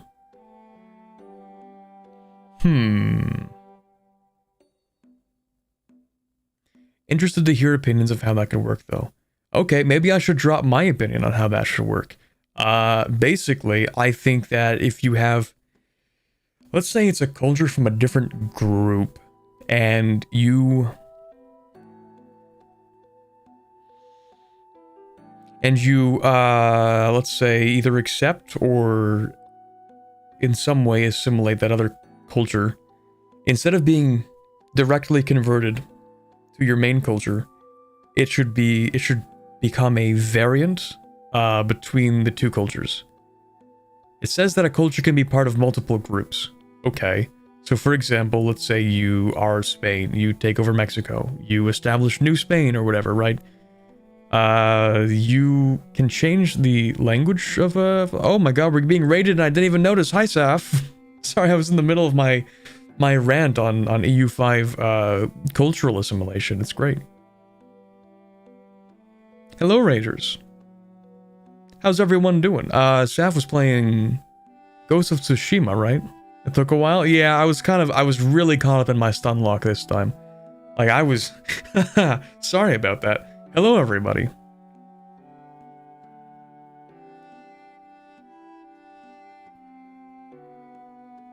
Intermediate conversion steps. Yeah, that was the idea. Would be like, okay, we'll just add like an in-between, you know? Instead of going from Aztec to Spanish or Castilian with the snap of a finger, maybe instead you create like an in-between step.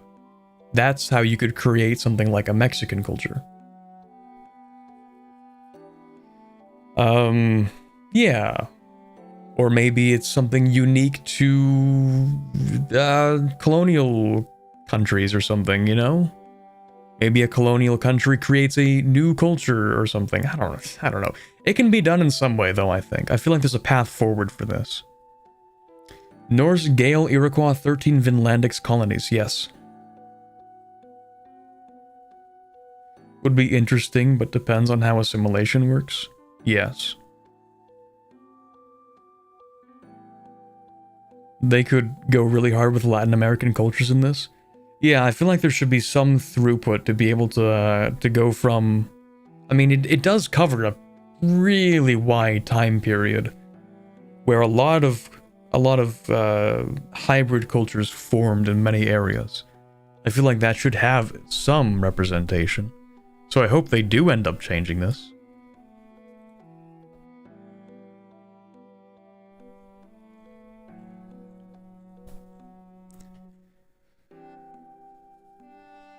Let's see. First page, we have to move on to 85. Should Chinese be split into its varieties that are not mutually intelligible and be a language family, not a single language? Not an easy task, but something we'd like to do. Okay. And 92. Why isn't the court language of England Norman? It is actually the Norman dialect belonging to the French language, right? Court languages are languages, not dialects. Gotcha. 99 would be the next one. Won't have support for modding in different types of culture groups, but they give different bonuses. In the base game, cultures and culture groups don't have any modifiers, but it's exposed to modders if they want to create fantasy orc race with unique modifiers, or give the Welsh culture its historic bonuses, for example. So real.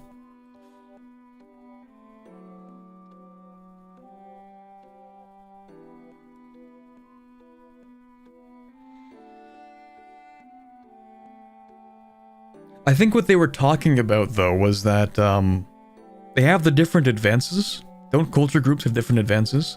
So they say, oh, they don't have any modifiers. Okay, but they have different advances. They have different things they can do. If you're in the British group. Wait.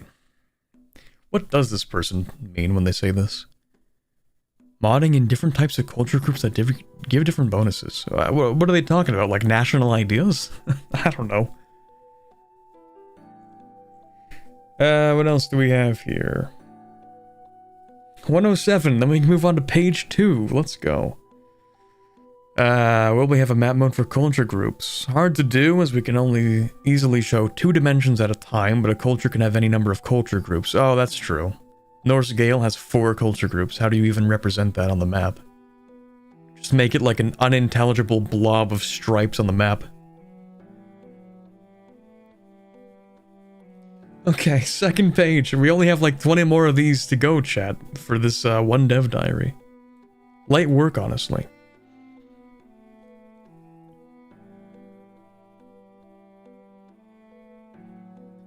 What would you call weird colonial hybrids, though, when the Ottomans colonized Mexico? They call it Mexican. Just put it in, like, the Turkish group. Or whatever group they have for the Ottomans.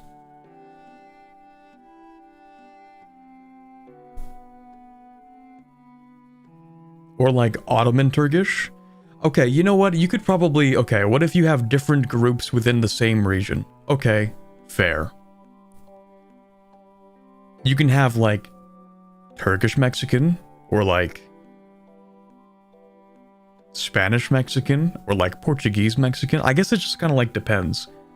Right? Because what if you have, like, an area, a region that has multiple colonial cultures? The biggest, most obvious example, Anglo and Franco-Canadian. Right? Just do something like that. Use hyphenated. Sure.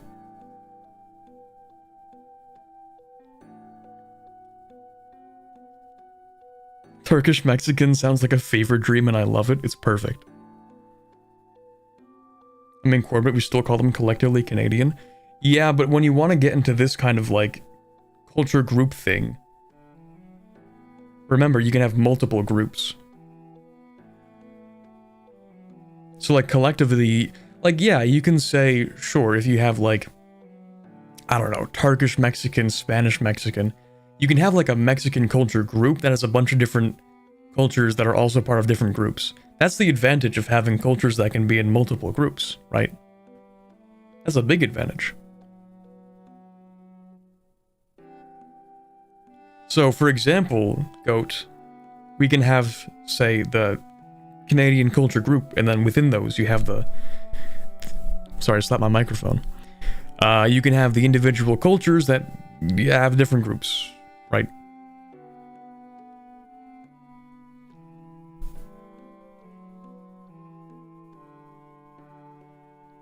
Are people from Quebec even considered Canadian culture? Whatever Canadian culture means? Yes. Mostly through the historical ties of being what...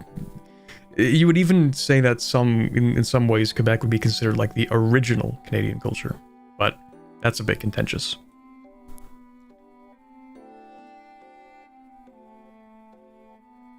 Yes, unless you ask them. Time when time changes things. Yeah. Anyway, let me go to my list. I should actually just take a screenshot of this comment so I don't have to keep scrolling back up. Yeah, there we go. Let me have that open.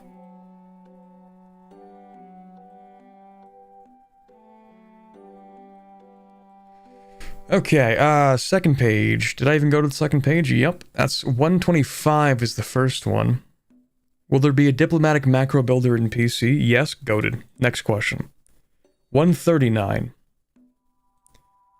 Will Catalan culture belong to the Iberian culture group and Occitan to the French culture group? Yes, though Catalan and Gascon also belong to the Pyrenean group.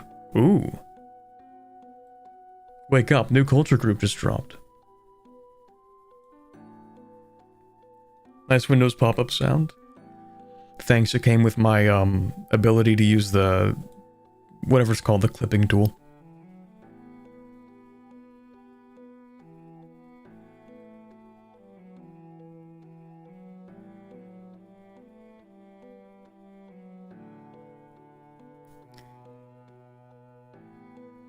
What do we have next? 169.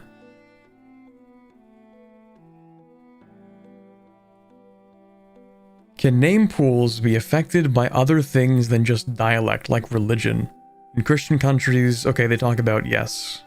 Sure. Yes, religion can impact names too. Okay, makes sense. Biblical names became rather popularized. Uh-oh. Chat disconnected. Uh-oh. Stream over?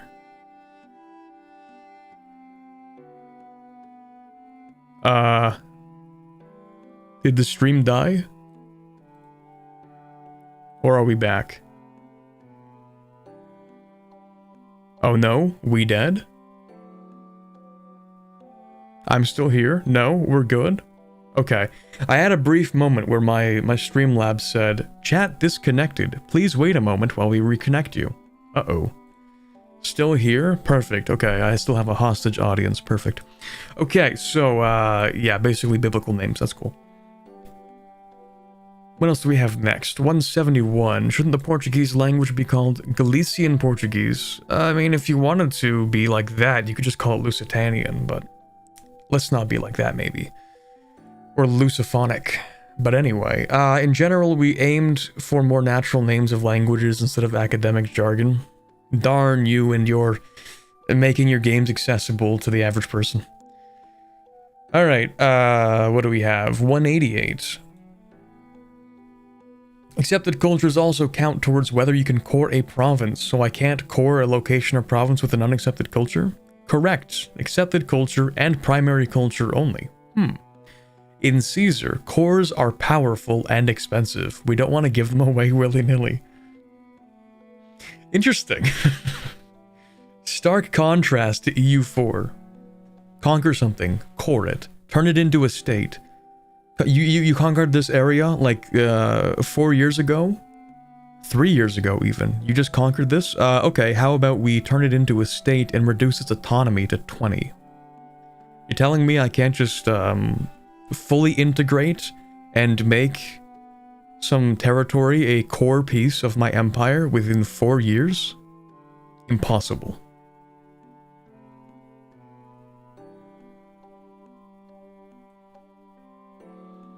Okay, let's see.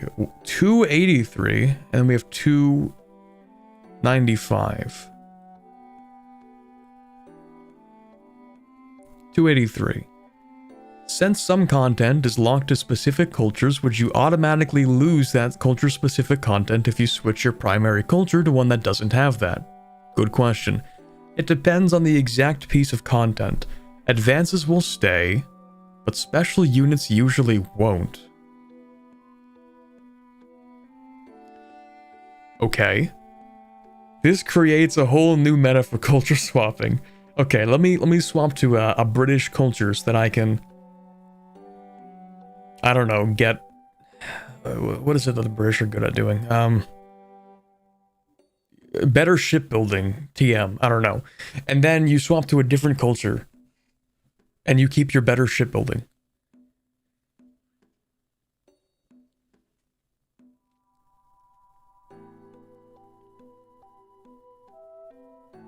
Huge. But then again, culture swapping is not just like, let me unstate my entire country and then decide to swap primary cultures to some fringe part of the empire. It has to be like either majority or depends on the game rules. Whatever you set.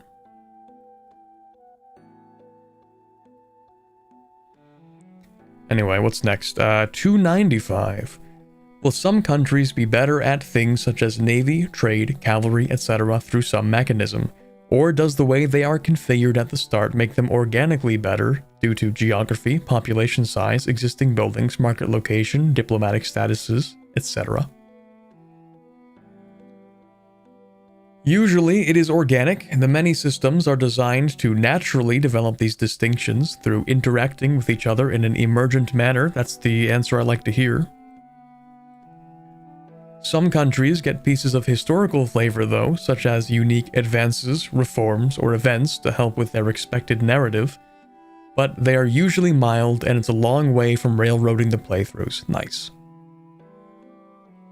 I'm sure the AI priorities will end up being something similar though, right? I don't know, are you gonna have a timeline where a united Britain does not decide to colonize? Maybe. But the expectation is that they should follow suit because it should be organically something they would want to do anyway.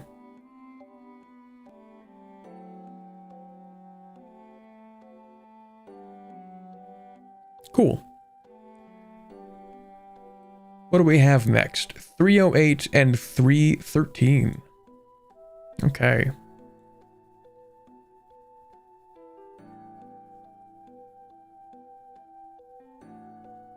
Next page.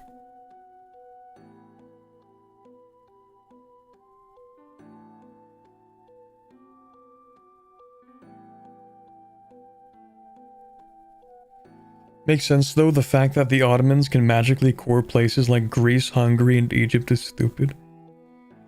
It's more than just that, it's the idea that US France can core like Bengal. Like that's the weird part.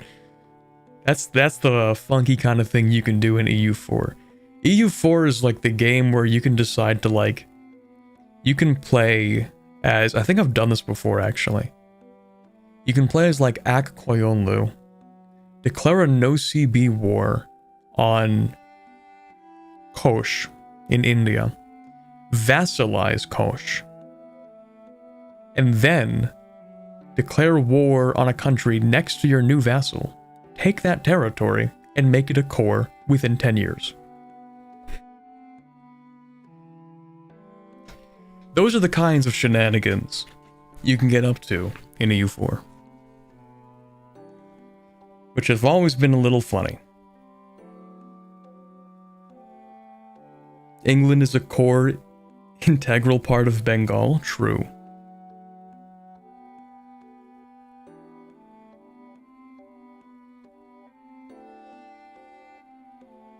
Anyway, I changed pages, but I didn't even read this, did I? 308. How will regnal numbers work? Maybe I'm not pronouncing that right. For personal unions, will both countries be ruled with the name being used in the senior partner, or will we get something like James I of England and James VI of Scotland? Their primary country will be used for the normal display name, but you will be able to see the character's other titles and their regnal numbers in a tooltip. Okay. 313. Regarding titles, will only the well-known cultural titles be used, such as Kaiser, Tsar, Basilios, Sultan, meaning the top titles, or will you get König for king and Graf for count?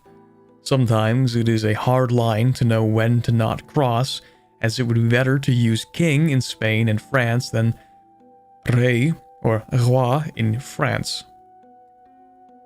We have a soft rule where if a ruler title is commonly used in English, or it represents the distinct concept from the English equivalent, we use the unique cultural term.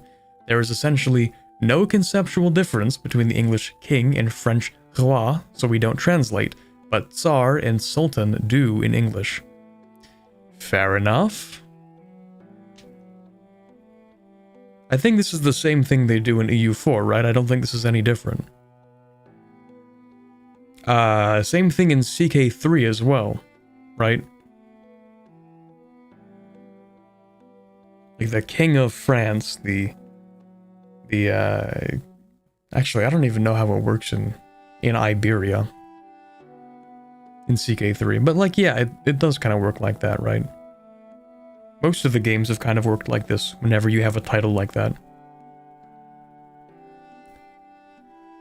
What's next? We have... Did I go over 313? Yep, that was the last one. So, 447. We're getting there, chat. Can we access culture's special content if we accept that culture? Almost always that is possible to script as modders. For the base game, it depends on the content. We don't have a single rule for everything, but script it on a case-by-case basis. Okay.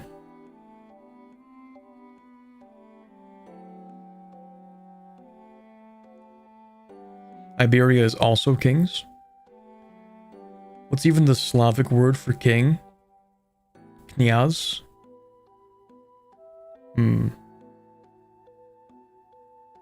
EU4 Bohemia has the title... What's that? Král? Which means king?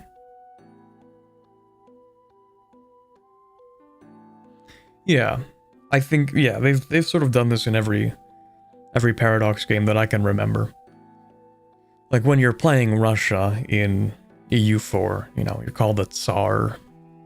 When you're playing Germany, you have the Kaiser.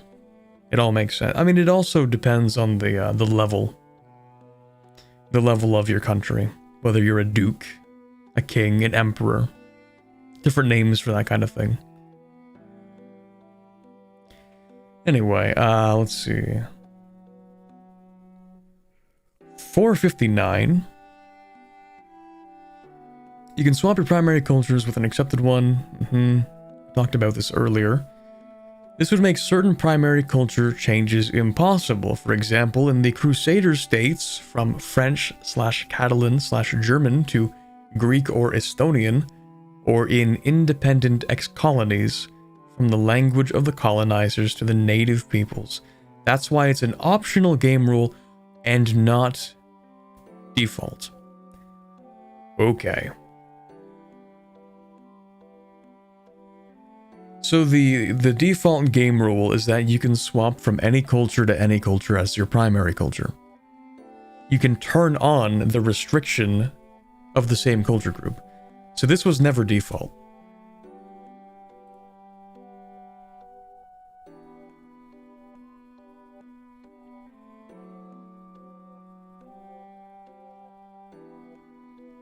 Let's see, 509. Are there any mechanics having to do with writing systems? There should be. They talked about literacy. Other sides with writing. Okay, people talking about writing. Unfortunately, the different writing systems are a bridge too far for the current iteration of the language system.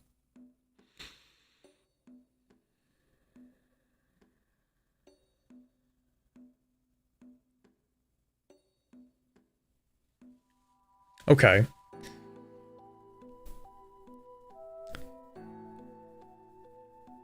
Okay. I figure, though, you're going to have to do something like, what if you're starting as a country that does not have a written language? There is literacy in the game.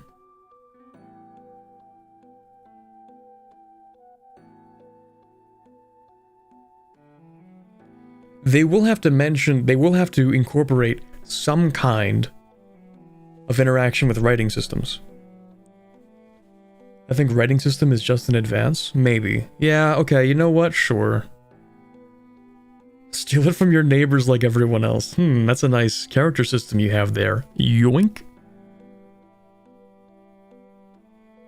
Nice writing system. Let me, borrow that real quick. Okay, maybe it's just an advance then. Chat is sick today, let it be. Yeah, it's okay. It does that sometimes. Chat needs a break, occasionally. Okay, yeah, I guess if you don't have a writing system... Okay, fine, you can just have it be like an advance. That's probably fine. To me, it's just the idea of like, yeah, what if you start as a country that doesn't... or that has a language that doesn't have a writing system? You're gonna have to get a writing system, generally speaking. But even when we talk about writing systems, it's more like, what about information encoding systems that are not necessarily writing? They talked about writing whenever they talked about the Incas. Yeah, that makes sense, doesn't it? Because the Incans, your writing system is not what you would call what they had, really. Let me actually bring that down a bit. That's been way too high up the whole stream. Not necessarily what you'd call a writing system, per se, but definitely had a system of encoding information that helped a lot in the administration of the empire. The Kipu system.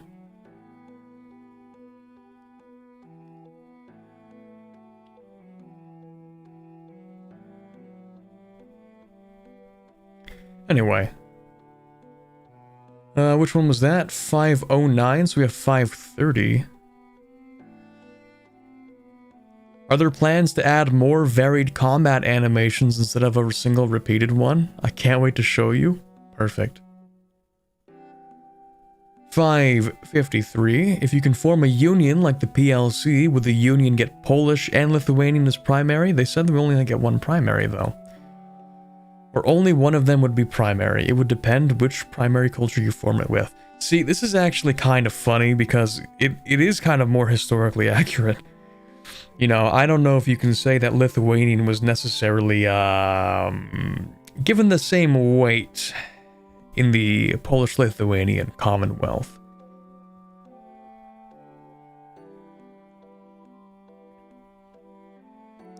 Yeah, it was just pretty Polish heavy throughout the in the PLC. Hey, Annibal. Sorry for my absence. Don't even worry about it. We have another 4 hours to go. Just kidding. We have actually one map after this to go over. We've been on this for like a while. Didn't the Incans write in quotations with knots or something? Yeah. So the Kipu system. Oh my god, am I gonna get on my Incan information encoding system sunlock? I guess so. Yeah, so the Kipu was a system of knots. There was like a lot that went into differentiating what each thing meant. So you'd have like the main cord, which is the top thing. You would tie cords onto that. A lot of things mattered. I think it was the color of the rope or the type of rope, what it was made from, the position of the knots, the type of knot, the number of knots, and their relationship between the other ropes, I think, were all part of the system of encoding information. But they could do stuff like arithmetic with quipus. So they could do like population censuses, and like they literally down to how much livestock does this one village have? They encoded that in quipu. How many soldiers do we have? Encoded in quipu. It was very important for encoding information. Mostly numbers. We don't quite know everything about the quipu. It might have been used for actual, like, say like poetry, maybe, or other works of writing but not writing. I don't know. Useful for logistics, yes. Speculated, maybe also useful for literature and writing, but that's not confirmed. I don't think we know enough about the quipu to say that. Because unfortunately, quipu was outlawed in Spanish colonial Peru, and also a lot of quipus were burned as well. We lost a lot of information on that. So trying to rediscover what they were really used for has been a monumental task. It's said to be able to symbolize syllables. Yes, maybe. You would typically have what you would call like a quipu reader, somebody who knows how to read quipu. They would be part of like a more literate part of a bureaucratic class. And they would like stand out in the like a town square and announce what's written on the quipu, so they could also be like messages and stuff, I think.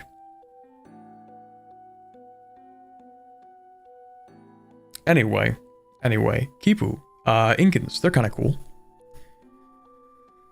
Alright, what is next on this? 590. I'm interested in whether Project Caesar takes into account the distinct identity of the Netherlands within the broader German-speaking world. While I agree with the decision to categorize Dutch as part of the German language family as a dialect, I believe that over time, Dutch will evolve further into a separate language. My question is, does the project recognize the Dutch as distinct enough culturally and historically from their German neighbors? Yes. The Germanic cultures of the Low Countries belong to the German and Netherlandish culture groups. For me, the word, like the word Netherlandish is so weird. Wrong, Dutch will regress into French. Okay, anyway, Netherlandish. I don't know, I just don't like the word. It just sounds weird to say. Like low country culture group? Or like the, I don't know. Netherlandish. I'm not gonna get caught up on that. 4th page. Let's go. 627. This looks absolutely amazing. I'm curious whether, even if dialects themselves don't have gameplay effects, different dialects can belong to different culture groups. It would be nice, for instance, if Hiberno English could be part of the Irish Gaelic culture group, as well as the British one, or Galician within the Spanish culture group. Dialects don't belong to culture groups. Cultures do. As it stands, Irish and Anglo-Irish both sit in the Hibernian culture group, but split between the Celtic and British groups, respectively. Yeah, so what they're getting at here is that, like, cultures, I don't think you can change... Can you change languages between cultures? I don't think so. Or rather, what I mean is, can a culture change its language or dialect? And I think the answer is no.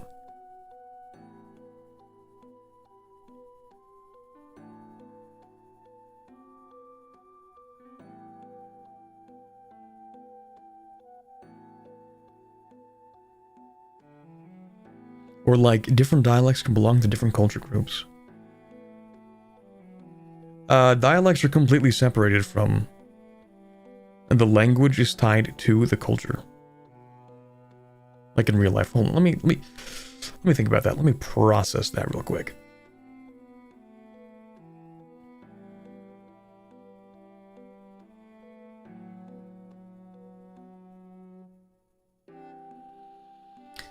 So they want different dialects to belong to different culture groups.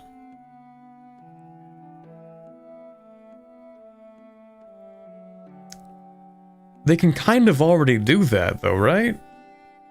Am I crazy for thinking this? Hold on. They can kind of already do that. Can't they?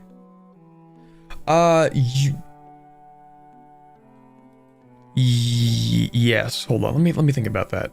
I'd have to go back for an example. This is the last one we have to look at? Okay, fine. Let me go back to the first one. Because I'd have to find an example for this. Not there. Here? Sure. Okay, so basically, like, you can have different cultures share a language. And that can also happen with dialects, I guess.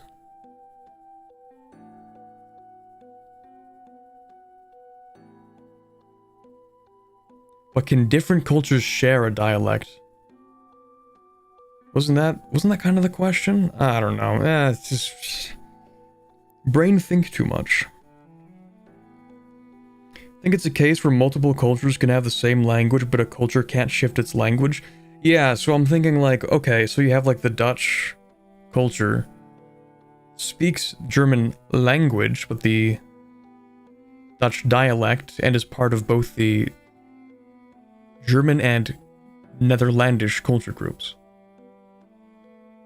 But it can share, like, let's say, is it even possible in that example to have a country that can speak the Dutch dialect of German but not be in the Dutch culture group? Maybe there's like a better example I can find for this. What if a single culture has several dialects? Too bad. I think that's the answer that they're going with here.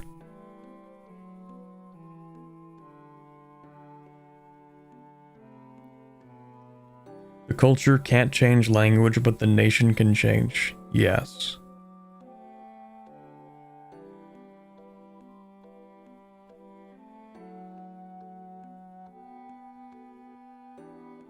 Basques speaking Basque, but being in the Iberian culture group?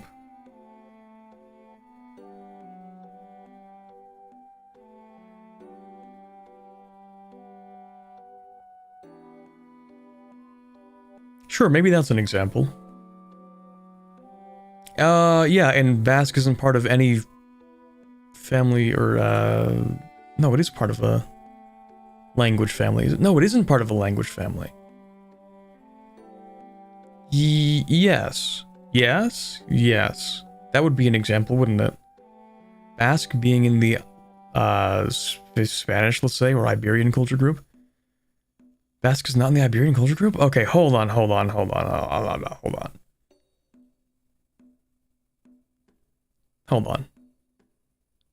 What is this? Market language. What is this? Court language. What is this? Culture group. Okay, hold on. Oh, we don't have a thing for culture group, though. We don't know. We don't know if it's in the culture group. Basque not in the Iberian group, though, but we don't. But do we know that? The only culture group we've seen is this one, right? The British culture group?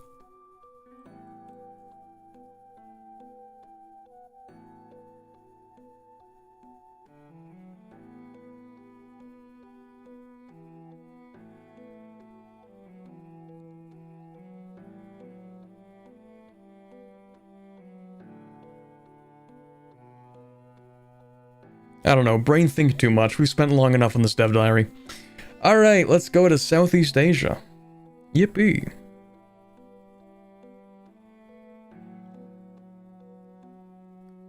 Alright. We get our beautiful... Oh, oops. My bad. Our beautiful map here. I think we'll get a better detailed one in a second. Here we go. Taking a look at Southeast Asia. I wonder if this is set to be uncolonized, or if this is... I can't imagine this would be impassable terrain, right? I feel like it just doesn't have Not uncolonized. What am I thinking of? It might have societies of pops. We'll see. We'll be able to tell in a minute. Isn't Assam being big?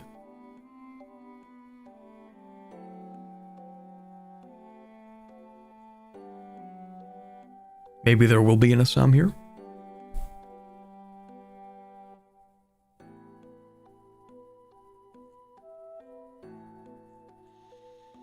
Countries, as you'd expect. Okay, actually, no, it's not as you expect.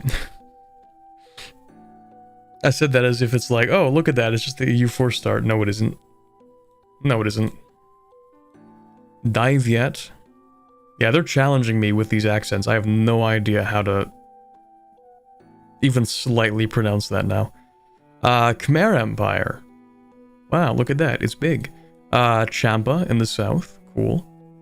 No, no stateless society small countries in my mountainous ridge in Southeast Asia, literally unplayable. No, no Soho? That's one of the names of the countries, right? Hold on.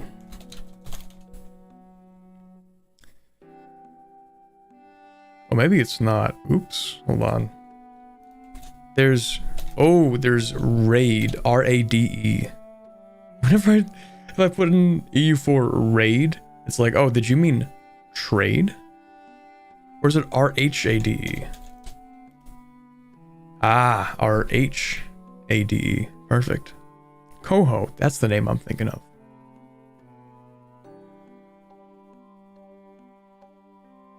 Literally unplayable? Yeah, well, which one am I thinking of? Coho, Jarai, and Raid. Literally unplayable. You can play one location Ayutthaya though? Where even is that? Oh, there it is! Ayutthaya. Right there. Cool.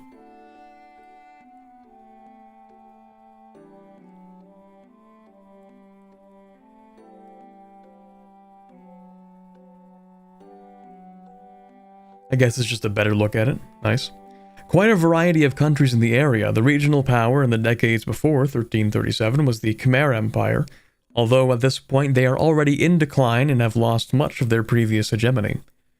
On the west, the fall of the Burmese pagan kingdom and the following Mongol invasions gave rise to the disunited kingdoms of Pinya, Sagaing, Prom, and Taungu, while in the south, the Mon kingdom of Hanthawadi, also known as Pegu, also split apart. On the center, the decline of the old Lavo kingdom and its subjugation to the Khmer gave way to the emergence of the kingdom of Sukhothai when Khmer started its decline too. And Sukhothai is emerging as the dominant Thai kingdom in the area. However, Ayodhya is already gestating the rise of another great kingdom, as King Ramathibodi, the founder of the Ayutthaya kingdom, is already poised to gain power in the region. On the east coast, the king of Dai Viet is under the orbit of the Yuan, with constant conflict with the southern Hindu kingdom of Champa.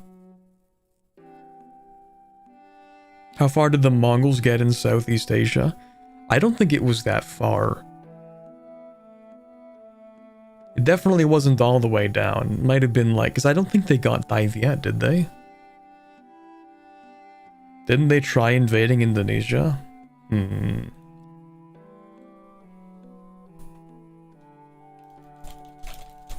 Hold on. I typed in Mongol Empire and Google auto-corrected it to Mongol Empire EU4. Am I cooked, chat?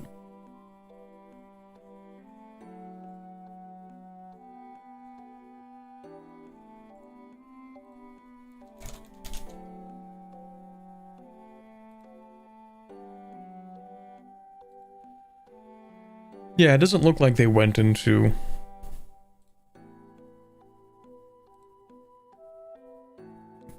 Southeast Asia all that much. Just from the maps that I'm looking at. A little bit, sure. But remember, the closer you get to the mountains, typically the worse the horses fare. But I guess that didn't stop them in Persia.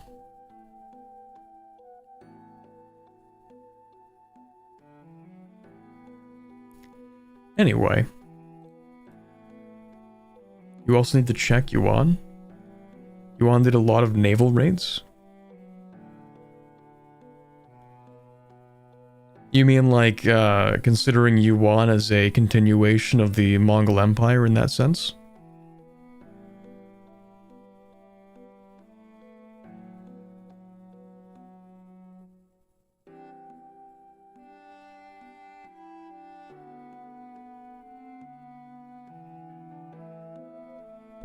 Okay.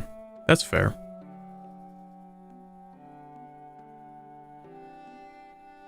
Let's see, did I talk about all this? I did, okay. Societies of Pops. Yeah, I figured that there would be like a lot more over here. It seems kind of empty. Obviously, there would be some impassable terrain, but like, I figure there should be less. Yeah, we can see that there are some people that just don't have states necessarily.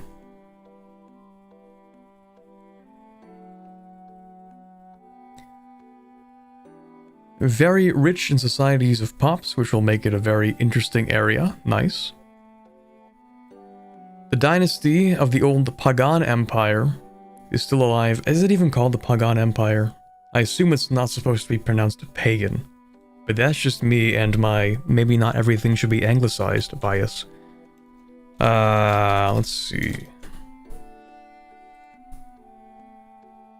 Pronounced... What?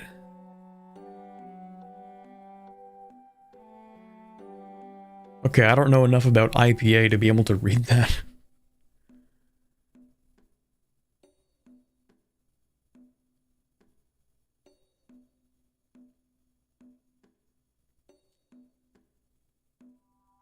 Pagan, we're going with that.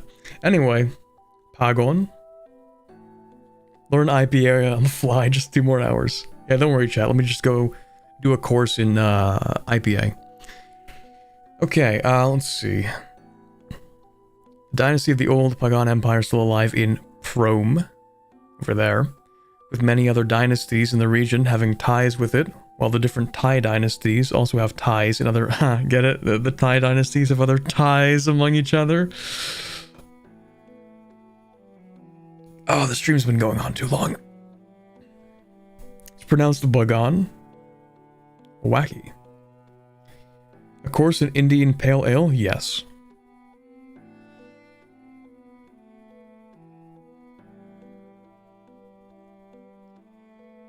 Definitely not the, what's it called?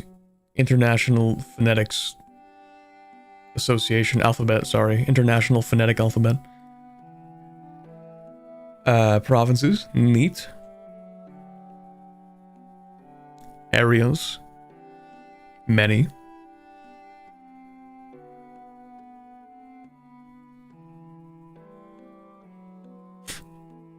Okay, anyway, terrain. Very mountainous in the north, as you expect. Flatlands, plateaus. Any farmlands? Ooh. Farmlands. More farmlands. More farmlands. I love farming. I love agriculture and irrigation and growing food. Tropical, neat, as you'd probably expect. Tropical and jungle almost everywhere, with quite a bit of comparison between the southern flatlands and the northern mountainous area, sure. Even some arid in there, Development, not the greatest, but some capitals have decent development. Like in here, and here, and here, and kind of here, and in here. Not as developed as the surrounding India or China, but the main centers of power are a bit more developed, makes sense. Natural harbors.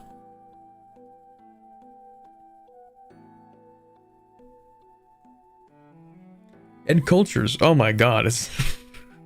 it's almost unreadable. That's a lot.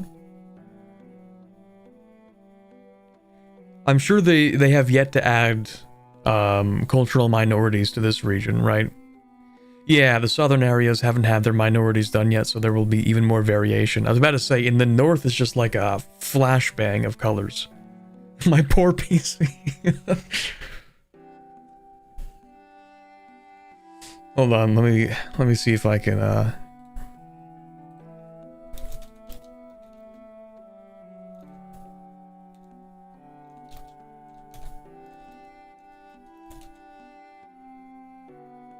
I can't find the tweet in Polish.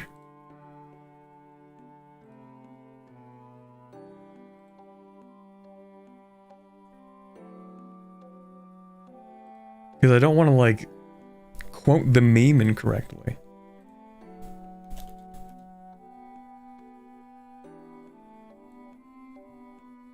Oh, here we go. I found it.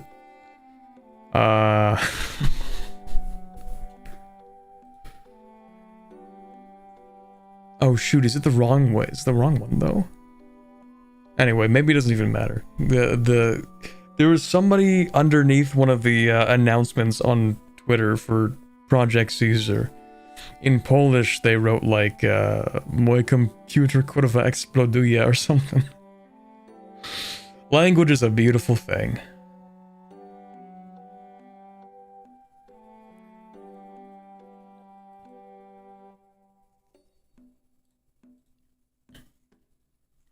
Yeah.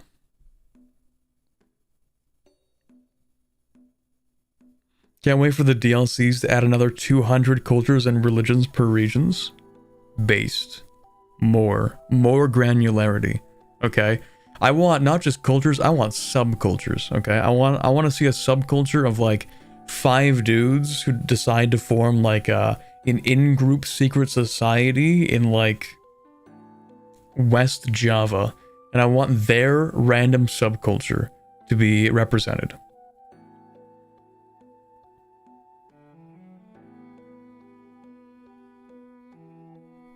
Paradox will be solely responsible for 200% electricity consumption? Yes. Alrighty, languages. You have Khmer, Thai, Mon, Yi, Hmong, Chinese Mandarin, or Mandarin Chinese rather. Actually, this would not be Mandarin Chinese, would it? That would be down here. That would be, how am I forgetting this?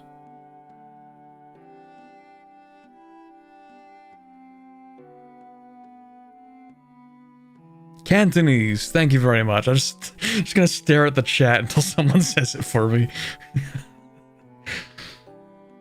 That's the one.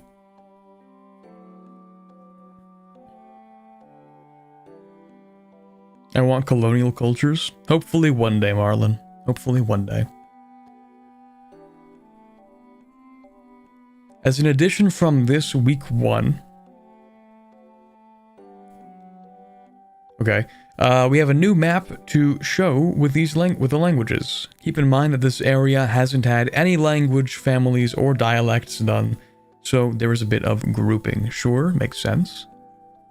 Religions, this is already more detailed than I thought it would be. Again, they did want to change the name of Theravada here, but we see Wa, we see Mizo, Satsana Phi, or Phi, maybe, Bru, Bahnar, Dagar, Sedang, Hindu over here. Did I even say this one? Kareni, maybe? Lahu, Hani. Can't even read that one. Lisu, really small one that might actually be Sunni. Wouldn't that be interesting? There will be more variation added inside the Theravada block, as there has to be still quite a bit of Hinduism presence in Khmer. Oh, its conversion from Hinduism to Buddhism at this point was one of the causes of its decline. Curious. I wonder why. And a bit more of Satsana Phi among all the Thai peoples. Okay.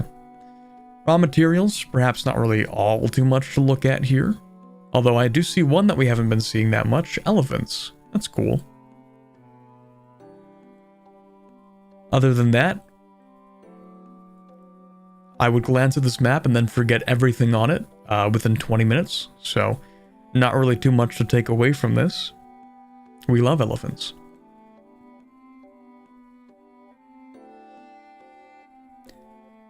They started building 1 billion stone temples and shrines during Buddhism. They could have just like not done that. I don't know. Unironically, just completely preventable collapse. Okay, but have you considered that the statues are really nice?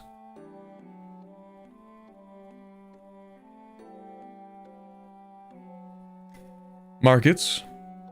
Cool.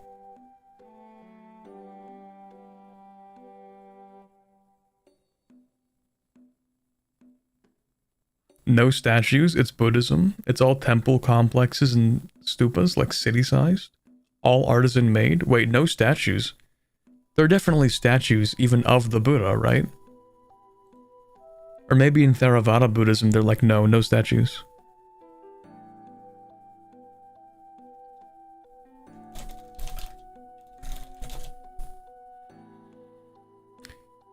Let's see.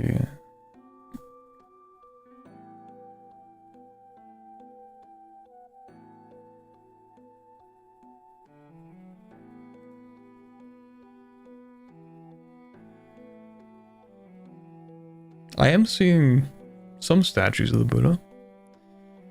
Depends on the locale as far as I know. What would be the difference between rice and grain? One of them's rice and the other one's grain.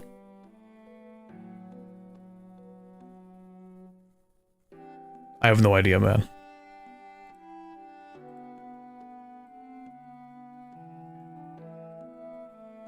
Just different types of food, maybe.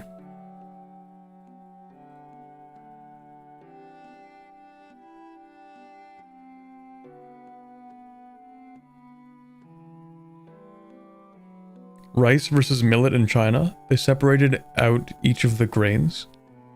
Well, wheat was always... Wait. Did they? There's wheat and rice in here.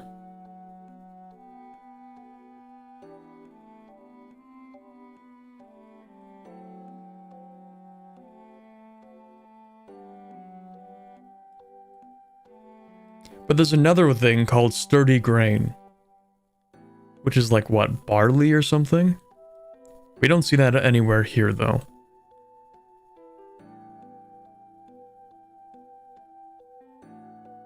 I don't know.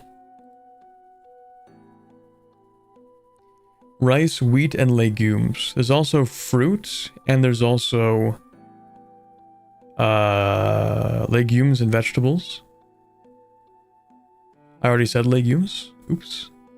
Legumes, they also have vegetables. I think they're different from legumes. But I'm not seeing them, so I might be a liar. Yeah, I don't know.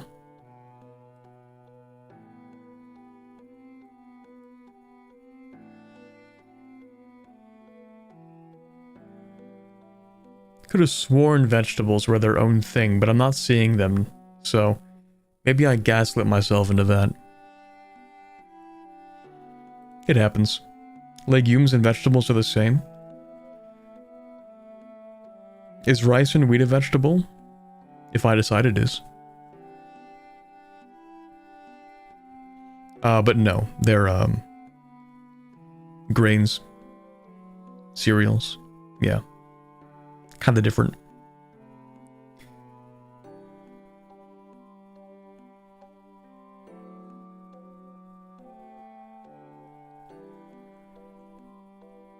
Okay, alright. What do we have here? Khmer is still the most populated, but other countries around don't fall that far behind. There's Khmer. This is Dai Viet. We have, well, I can't even remember the name of this country. Pegu. That's what it's gonna be. I'm just gonna call it Pegu. Because I don't remember its name. Also, a couple of locations appearing as 0 pops. That is a bug they'll have to fix. Okay, that's fine. That is all for this week. Okay, that is all for technically today's stream, but we do have to go over these. So it's actually not the end of the stream, it's just the end of the basic content. Now we're getting to the advanced content. So let me screenshot that real quick.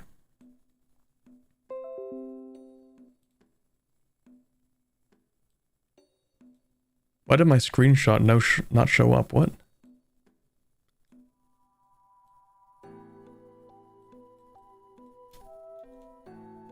Huh? Okay, that was weird. Anyway, let's do that. Move this up. Start with number 15. Windows moment. Curious to know what unique content that regional area gets. I can safely say there is unique content for those countries. Thank you. Number 17. Will the operation of Chinese tributaries be the same as in EU4? Will there be border territory restrictions to create new tributaries diplomatically? The system for the Chinese Empire is completely different. Okay. 40. Oh boy. Oh boy, okay. Is Dai Viet an empire? Currently doesn't have a specific rank. Is Dai Viet a vassal of Yuan or just a tributary? Tributary. Is there any unique mechanic or events regarding the Nam Tien in the game at the moment? Dai Viet has unique content, but I can't go into detail. Okay, fine. Are Mong Lem and Chiang Hung tributaries or direct vassals of Yuan or Dali of Yuan? Okay, I guess we'll never know about this, but anyway. Are there any events regarding the rise of Lanzhang, Malacca, and Ayutthaya? For Ayutthaya, yes. For the other two, not at the moment, as far as they know. On the same note, is there any event regarding the sack and decline of Angkor and the Khmer Empire? That would require action from the AI to decline, to sack the thing, but maybe. There is some content for the decline of Khmer, yes. Okay, cool. How many formable tags can the people of Burma restore/form? Are Pagan, Ava, Konbaung, and Mien Saing all different tags or just various dynasties of the same tag? Currently dynasties. Can Sops become tributaries or vassals of any country? Yes, although a country can only have one overlord. Oh, interesting. Are there any events regarding the foundation of the cities of Bangkok and Ayutthaya? Yes. Cool. Number 45. There are too many green countries in the map of Asia. How about we color Great Yuan blue and Great Ming red? Based. Personally inclined on making Yuan blue. Already said. Wait. Okay, maybe they mean I already said that its color is going to change? Sure. Making Yuan blue. Okay, fine. I'm too EU4 pilled, so when I think of Yuan, I'm like, yep, that has to be red. Because of course it does.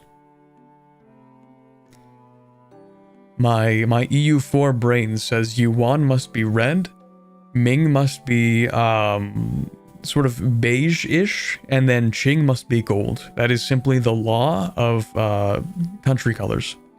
That's how it works.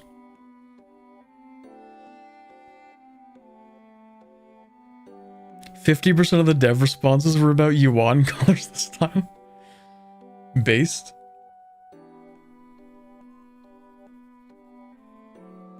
Will climate factor Khmer's decline? Climate will definitely have an impact on these areas. Ooh. 55. Can we see the court language map? Sure, okay. Nice.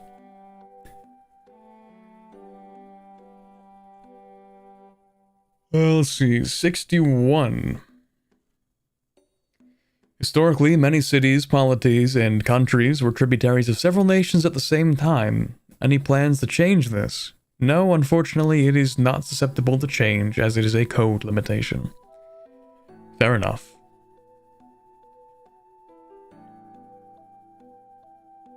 Well, I don't know why, but I'll take your word for it. What color will Fars be? Schrodinger's Fars. Fars color is actually any color until you go into the game and check.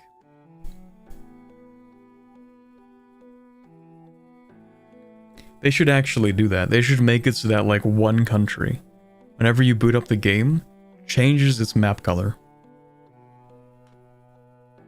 And it's like never consistent.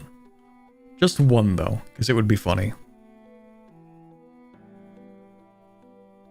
Fars is perfect for that. We already have the tradition. Okay, 64. Yeah, what's being portrayed here, and I love it, but the old city of Ayodhya was long abandoned around the early 1200s. The main city in the region under the Loburi kings was Senarachanakon. Ayodhya as a city did not exist in 1337 except in ruins. It was only formally refounded in 1351. I love how people just have like the most obscure knowledge you can possibly imagine, and they use it exclusively to like give feedback on map games. Like, buddy, go write a paper on this, man. Like, what are you doing with this highly specific knowledge? Where'd you get this from?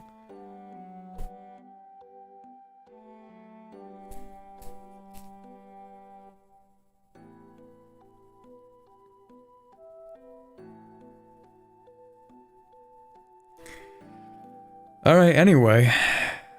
Is the location that long just to provide it sea access? Because otherwise I'd have split it up for a coastal village location to eventually give birth to Bangkok, which happens within the game's timeline. We can probably use Senarachanakon as the name at start. We can look into that. There's also an event for the founding of Bangkok. Okay. Neat.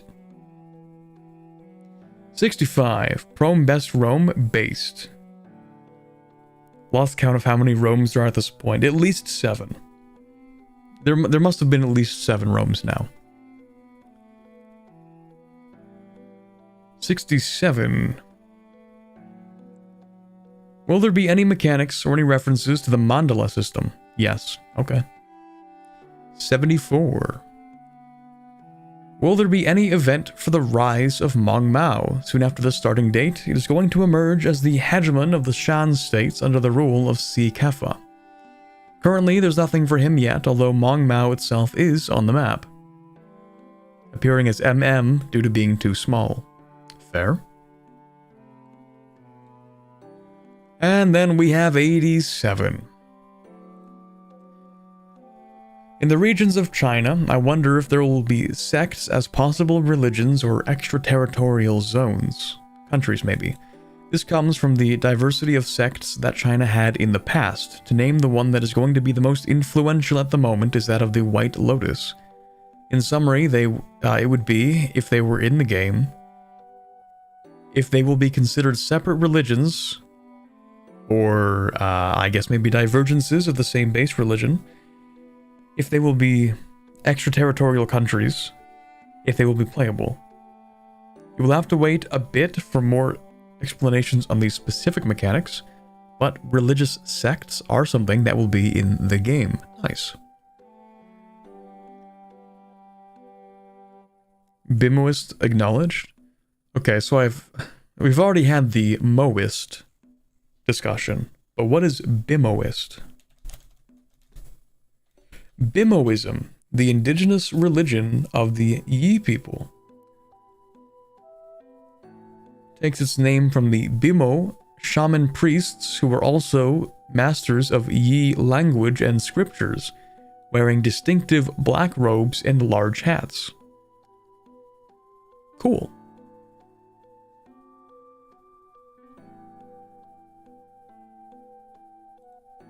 So what is Moist?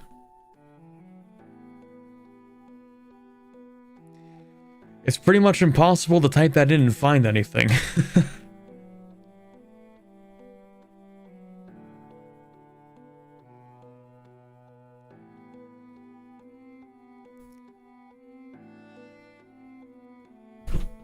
Ah, that's because it's called Mohism in the Wikipedia article. With an H.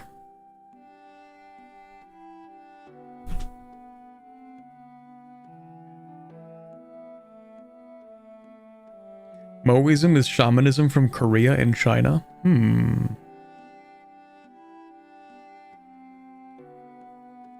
Ancient Chinese philosophy of ethics and logic, rational thought, and scientific technology developed by the scholars who studied under the ancient Chinese philosopher Mozi.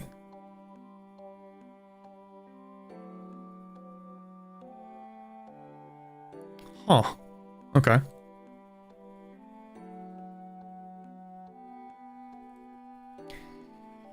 All right, I guess that's actually everything we have to go through today, isn't it? Kinda.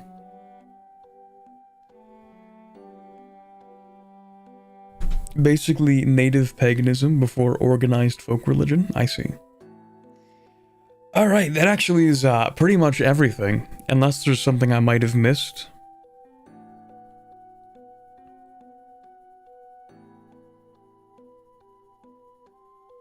Oh, did they mention what we're going to get next week? Oh, they did, didn't they? They mentioned how we're going to have Culture Part 2, and I'm gonna have to wait like 2 weeks before I can cover it. Is this the latest Anbanar mod? Yes. Okay, what did they say? Next week, they'll talk about works of art and culture war. Interesting. So in that case, maybe you can have the culture hegemon. Because there's such thing as culture war, apparently. Yeah, I kept it almost under 5 hours, almost.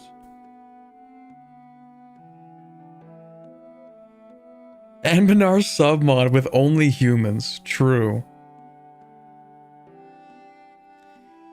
Yeah, I'm sure that'll be a normal one. I'm sure that'll be totally normal and adjusted replies to that one. Okay, that's gonna be, I guess that's kind of it for today, eh? That's kind of it for today. Somehow managed to make this under 7 hours. Impressive. Who could have guessed? Alrighty, yeah, let's... I don't know, I didn't have a plan for after this. Let me think for a second. Right, so am I gonna make a stream schedule today? It almost never happens. We'll see. We'll see. In theory... Oh, wait, what's next week? Hold on. Next week, do I get to do cool things? In quotations, in theory? Let me check my servers that I may or may not be part of. Allegedly, in theory. Okay, on Wednesday, I can stream Hoi 4. So you have that to look forward to. Now you talk about how your life is going IRL? Nah, we're good. On Wednesday, I am allowed to play EU4. Sorry, EU4, god. Even when playing other games, I can't escape it. Yeah, I'm allowed to play, allowed to do a live stream starting at midday my time on Wednesday for Hoi 4, so I will probably do one of those. Yeah, and then allegedly, maybe there could possibly, no promises, be a video for Thursday that might also be Hoi 4, maybe, possibly, we'll see. I don't really make Hoi 4 videos, so that would be an interesting one. Modded or vanilla? It will be vanilla for a reason you will find out. As for... Hold on, because there's also Victoria 3, 1 second.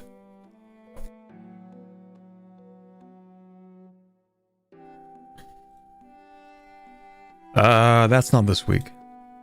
Never mind, that's next week. Okay, cool. So, yeah, this week I'm gonna be kind of busy. We'll see. I might have to record some Hoi 4 tomorrow, and Tuesday, and edit it on Wednesday after the stream, and then release it on Thursday. And then you know what I'm gonna do on Thursday? I'm probably gonna record for Victoria 3. It's gonna be a busy week for me, alright? But that means more content, so you should get excited. Anyway, thank you guys for stopping by. I really appreciate that. It has been a long stream. I am a little bit tired after today's. So I'm gonna go ahead and make some very simple dinner, and then, I don't know, talk to my friends about Arcane, because the new season's out, and I watched it yesterday, all 3 of the episodes that are out. It's great. I don't know, if it's your kind of thing, watch it. I'm not sponsored, it's just a good show. I just really like it. Anyway, I'll see you guys sometime this week. Wednesday, in fact, okay? So have a wonderful rest of your Sunday. See you guys later. And bye bit.